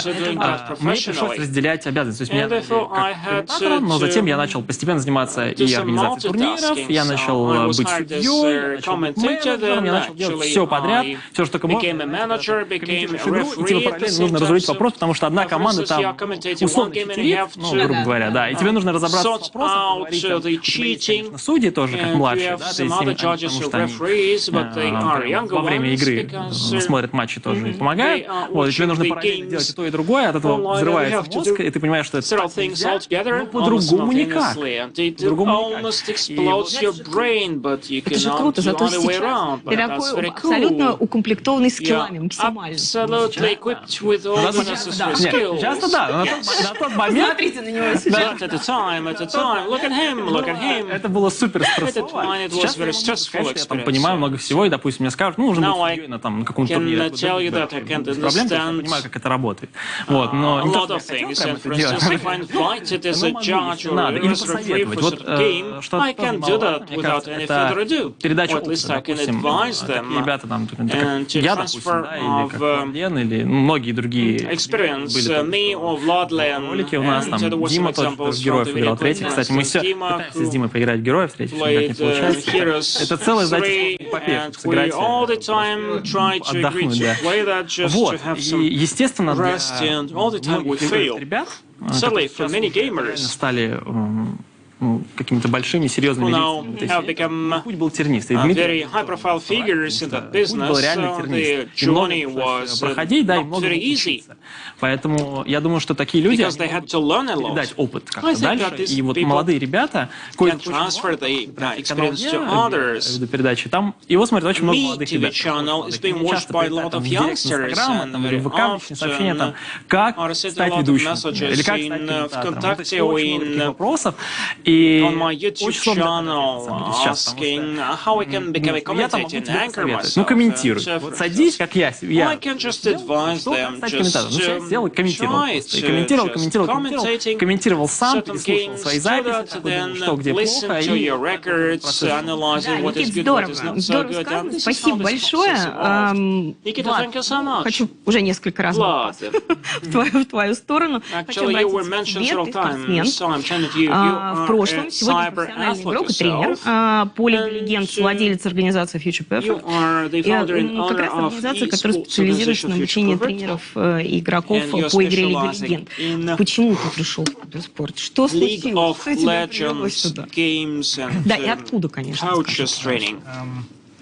С самого детства меня родители Since their отправили на childhood, my карате. parents made me do Именно в эту karate, секцию, а не в танцы, отчасти and потому что я сам they с Мухина, и opted в то for время the был не sports, самый not the dances. I'm from the Moscow outskirts, and therefore dances were not very popular for men.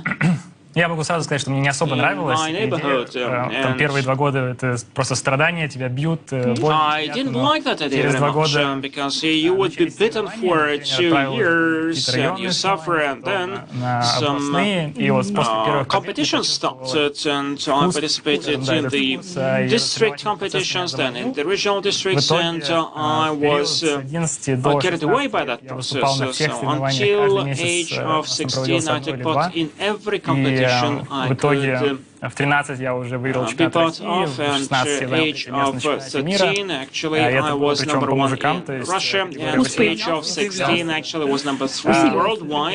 примерно школу во Франции, искал варианты обучения за границей, и как раз на этот период упал, начал знакомиться с киберспортом. Поэтому мои предпочтения сменились с традиционных видов спорта на более такие, соревновательный процесс немного другой индустрии.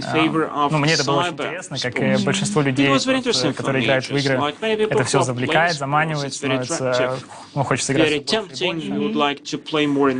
Вот, но свое первое приличное предложение я получил как раз от Брюса, от Роксов. Actually, I got the very first job offer from Bruce and from 19 лет, я учился на 2-м курсе голландского университета на программе европейского права, то есть вы представляете себе юриспруденции, мне как бы тяжело там адаптироваться, и в это время мне приглашают работать full-time игроком в России, то есть нужно как бы я выбрал обучение, и летний сезон, как раз во время каникул, там буквально 2-3 недели. At the same time, I combined that with a career of a professional athlete. Well, I think that you just gave up sleeping and you had sex under your eyes. Don't scare him. Да, и вот тем летом 2019 года, 2017 года я первый раз сыграл в команде, это было очень круто. Но опять же, респект Брюсу, потому что у нас на буткемпе все, буткемп — это место, где собирается команда вместе с тренером, вместе там с поваром, если... Да. И вот первый буткемп у меня отпечатался в голове как вот место будущего, скажем, там. Ну, я говорю, конечно, о таких фишках, которые не обязательно принадлежат к буткемпу. У нас там была и сауна, и бассейн, и там чего-то. По факту, это просто показывало, насколько владелец организации может инвестировать в этот проект. После этого я вернулся обратно в университет, продолжил обучение, меня позвали потом на роль тренера, я смог комбинировать обучение и дистанционную работу в роли главного тренера организации.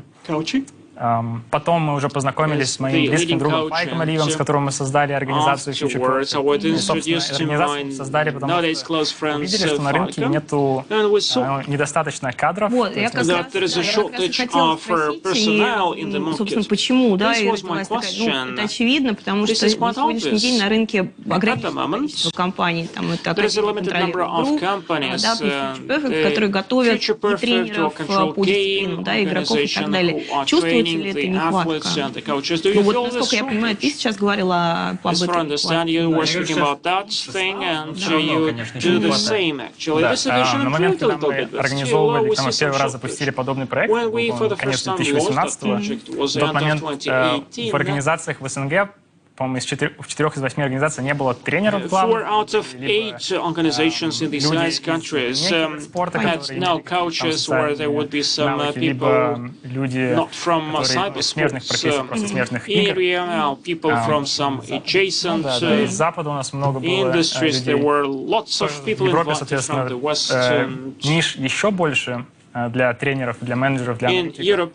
Поэтому мы просто, так скажем, органично влились во все это, потому что мы с Файком общаемся и на английском, и на французском. У нас получилось охватить большую часть СНГ, поэтому у нас есть возможность предоставлять обучение тренерам с последующим трудоустройством уже за границей. То есть у нас в СНГ есть 8 команд, которые можно было бы устроить на разные роли, то в Европе команд всего 150 и больше. Europe, there are 150 турниров 150 и больше. With 150 different tournaments. Естественно, 8 команд. Мы сейчас говорим только о командах третьего дивизиона выше, то есть там есть зарплата. Я, кстати, насчет того, что многие российские специалисты, которые достигли определенного результата высокого, да, они, ну, не то, что они зачастую уезжают за границу, но есть немало примеров и игроков профессиональных, да, в частности, Занза, Николай, один игрок, который играет сейчас в сильнейшей лиге в Европе, то есть наш, который поднялся очень высокий уровень и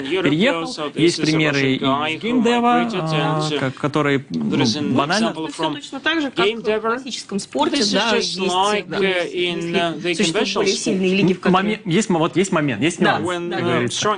Вот в обычном спорте это всегда сложный процесс перехода, а так как и лига может быть онлайн, например, да, если там высшая лига проходит, условно, стадион и так далее, то, допустим, какие-то академки, да, лиги, условно говоря, они проходят онлайн. То есть ты, даже живя в России, можешь играть, работать с зарубежной командой, что, мне кажется, несомненно, плюс. Да, но это как раз те самые плюсы спорта, о которых мы достаточно часто говорим на разных конференциях. Это и порог вхождения чуть быстрее, да, чем тренировочный процесс в классическом, собственно, то, о чем ты говорил, классическом спорте. И само обучение, и тренировочный процесс, и игры, конечно, особенно сейчас, в момент пандемии, находиться в разных странах гораздо проще, чем встречаться на футбольном поле. Там, Влад, спасибо тебе большое, спасибо, очень интересно. Ну, я надеюсь, что Крат это не совсем забросил. Нет, да? I hope that you did not give up your karate. Well, you know, in boot camping we often have some conflicts, and this is when I have to resort to Но все знают, что он может. Not even resorting to my skills, but at least I can say that I have a black belt. Сейчас хочу уже так поближе к финалу, да, но давайте тогда поговорим о профессиях все-таки, новые профессии, которые появились в спорте. Which emerged on the basis of cybersport. So these professions are new and not new, so they are conventional for conventional sports. Here we have analysts, athletes, viewers, and commentators. We didn't invent anything new, but the market develops very fast. And actually it goes in leaps and frogs, and the pandemic only increased this divide between what is needed by the society and what we may offer. If we look at the sites with the job opportunities in sports, every fourth job opportunity in sports is about cyber sports. If we look at the parents, more than 50% of the parents would like their children to work for cyber sports, to do cyber sports. And sports universities and schools are only starting offering such programs, such curriculum, and now we are working with the Russian government, with the Russian Ministry of Sports, with the Russian Academy of Physical Education, and we are short of funding. Organization invites all the rectors of the universities to turn to us. We may help you to compile a curriculum, a syllabus. Really The universities and schools are short of good experts in cyber sports, and we have online programs to offer in the area of cyber sports. Really, the market is short of the personnel, and that's a big problem. And there is a tendency for the cyber sport to evolve, but you have to understand that every now and then you have to approach that with caution. I invite you not to think that cyber sports is something detached from life. Very often I receive questions how you can become a cyber athlete, how you do this or that.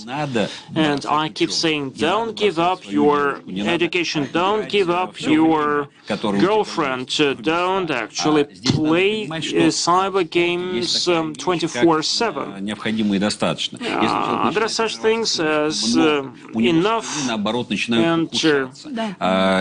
good enough. Actually, if you overtrain, your skills would deteriorate. It's very important to have a good coach, a person who would guide you, who would steer you. And there is also such thing as the safety rules. Most of people in Russia are mastering computers, but no one knows that you have to let your eyes relax. So internet is an enormous space where you can find any piece of information you need, but most of people I'm talking to, they didn't even think about Googling or Yandexing how to take care of your eyes, how to somehow refresh your eyes or let them relax. So we are neglectful of the safety rules. If a person gets a tunnel effect, if he spoils his back or his eyes, that's not very good. Therefore, you have to focus on that. This is a normal thing. It's not just some aberration or marginal positions. I would like to come back to the fact you mentioned the need and the demand for cyber sport professions. Let's remember when we have a booming demand for managers or lawyers, now we have the oversupply in these occupations. We don't want to allow this to happen. We should have a weighted out and correct approach. We should take into account trends and business requests and demands. So of course, you're right, but we have to understand that apart from the fact that we have correct educational story and conventional educational stories, there is a number of fraudsters and just people who unfairly want to get some benefit of it. Very shortly, yes, I have a tunnel syndrome. You make the exercises and work out. The older you are, the stronger it can be. Respect to Dima, respect, because we had a respect, a huge respect for man. It's a super important thing. I have a tunnel syndrome myself, and it prevents me from playing very strongly. Makes me a lot of problem.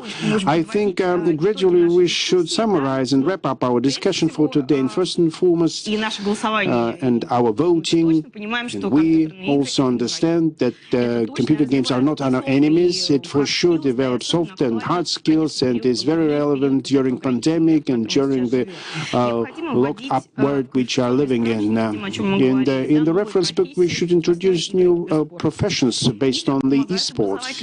Games help the educational process to develop, and during pandemic it is especially evident, very evident and very vivid is that we need refreshers courses and requalification of specialists in this industry, and probably the main and the big summary, a positive thing with a plus sign is a discussion, a organizational discussion within the forum organized by RANEPA institution. Thank you very much. Many thanks to you for this wonderful discussion, and I'd like to remind you that we have the new education was discussed by the president of the Sport Organization, Dmitry Smith, the agrology editor, cognitive specialist and expert of RAIA cluster and cyber sport Olga Morozova, professional cyber sportsman and founder and owner of the Cyber Sport Association Perfect, Vladimir Severodvoretsky,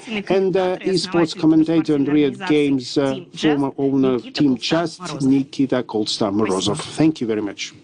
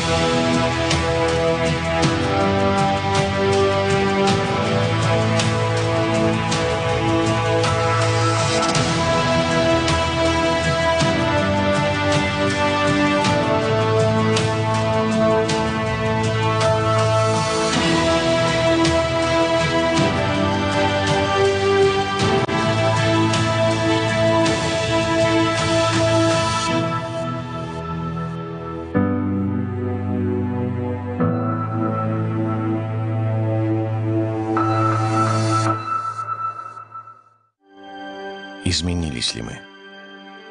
Стали другими или остались собой? Принимая время, место, обстоятельства. Главное не остановиться сегодня, чтобы стать сильнее завтра. И знать, мы вместе. И это все меняет. Ваш Газпромбанк.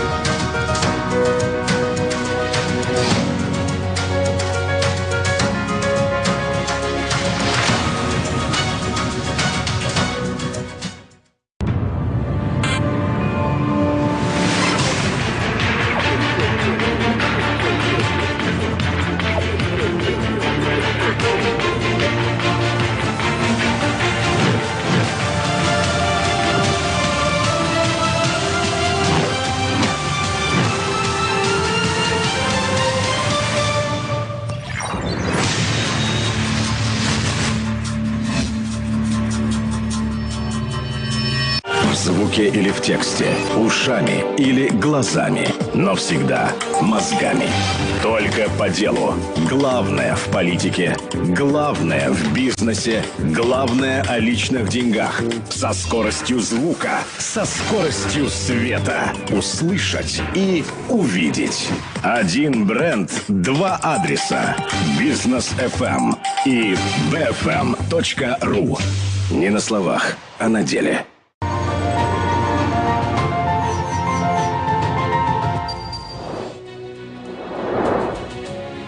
В Российской академии народного хозяйства и государственной службы при президенте Российской Федерации проходит Гайдаровский форум, который в начале года традиционно задает вектор общественной и научной дискуссии. Здесь собираются известные эксперты, представители органов власти, общественные и политические деятели, предприниматели из разных стран мира.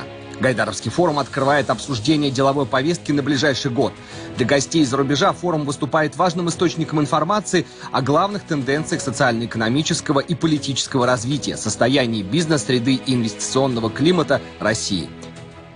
В ходе открытых и плодотворных дискуссий участники форума смогут обменяться положительным опытом и лучшими мировыми практиками, предложить конструктивные подходы к решению приоритетных ключевых задач, стоящих перед Россией и миром на старте нового года, нового десятилетия.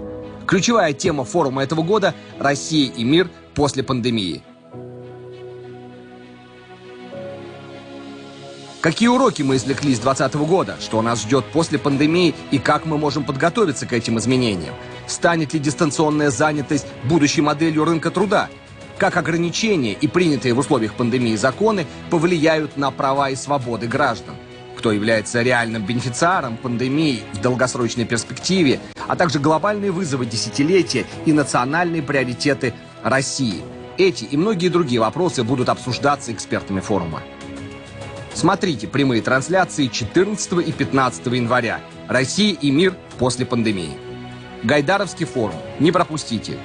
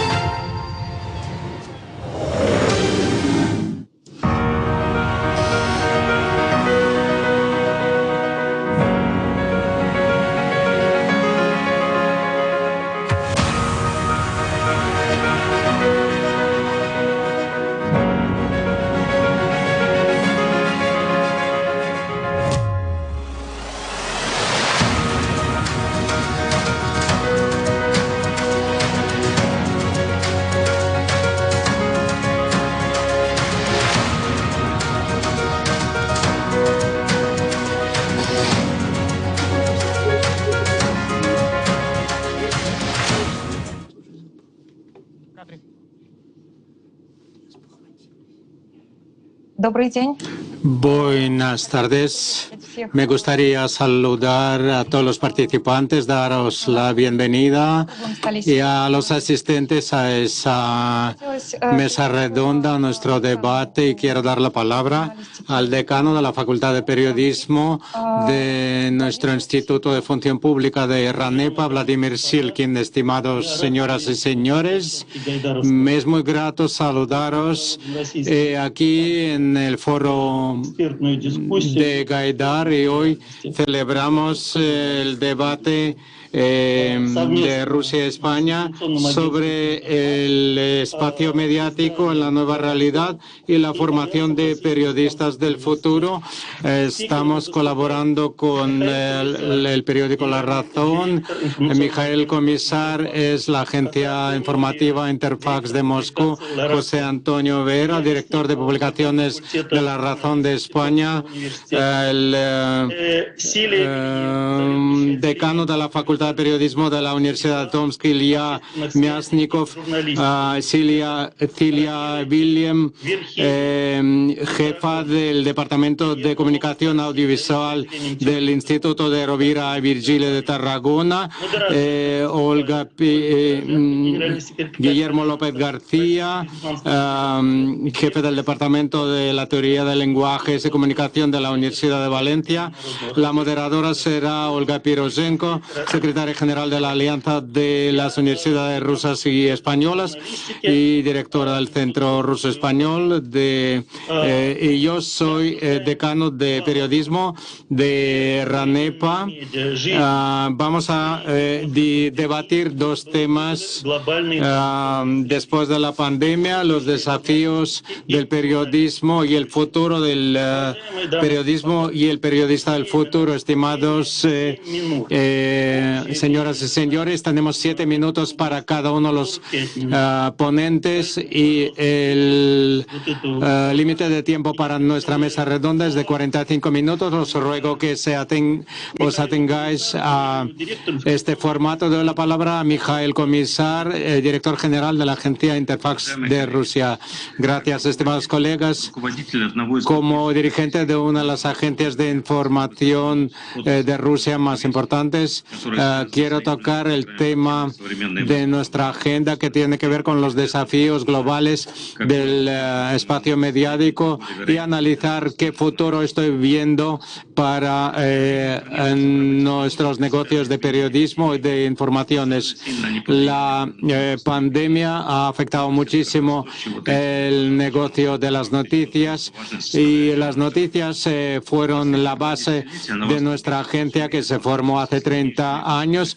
El mundo ha enfrentado unos desafíos muy fuertes y se ha visto antes de la pandemia que las noticias eran muy asequibles y las noticias eran suministradas por grandes agencias internacionales de noticias, pero ahora las noticias y las pseudonoticias son sobre una base gratuita, son muy asequibles para todos en las redes sociales y en otros medios. Muchas empresas, bancos de nivel medio y otras empresas también quieren reducir sus costes y quieren sacar las noticias gratuitas de la red. Los consumidores han dejado y los usuarios han dejado de pagar y se han empezado a desplomar las estructuras mediáticas tradicionales. Además, quiero hacer notar que el coste inicial de nuestros negocios de noticias están subiendo constantemente, porque si hace algunos años era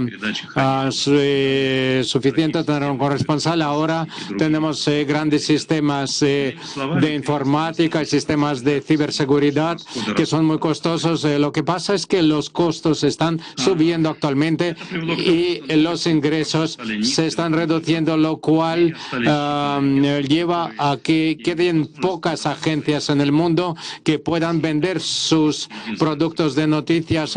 Interfax en Rusia es prácticamente la única estructura que sin subsidios públicos del Estado sigue con este negocio de noticias. ¿Cómo hemos logrado en el Interfax? La respuesta tiene que ver con el futuro del periodismo y de nuestras noticias y nuestro negocio. Nunca hemos tenido el financiamiento estatal. Siempre nos hemos desarrollado vendiendo nuestros servicios de información propios y nos hemos basado siempre en el renombre y en lo fidedigno de nuestra información. Como ya he dicho, el usuario están con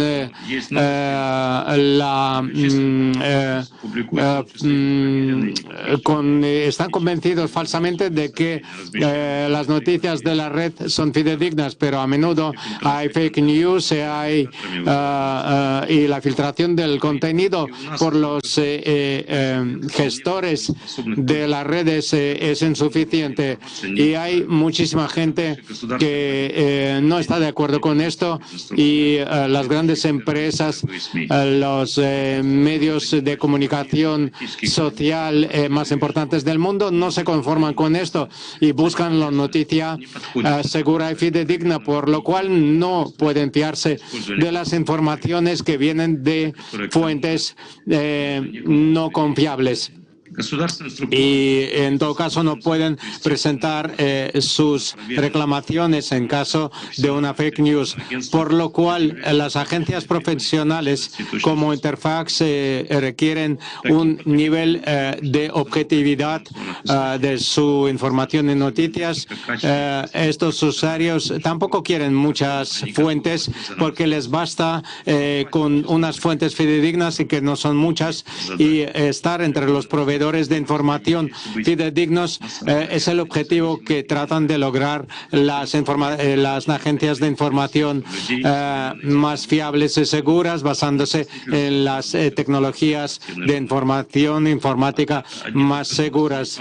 Sin embargo, las noticias solo no podían haber asegurado a Interfax el futuro desarrollo de la empresa. En las décadas del 90 y 2000 han ido desarrollando las tecnologías digitales y los suscriptores de nuestros productos de noticias han querido nuevas funcionalidades para buscar los compendios de noticias que recibían de nosotros. De hecho, todo ha resultado como en la réplica conocida de un filme soviético: los que nos molestan nos ayudarán. Y así ha sucedido en realidad, porque los que nos han ido afectando negativamente se han convertido en nuestra gran oportunidad, porque hemos empezado a desarrollar nuestros servicios digitales, estamos ahondando y ampliando nuestros productos que no son solo noticias. Hay mucha infografía, tablas y diversos productos adicionales. Así el Interfax ha logrado a emprender un camino que ya ha sido transitado por algunas otras agencias internacionales y globales. Estamos creando un espacio mediático y tomamos decisiones importantes para gestionar los riesgos y analizamos los big data y también las tecnologías más avanzadas. Hemos buscado las soluciones informáticas en el espacio soviético y postsoviético. Hemos elaborado los sistemas de Spark, Spam y otros que nos están reportando muchísimos ingresos. Actualmente, los suscriptores de nuestros sistemas de análisis e información son los bancos y empresas líderes, tanto en Rusia como en muchos otros países del mundo. El servicio de información y noticias de Interfax es integrado en los sistemas corporativos de nuestros clientes. En Rusia hay más de 300 sistemas de integración de Interfax en los sistemas de bancos y de grandes empresas para estar dentro de los procesos de negocios internos y para analizar la información importante para el negocio y para la producción. Hay muchos inversores privados y públicos de Rusia se basan en la información de Interfax para tomar sus decisiones estratégicas y tácticas.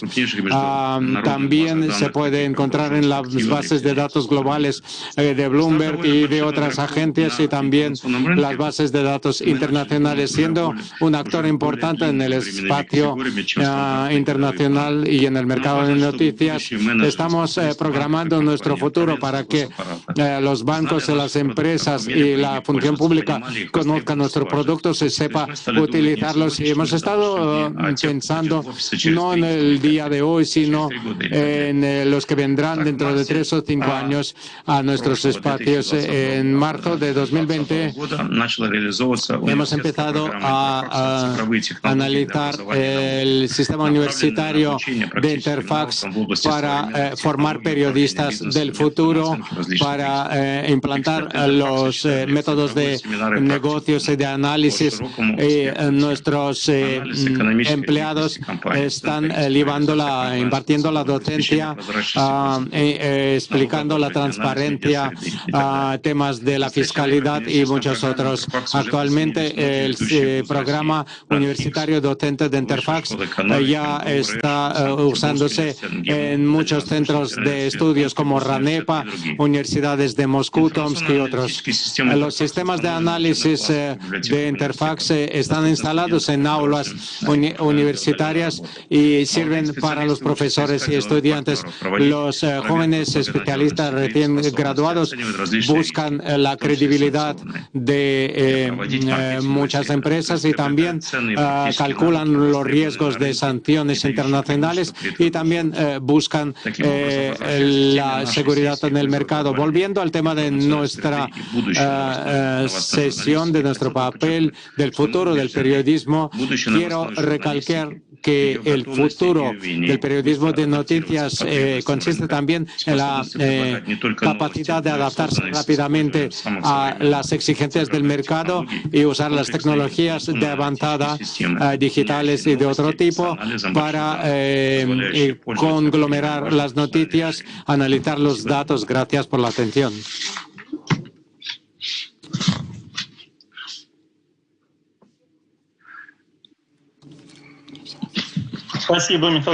Muchas gracias, Mijail Vitalich. Ha sido una ponencia muy interesante.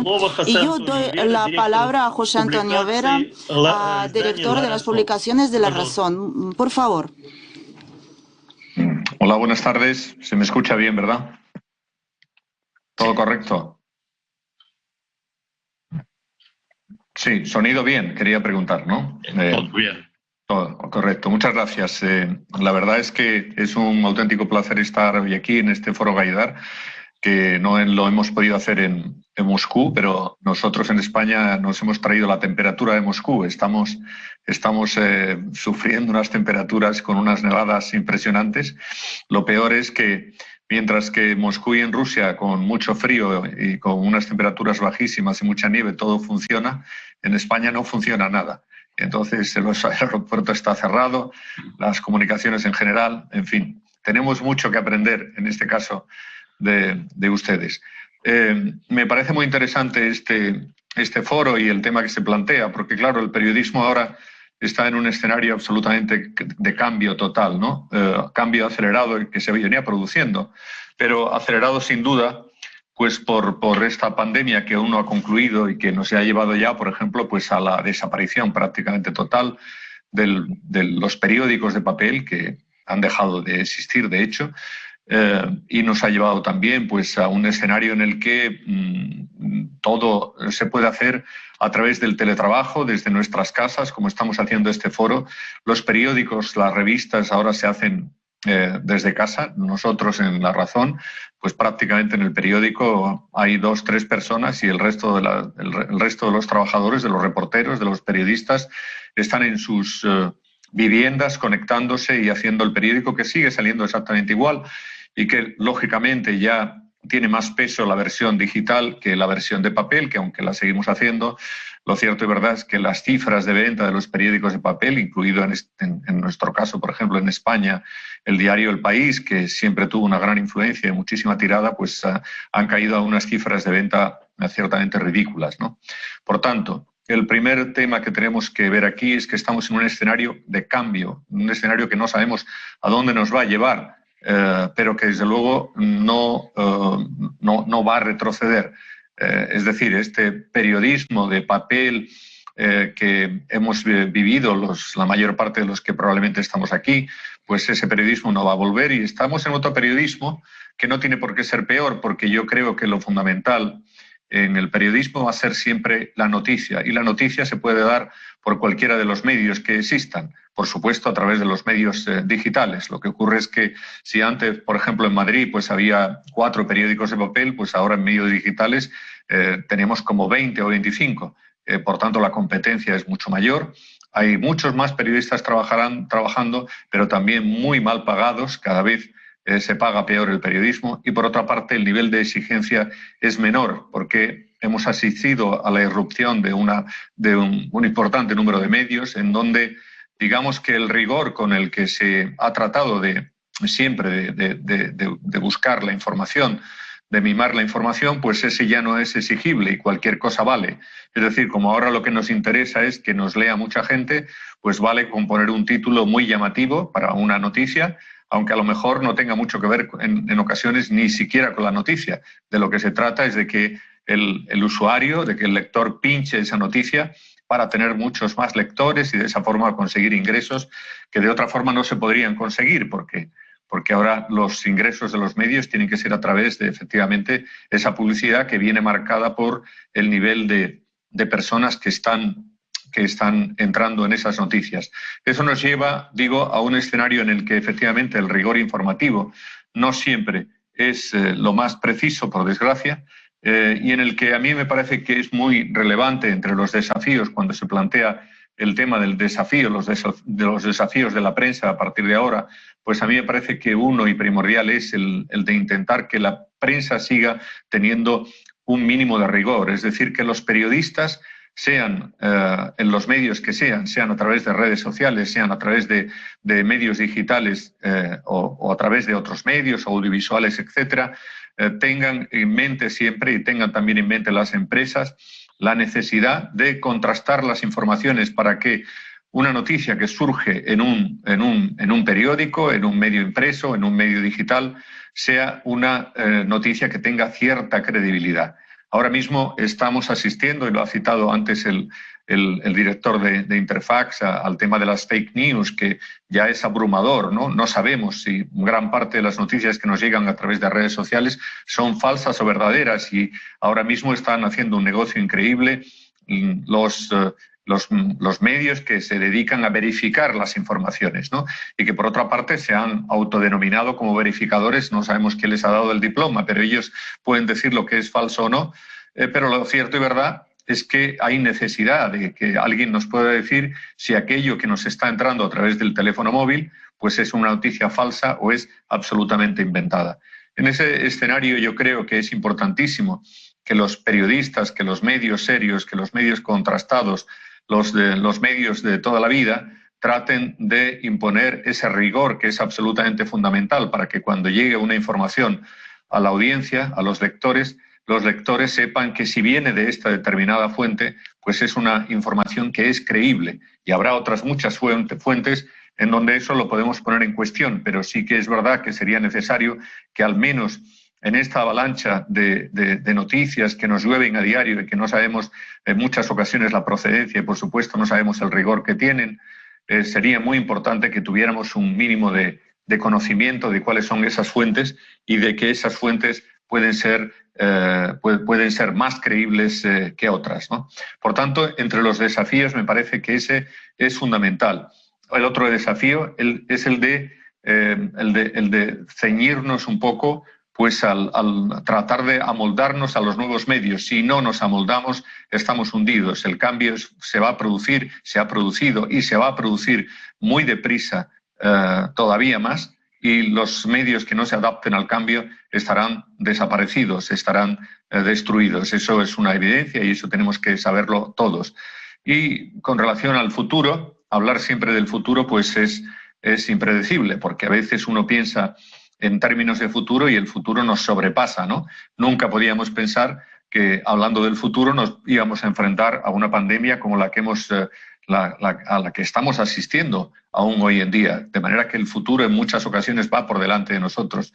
Pero el futuro viene marcado por las máquinas. Las máquinas van a tomar el poder, no digo el poder, esto es en sentido figurado, quiero decir que van a tomar posiciones que hasta ahora pues venían ocupando personas en muchas agencias o en agencias internacionales, como puede ser, por ejemplo, France Press, o como puede ser AP, o como puede ser Reuters. Ya buena parte de los contenidos los hacen absolutamente por entero máquinas, ordenadores que están programados y que saben escribir, que saben titular, que saben redactar y que están sustituyendo a las personas, a los periodistas. Eso va a ir cada vez a más, como va a ir en la sociedad. Cada vez las tecnologías inteligentes van a ocupar más el espacio que ahora mismo pues estaba destinado a las personas, a los hombres, a los periodistas.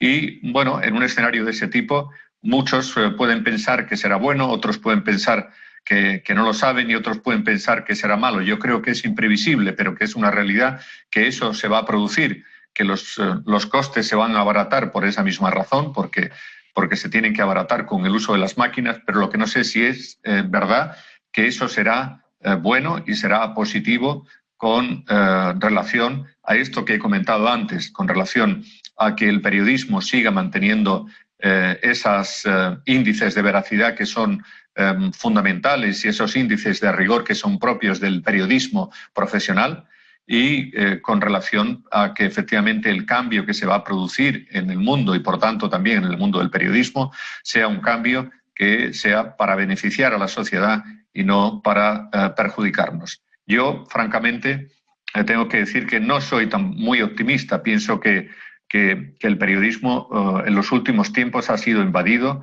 por algunas formas de trabajo que están haciendo que el periodismo haya perdido su rigor y que el periodismo haya perdido pues, esas cotas mínimas de veracidad que la sociedad considera que deben tener el buen periodismo y los buenos periodistas.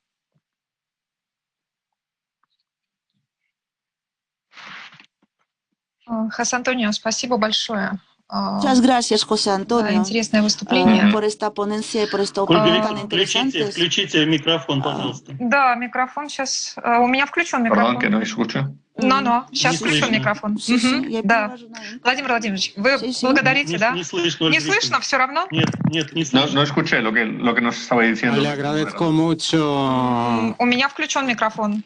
Tengo el micro puesto. Давайте я попробую убрать. Ahora escucho bien, sí. Сейчас слышно, да? Владимир Владимирович, ¿меня слышно? No, es que no escuché porque no estaba funcionando la traducción. Es que no. Владимир Владимирович, ¿меня слышно? Se escucha, ¿no? Sí. Все, отлично. Тогда вы мне, наверное, передадите слово, да, сейчас? Bueno, parece que a mí me toca ahora la palabra, ¿no? Давайте, наверное, тогда я просто продолжу дискуссию. Quiero continuar con nuestro debate y quiero agradecer a don José Antonio Vera, director de publicaciones de La Razón, y lo que quiero presentar a los participantes que están preparando justamente la formación de los futuros especialistas y los que dirigen la formación de periodistas en nuestra alianza de universidades rusas y españolas. Uno de los objetivos de nuestra alianza es ser creando un espacio docente único y común para que podamos intercambiar las buenas prácticas y las experiencias que hemos acumulado en los sistemas de educación de los diversos países. En nuestro caso se trata de Rusia y España, dos maravillosos países que tienen una cultura muy rica. Siempre tenemos mucho que compartir, siempre hemos estado interesados en dialogar, un diálogo mutuamente enriquecedor, porque nuestros pueblos siempre han querido mantener ese diálogo. Históricamente hemos recalcado esa simpatía recíproca que sentimos los españoles y los rusos unos hacia otros, y en el marco de esta alianza de universidades rusas y españolas siempre es muy interesante observar las ganas que tienen las jóvenes generaciones para intercambiar y lo mucho que aprenden nuestros jóvenes cuando pueden recibir alguna educación adicional que puede ampliar sus nuestros horizontes. Cuando los estudiantes rusos viajan a España a estudiar y los estudiantes españoles van a Rusia y ven de cerca la cultura rusa, que creo que es un poco una desconocida en Europa occidental. Creo que tenemos que ir acercándonos recíprocamente. En este caso se trata de ir creando programas de cooperación y nos interesaría hacerlo en el marco de la alianza, y se trata de una cooperación entre las facultades de periodismo, de ir creando un programa de redes que aglomere a los futuros periodistas, que deben ser personas sinceras, profesionales, que sean capaces de ir creando las noticias de rigor, que sean medios de información social y comunicación social, y no de desinformación, descomunicación. Y en este caso estoy de acuerdo con José Antonio Vera, porque es muy difícil en este mundo que está cambiando a diario y en este ambiente de los medios de comunicación social, que históricamente se han formado en un formato determinado. Algunos sobrevivirán, otros no, pero debemos seguir formando profesionales de las 8 universidades de la alianza, que es una alianza de 4 universidades rusas y 4 universidades españolas. De estas 8, 5 son universidades que tienen facultades de periodismo, y para estas facultades precisamente queremos crear un programa de redes en común, y nos interesaría mucho también cooperar con las agencias de información. Mijail, comisar, director general de la agencia Interfax, nos ha explicado lo que están haciendo para la formación de periodistas, la posibilidad de que nuestros estudiantes pasen las prácticas y reciban los productos y las técnicas, y creo que debemos dar la palabra a los que forman periodistas, y quiero dar la palabra a Cilia Vildiem, que representa a la Universidad de Tarragona y dirige el Departamento de Comunicación Audiovisual de la Universidad de Tarragona. Por favor, Cilia. Hola, buenos días. En primer lugar, pues quiero agradecer la invitación para participar en este foro como representante de los estudios de periodismo de la Universidad Rovira i Virgili. Para ser precisos, no soy la directora de departamento, sino responsable de los estudios. Es un poco diferente, es decir, yo lo que hago es coordino los estudios de periodismo, ¿no?, entre las diferentes facultades. Tenemos gente de Derecho, de Psicología, entonces mi responsabilidad es coordinar todas estas personas, ¿no? Me conecto desde Tarragona, ¿no?, donde está situada nuestra universidad y donde afortunadamente no nos ha afectado tanto el temporal de frío. También quería dar las gracias a Olga por un excelente trabajo como secretaria de la Alianza. Viendo que al final parece ser que soy la única mujer en este panel, ¿no? No contando con Olga como organizadora, para compensar un poco, durante mi intervención voy a hablar en femenino, cuando hable de nuestras estudiantes y futuras periodistas. Seguro que se pueden imaginar el periodismo del futuro en femenino y al futuro periodista como una mujer, ¿no? Entonces confío también en que la traducción simultánea pueda dar cuenta de ello. Gracias. Entonces, como responsable de los estudios de periodismo en una universidad pública, pienso que en tiempos de fake news y postverdad, ya se ha mencionado varias veces ya, y además en plena pandemia, ¿no?, el periodismo es y será más importante que nunca, ¿no? Hemos oído, ¿no?, antes apuntes hacia que igual el periodista ya no será necesario. creo que igual será más importante que nunca, ¿no? Creo que un número creciente de jóvenes estarán interesados en convertirse en periodistas.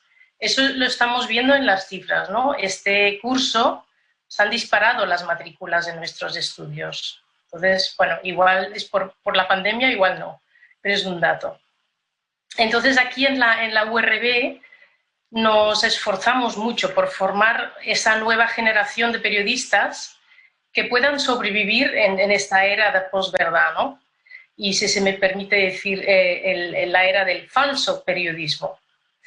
En nuestro programa de estudios de periodismo, donde ingresan cada año unos 40 periodistas, hacemos esta formación básicamente desde dos visiones, ¿no? Por un lado, volviendo o insistiendo mucho en las raíces del periodismo, en los orígenes, y por otro lado, mirando las herramientas disponibles para hacer un futuro mejor, ¿no?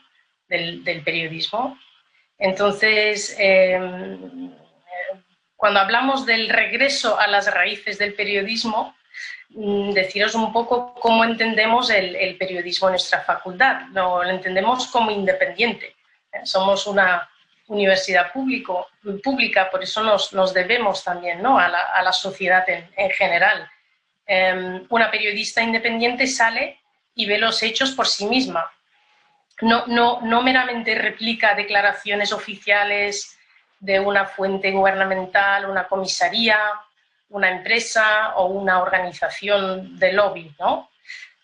Los conceptos clave de aquí en el tema de la independencia, ¿no? Son el pensamiento crítico, la verificación de los hechos, ya lo ha dicho el señor comisar, y la evaluación de la fiabilidad de esas fuentes. Entonces, para mí, en la práctica, esto quiere decir que se trata de la reputación, ¿no? de una fuente. O sea, una de las cosas más importantes que inculcamos a nuestros estudiantes es la construcción de su reputación en cada momento y desde el principio. Y les decimos esto, ¿no? Que esto empieza ya durante sus estudios. Por ejemplo, cuando entregan sus trabajos, pero también cuando hacen sus prácticas curriculares en medios locales y estatales, ¿no? Durante su último curso. Les decimos eso, ¿no? Esto es el principio de tu vida profesional y tu reputación como periodista. Creo que el tema de la reputación es muy importante en este contexto, ¿no? Aparte de la independencia, ¿no? Pensamos que una buena periodista busca siempre la veracidad y la verdad. El periodismo debe luchar por representar los hechos de la manera más veraz posible, ¿no? Porque la verdad se basa en primer lugar en hechos. Ahora esto parece un poco extraño decir esto en una conferencia sobre periodismo, ya que es algo muy obvio decirlo y además en la compañía de todos vosotros, ¿no? Periodistas y formadores, pero no lo podemos perder de vista, ¿no? Aunque los hechos no siempre sean toda la verdad definitivamente siempre se basa en los hechos. Entonces, si un artículo en un periódico o en las redes sociales no se basa en hechos, pues no es veraz y no es periodismo. Punto final. Es otra cosa, pero no es periodismo, ¿no? Entonces, esto es muy importante que nuestras estudiantes lo sepan. Entonces, el papel de la periodista es informar sobre hechos después de que hayan sucedido. Por ejemplo, no antes.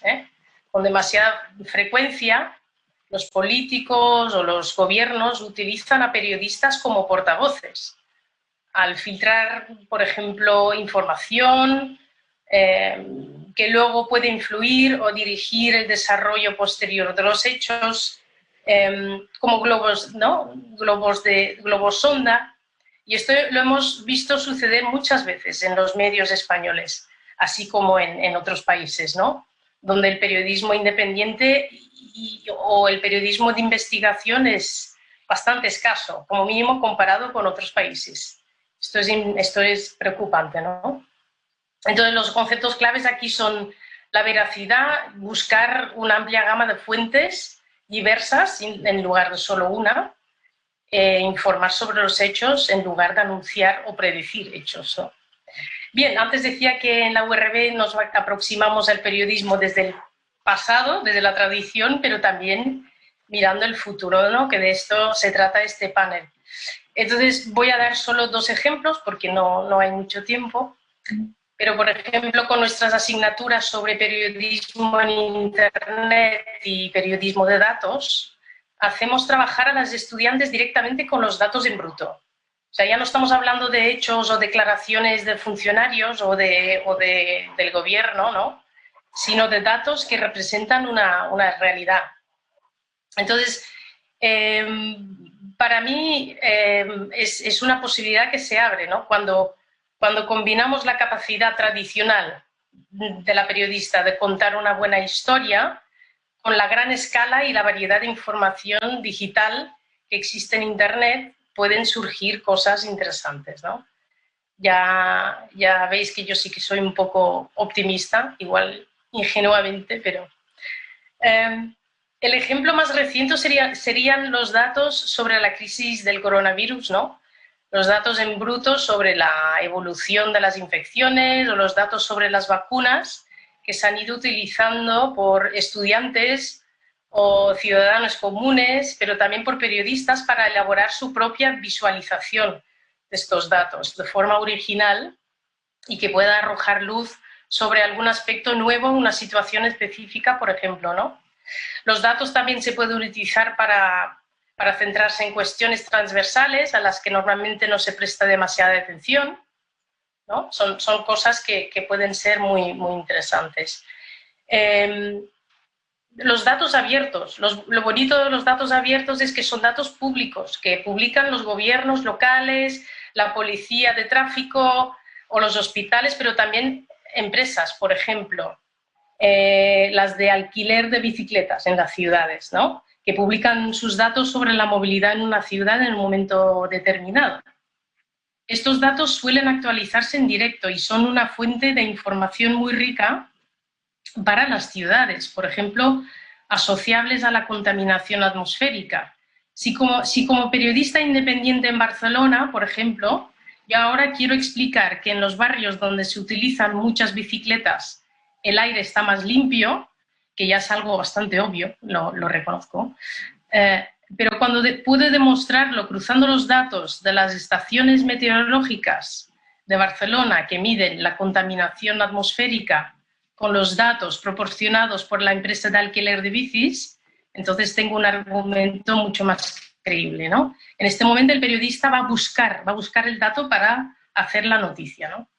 Entonces, desde nuestros estudios nos parece un buen camino para empezar a trabajar el tema de periodismo de datos. Y luego, evidentemente, las redes sociales, ¿no? Yo creo que no tengo que hacer mucho hincapié porque ya se ha hablado mucho, ¿no? Uh-huh. Entonces, ¿me estoy yendo del tiempo ya? ¿Sí, no? Pues nada, quiero acabar diciendo que estas perspectivas y herramientas son fundamentales para el proceso de aprendizaje de nuestros estudiantes, ya que serán nuestras futuras periodistas y necesitan esa buena capacidad de pensamiento crítico si quieren sobrevivir como periodistas, ¿no? Silvia, большое спасибо. Muchas gracias, Silvia. Ha sido súper interesante. Y cómo las cosas realmente suceden. Будьте добры, мы слышим голоса. Значит, мы хотели бы сейчас, чтобы дискуссия продолжалась, да. Sí, por favor, queremos que siga la discusión. Me gustaría dar la palabra al representante de la Universidad de Valencia, al director del Departamento de Comunicaciones, Guillermo López García, por favor. Sí, ¿Está usted con nosotros? Sí. ¿Me oís, no? Sí, да, мы слышим. Хорошо, спасибо. Pues voy allá. Bueno, muchas gracias por la invitación, en primer lugar, particularmente la profesora Olga Pirosenko. Para mí es un placer estar aquí y poder participar de esta conversación. Se oye muy mal, se está interrumpiendo la voz. Pues, no sé. У нас какие-то идут помехи, которые нам надо бы убрать. Сергей, кто слышит из техников меня? Perdón, Guillermo, un segundo. Сергей. Из техников кто-нибудь там есть? Контакт идет, продолжайте, мы Sí, sigamos, sí. Да, мы просим, пожалуйста, убрать дополнительные звуки, для того, чтобы у нас были слышны участники дискуссии. Только, хорошо? Принято, да. Да, спасибо. Guillermo, perdón. Sí, siga, Guillermo, le estoy traduciendo. A ver. Muchas gracias. Bueno, pues gracias por la invitación, Olga, y gracias por permitirme participar en este foro tan interesante. Yo además pues soy un gran admirador de la cultura rusa y para mí pues, me ha hecho mucha ilusión poder participar hoy aquí, aunque sea virtualmente. Creo que se han planteado cuestiones muy interesantes y creo que estamos en un escenario de cambio, ¿no? Que realmente pues, da mucho juego, ¿no? Desde el punto de vista del análisis del periodismo, pero también de los formatos de periodistas y de periodismos que queremos encontrar. Estamos inmersos en un acontecimiento que es la pandemia del coronavirus, que en sí es un gran acontecimiento informativo, pero también desinformativo. Recientemente hemos podido ver pues, esa invasión del Capitolio de Estados Unidos y el resultado de dicha invasión y cómo pues las redes sociales, que no dejan de ser monopolios privados, y luego volveré sobre esta cuestión, pues han censurado o han clausurado las cuentas a un presidente Donald Trump. Creo que son acontecimientos que ponen en el centro del debate el papel de los medios de comunicación y de la comunicación. Y sobre todo ponen sobre la mesa, creo yo, el escenario de crisis de la mediación en que nos encontramos. Es decir, venimos de un mundo en el cual hemos tenido durante décadas mediadores privilegiados entre el poder y la sociedad, que son los medios de comunicación. No solo los medios de comunicación son mediadores, también había mediadores en lobbies, grupos de presión, organismos sociales, organizaciones. Entiendo que todos esos mediadores, pero sobre todo los medios de comunicación tradicionalmente considerados como medios de comunicación masivos, han entrado en crisis en el nuevo escenario digital precisamente por esa dispersión de la comunicación, ¿no? Por la multiplicación de medios de comunicación, por el hecho de que esos medios de comunicación se diversifican y se difunden a través de múltiples vías, y porque además nos encontramos en un escenario en que los medios están propiciando un público cada vez más segmentado y más polarizado en muchos aspectos, al menos en el aspecto político, que es al que yo más me dedico. Creo que esto está claro, ¿no? Es un escenario que, si podemos hacer una metáfora, podemos decir que el escenario de la comunicación tradicional pues muchas veces funcionaba como un río muy ancho, pero poco profundo, ¿no? Los medios de comunicación abarcaban muchos temas, daban un menú general de la actualidad, pero ciertamente no había tiempo o no había profundidad en la mayor parte de las ocasiones en esos medios para profundizar en alguno de esos temas, ¿no? Y había pues, cierto extrañamiento del público especializado en algún tema en concreto cuando veía que el periódico o la radio o la televisión pues aparentemente no profundizaba todo lo necesario en ese tema. Ahora estamos yendo hacia un escenario que es muy diferente, un escenario caracterizado por la segmentación y donde puede haber una mayor especialización, mucho mayor, pero no hay una conexión tan clara entre los públicos, ¿no? Los públicos son cada vez más autorreferenciales y se ciñen a criterios ideológicos y temáticos cada vez más específicos. Entonces, podemos decir que pasamos de un río a una serie de pozos, ¿no? Que se van edificando muy profundos, pero donde cae muy poca gente, ¿no? Eso tampoco es bueno. Si además tenemos en cuenta que esto está mediado tecnológicamente, ese proceso de extrañamiento y de alejamiento del público yo entiendo que cada vez se está produciendo en una mayor medida, ¿no? Pues como decía Eli Pariser en un trabajo clásico de clásico aunque reciente, de 2012, vivimos en una burbuja de filtros, ¿no? Porque nosotros mismos vamos elaborando búsquedas, preferencias, criterios que nos acaban generando un mundo que nos rodea y que nos llega a través de los medios digitales, que es cada vez más homogéneo y más específico, pero que hace que nos alejemos más del resto de la sociedad, y eso, desde luego, no es bueno. Por último, yo encuentro un último problema, que me he hecho referencia anteriormente, que es el papel de las redes sociales. El presidente Donald Trump ha estado 4 años ignorando aparentemente a la mayor parte de los medios de comunicación convencionales y le ha ido muy bien. No ha ganado las elecciones, pero ha conseguido un buen resultado, ha conseguido acabar su mandato hasta el final. Pero el cierre de sus cuentas en las redes sociales repentino después de la invasión del Capitolio, pues prácticamente le ha dejado sin voz, porque ahora tiene que recurrir a los criterios antiguos, es decir, tiene que hacer comunicados de prensa que tienen que llegar por la mediación periodística tradicional, ya no puede dirigirse él mismo al público en las condiciones que él considere.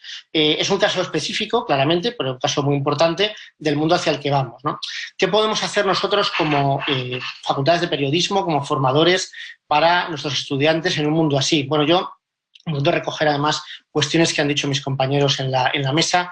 Yo creo que es momento de olvidarnos un poco de los formatos periodísticos clásicos, pero sobre todo de los nuevos formatos.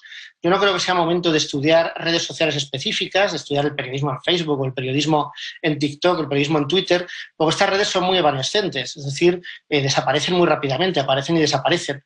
Ahora, pues Twitter, Facebook, YouTube parece que llevan con nosotros toda la vida, pero también es verdad que hay redes sociales como MySpace, que ahora nadie se acuerda de su existencia, pero hasta hace no tanto tiempo pues eran fundamentales. Es decir, las redes sociales cambian y se reproducen muy rápidamente. La prensa, aunque sea en perpetua crisis, aunque sea prensa que pasa del papel a lo digital, la radio, la televisión, pues parece como que tienen más resistencia, ¿no? Al menos tienen más historia y también hay que tenerlo en cuenta. De manera que, como formador de estudiantes, yo que pretendería enfatizar, y además aprovecho también para decir que nosotros precisamente hemos empezado a implantar este año un nuevo plan de estudios siguiendo la línea que voy a especificar a continuación. Intentamos centrar nuestro interés para los estudiantes en que ellos sean capaces de gestionar contenidos, es decir, de producir contenidos, de gestionar datos, de analizar datos y darles forma periodística, de interpretar la realidad en su sentido más amplio, sabiendo que esa realidad, esos contenidos periodísticos, luego se van a poder difundir a través de vías muy diversas y que tienen que estar preparados para manejar esa información en un formato que es tanto textual, sonoro, audiovisual, multimedia, es decir, un formato que es muy diverso y que, por tanto, ya no podemos pretender que el estudiante que vaya a nuestras aulas salga de ellas especializándose solo en un formato. Es decir, no tiene ningún sentido que ahora salga un periodista que sea solo periodista de prensa o de radio. Luego es posible que cada uno, de hecho es probable, que cada uno pues, se especialice en aquellos ámbitos en los que sea mejor, es lo que ha pasado siempre en la vida. Pero nosotros tenemos que darle las herramientas, las capacidades para entender el mundo tan complejo al que se dirigen. Un mundo en el que, como decía Cilia Villen, que me ha antecedido en el uso de la palabra, pues parece a veces que está dejando de lado el poder, la importancia de la práctica periodística, pero que en realidad ese discurso es un discurso interesado porque sustituye a periodistas que son intérpretes de la actualidad preparados y que buscan intentar interpretar la realidad con criterios de veracidad y con criterios de objetividad por personas que no son periodistas y que muchas veces van a tener criterios sesgados, interesados o sencillamente que no van a saber interpretar adecuadamente la realidad porque no tienen las herramientas ni la capacidad para ello. Así que es un mundo en el que tenemos que tener mucho cuidado con esa crítica de la profesión periodística. También hemos de tener cuidado con otro factor en el que incidimos mucho, aunque realmente no tenemos la capacidad nosotros desde la universidad o tenemos una capacidad relativa para intentar moldear esa situación, es un mundo en el que los periodistas cada vez tienen una mayor diversificación laboral, precisamente porque gestionan contenidos. Ya no, se va acabando el tiempo, ¿no? Bueno, pues voy cerrando. Es un mundo en el que la diversificación laboral cada vez es mayor. Va a ser cada vez más difícil trabajar para una única empresa durante mucho tiempo, va a haber que diversificarse, va a haber que ser freelance y eso implica nuevos retos para el periodismo. Con esto pues termino ya. Muchas gracias por la atención y por la invitación. Guillermo, Muchas gracias, Guillermo. Ahora pasamos a la palabra a Илья Юрьевич Мясников de la Universidad de Tomsk, es decano de la Facultad de Periodismo. Queremos recapitular, resumir lo que se ha dicho en cuanto a la formación de periodistas. Илья Мясников, muchas gracias por la invitación. Yo creo que los periodistas y la formación de periodistas hemos de analizarlo conjuntamente con España porque somos democracias jóvenes y eso es un poco más de 40 años de historia en España y 30 años en Rusia y es muy importante para ambas partes. Yo creo que tanto los periodistas practicantes y los estudiantes de periodismo estamos convencidos de que la educación no debe perder esas capacidades tecnológicas y es muy importante hablar de que el periodista del futuro trabajará en otras organizaciones y las empresas trabajarán en línea y la magnitud, la escala del trabajo será muy diferente, pero conservaremos el código cultural y el sentido general.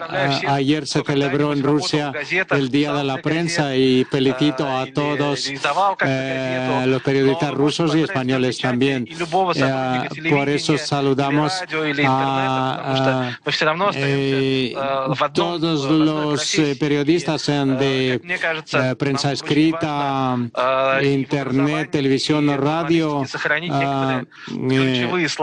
porque es muy importante mantener esas palabras importantes para todos nosotros, para el periodismo, y quizás yo lo diga de una forma un poco rara o quizás muy correcta, que los acontecimientos que hemos seguido el 6 de enero en Estados Unidos, independientemente de nuestras simpatías políticas, hemos aprendido mucho de aquello porque han muerto personas, pero me refiero en este caso al agradecimiento en el sentido de que es un acontecimiento que nos ha mostrado cosas de principio, porque cuando hemos estado observando la pandemia de la COVID-19, hemos tratado de analizar nuestra capacidad de enfrentar las enfermedades, las infecciones, y en cuanto a las vacunas, por ejemplo, nuestros estudiantes de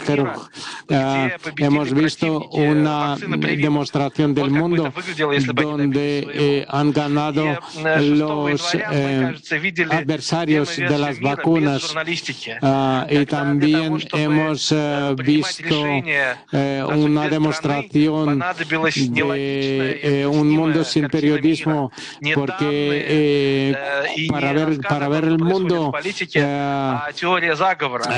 se aplicó la teoría de la conspiración, del contubernio, y esas personas que han ido a asaltar el Capitolio en Washington, ha sido más importante los fake news o el despiste que la información fidedigna, y entonces se ha mostrado también que no el diálogo social, sino la decisión de algunas plataformas como Twitter, las decisiones, y muchos han atacado a Apple, a Amazon, Facebook y otros, Twitter, que han adoptado una cierta postura política, y lo han hecho mucho antes que los periodistas hayan podido analizarlo. Es una demostración de lo que está pasando en la época de la era de la posverdad, y que la posverdad no es suficiente para mostrarle al mundo las contradicciones que existen, y estamos viendo que hoy en día la presencia formal de periodistas no siempre significa que se alcanza la verdad, y en Rusia y en el mundo hay redes sociales que funcionan y hay cientos de personas con los contratos de periodistas, pero la vida de estas zonas no es transparente, y es un problema mundial, no solo ruso. Y quiero decir que para la educación es muy importante que nunca hemos tenido esas grandes inversiones en el espacio mediático, y hay muchísimos datos, pero al mismo tiempo está muy agudo y candente el tema de la confiabilidad, de la veracidad, y eso se lo estoy explicando a mis estudiantes, que las tecnologías son muy importantes y seguiremos trabajando con los datos y con las nuevas tecnologías y plataformas, pero pensar en la ética, pensar en el pensamiento científico, pensar en la cultura del pensamiento, pensar en las emociones culturales y devolverlo como un estándar para el propio periodista, eso es lo que hemos de practicar. Hemos de mirarnos mutuamente sin estereotipos y clichés, sin manipulaciones, sin las fake news, sin las teorías de la conspiración. Yo creo que este enfoque, aproximación será muy importante para las universidades rusas y españolas dentro de esa alianza, y eso ayudará al periodismo en el mundo entero. Gracias, Ilya Myasnikov. Y ahora estaremos terminando nuestro debate, y es solo el primer paso que estamos dando para nuestra aproximación. Lo importante es que Rusia y España nos conozcamos mejor, nos comprendamos mejor, y la base para esta mutua comprensión es nuestro diálogo de igual a igual, cuando nos escuchamos y atendemos unos a otros. Y los formadores formadores de periodistas determinamos en gran medida el futuro del periodismo para que nuestro mundo siga desarrollándose en el rumbo que queremos, que los periodistas deben tener esa curiosidad sana, esa aspiración de entendernos mutuamente, de descubrir la belleza del mundo y construir el futuro del mundo. Gracias a todos. Vladimir Silkin quiere decir algo. Ha sido muy grato escuchar a todos. El debate ha sido no solo interesante, pero también de gran contenido. Es importante que nos demos cuenta de que los medios están formando la visión del mundo y nos dedicamos a la formación de periodistas y al unísono os puedo mostrar un artículo y el tema que hemos, la vacuna contra el fake news, es mi entrevista a la Gaceta Rusa de Rusia y trata sobre esto justamente. Y también el periodista necesita usar las tecnologías, debe ser profesional, debe saber comprobar la información, trabajar con grandes macitos de datos y tener el pensamiento crítico que debe basarse en una formación humanista muy profunda y entender los nuevos formatos de tecnologías. Muchas gracias, colegas. Ha sido de verdad muy grato y muy productiva este debate y espero que nos veamos más en otros foros y también en las conferencias científicas. Y de mi parte quiero proponer esta idea de publicar en nuestra revista de la función pública y la politología que edita RANEPA. Son prestigiosas publicaciones y os invito a que enviéis vuestros artículos. Gracias, hasta los nuevos encuentros y estaremos pensando en nuevas actividades conjuntas de universidades rusas y españolas. Gracias a la agencia Interfax y a La Razón de España. Gracias y salud a todos.